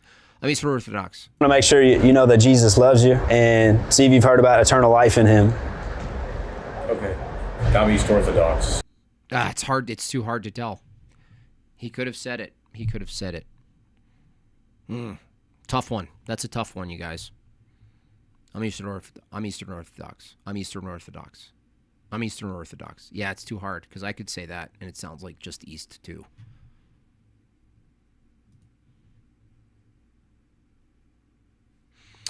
Which teachings are we to go forth with? Go to liturgy, I heard Seamus. We already told you what teachings. Go to liturgy.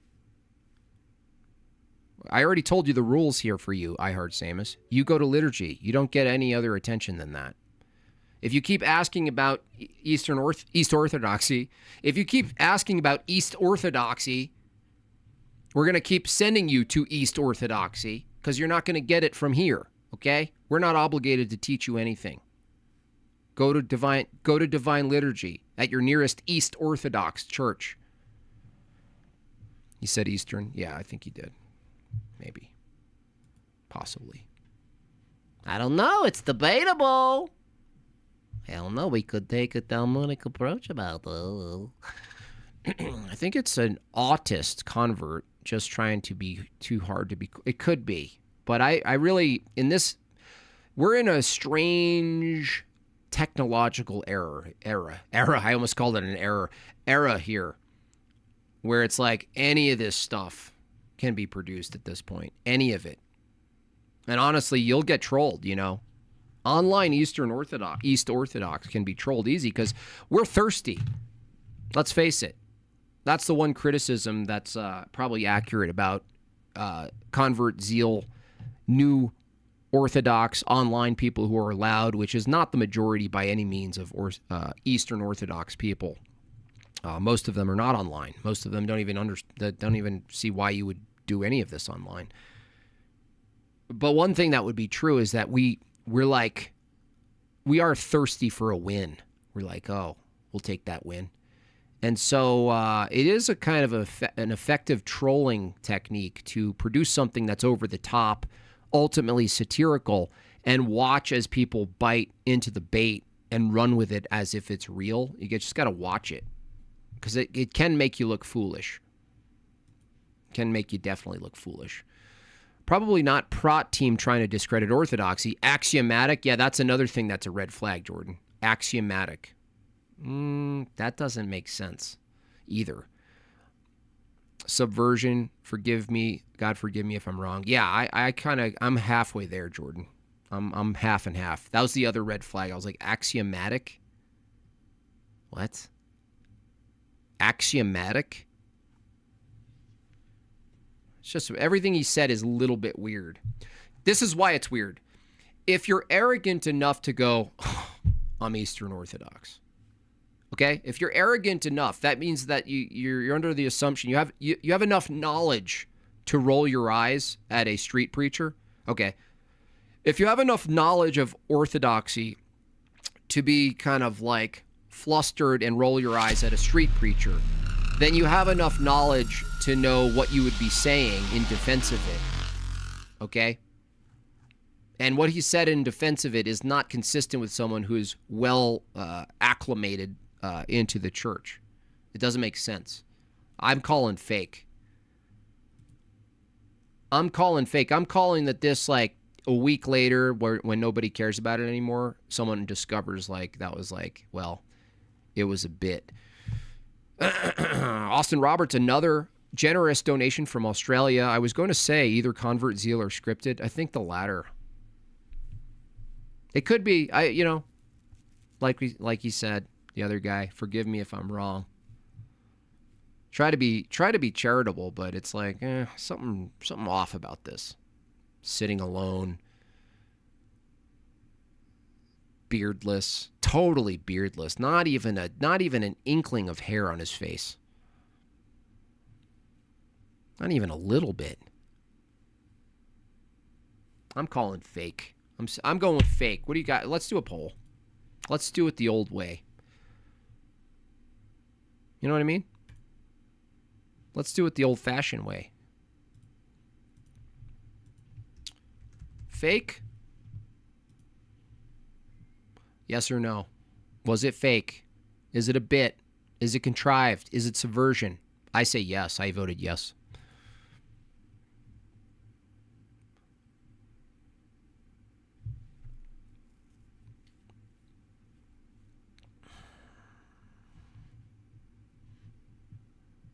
He's a bagel, obviously. Cool it with the anti-Semitic remarks. Fresh converts would be way more excited to have this conversation. Yeah, absolutely.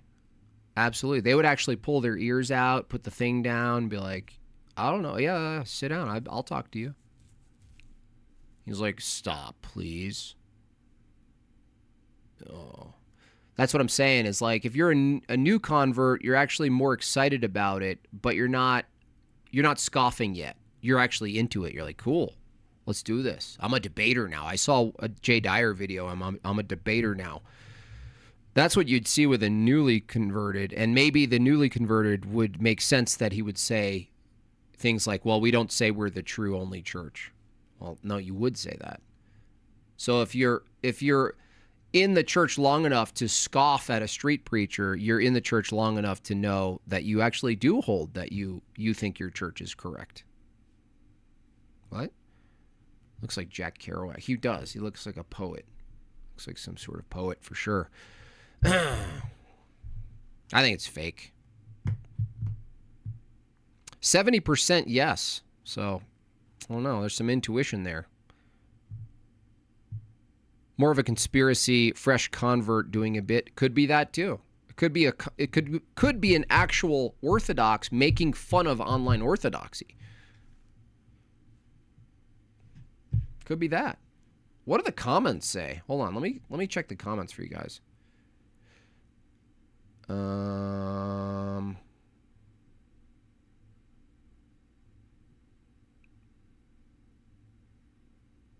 Eastern Orthodox catechumen here. I'm sorry he talked to you that way, man. Yeah, it's something. This man can claim anything, but no Eastern Orthodox Christian should be acting this way. Yeah, it seems a bit of a... This is like PSYOP all over. It gets all these Orthodox people apologizing on his behalf. You know, this is like... I don't know about this.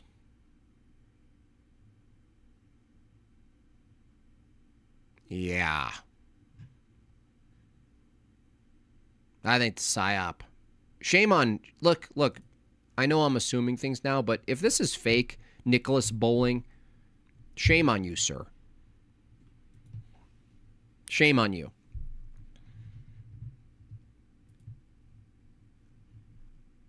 Bad boy.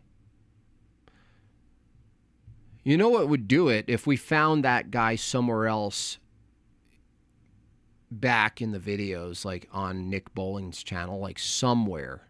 If he was somewhere found in a previous video, that would seal the deal, wouldn't it? I'm going to be Candace Owens. You guys watch out. This is going to send me into a spiral. I'm going to be freaking... I'm going to turn into Candy Owens right now.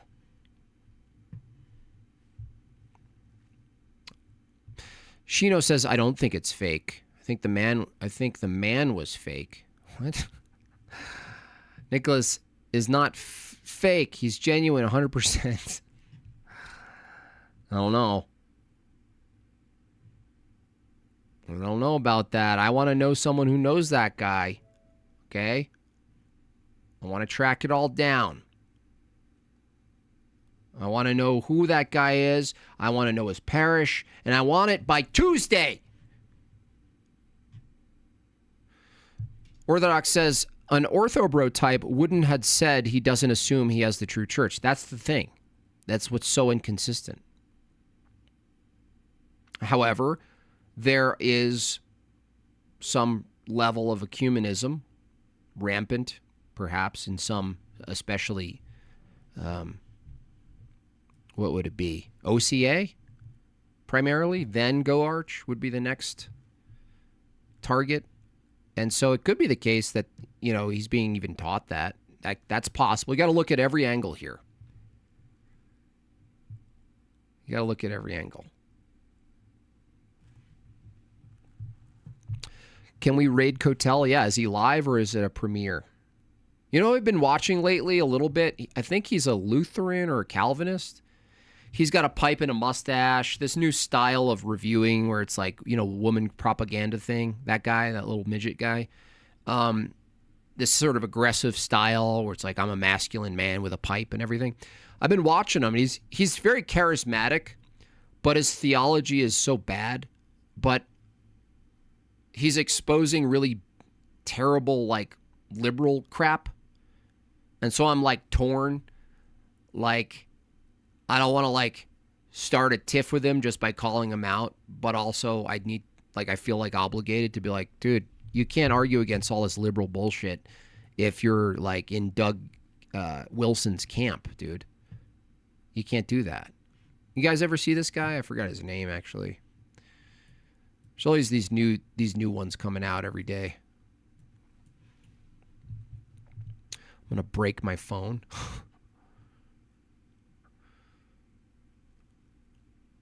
Anyway. Anything else from you guys before I set up my raid? No music today. Even though it's tempting, isn't it? It's always tempting. Just a guitar right there on the wall, just waiting. Just waiting.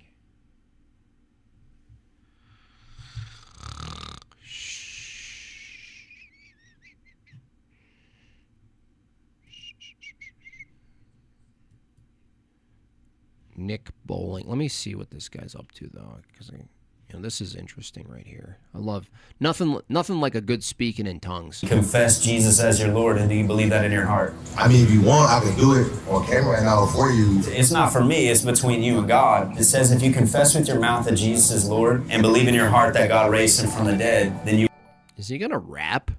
You will be saved. Have you ever done that before? If I never have done it, I wouldn't even have the gift of tongues. So I'll just... Damn, yo. Spitting flax. See, if I have never repented to God and accepted him into my heart, I wouldn't even have this gift. Well, demons can too, but I'm not saying that's demonic tongues. Even though we might have that gift, if we go off kind of doing our own thing. Oh, boy. Poor Nick here doesn't know that the gift of tongues isn't the gift of gibberating. The gift of tongues is something that's understood. And we're truly not following Jesus, obeying him and loving him, then we've gone off our own way and we can get away from him even though the giftings of God are irrevocable. No, because you know why, Nick? Shutalabiki-okio, Pinocchio, Shatalabiki Lama. But once God gives you a gift, he will never take it away. Dude, you can't refute him, bro. Sorry. That's the irony of this, is like, someone control this guy, Nick, like this dude did. He probably is trolling. He's like, you know what? I'm going to approach this guy and just speak gibberish. And he can't actually refute it. He can't, because that requires history. Now, Nick runs off of not history. Nick runs off of probably faith alone or something like this. So one of the solas for sure this guy runs off of. So you can't refute it because that would require an accurate historical analysis of what's being referred to as the gift of tongues, where it was gifted, how it was gifted, and what it looked like at the time, and showing that there's no way that speaking gibberish, which is a modern conception of the tongues, has nothing to do with the original reference. Not even close. But it's a trick because, Nick, the only way he could refute the tongues thing is to go, actually, no, that's actually gibberish. It has nothing to do with Christianity. So you're kind of done, bro. Nicholas, kind of done. Anyway, let's take a look at who is available for you to go visit today. We're going to find you a place and a new home. We're going to let you watch someone do what they do. All right, we got Andrew streaming from his shoe closet, which is bigger than my house. And David Patrick Harry. Do we have to vote? Let's do a vote. Let's just go hard into democracy. You know what I mean? Let's just do it. I don't care.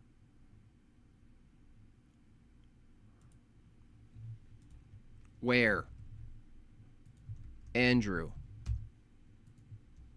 DPH. Go.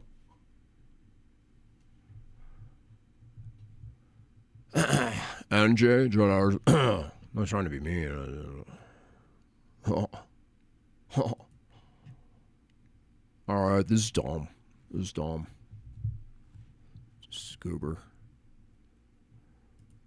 Goober.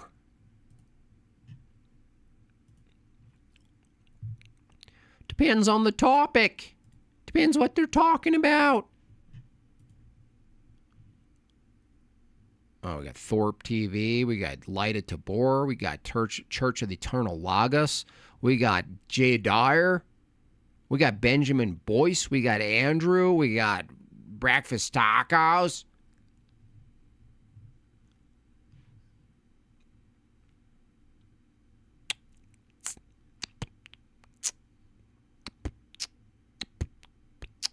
Okay, Andrew's talking about Skittles. DPH something deep. Why Orthodox Christianity is, you know what? We're going with that one. We're trying to convert here. I'm going for full conversion. Do you guys think it's... I'm going to talk to my... well, I don't know who to talk to about this. Is it like cheapen it if I make a conversion goal?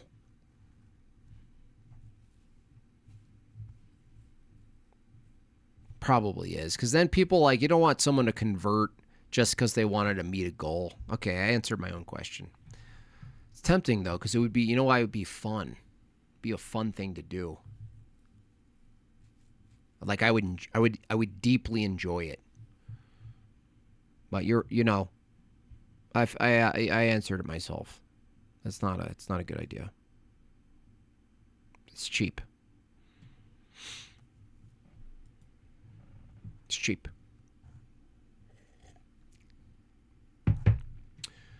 All right.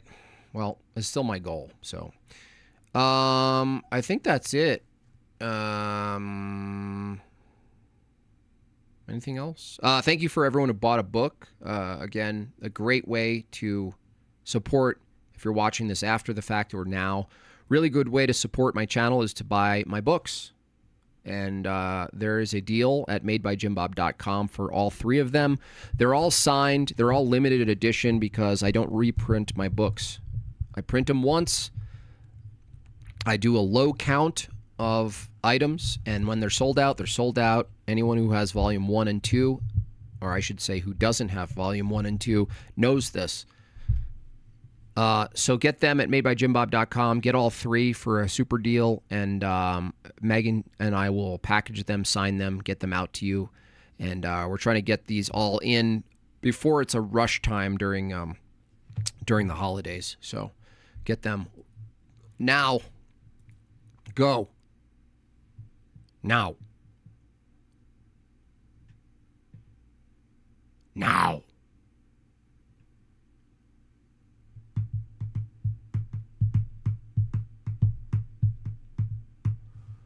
All right. I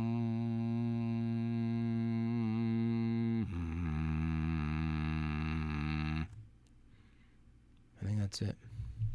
God bless you all. Go to liturgy this weekend. I'm actually going to an event tomorrow where there's going to be 12 bishops. That's going to be interesting. Liturgy with 12 bishops. Anyway, if you're inquiring still, and you just haven't made your way into the building, go to your nearest Eastern Orthodox parish. Go check it out, okay? Let me know how it was on Monday. That's it for me. God bless you. Have a good rest of your day. See you around town.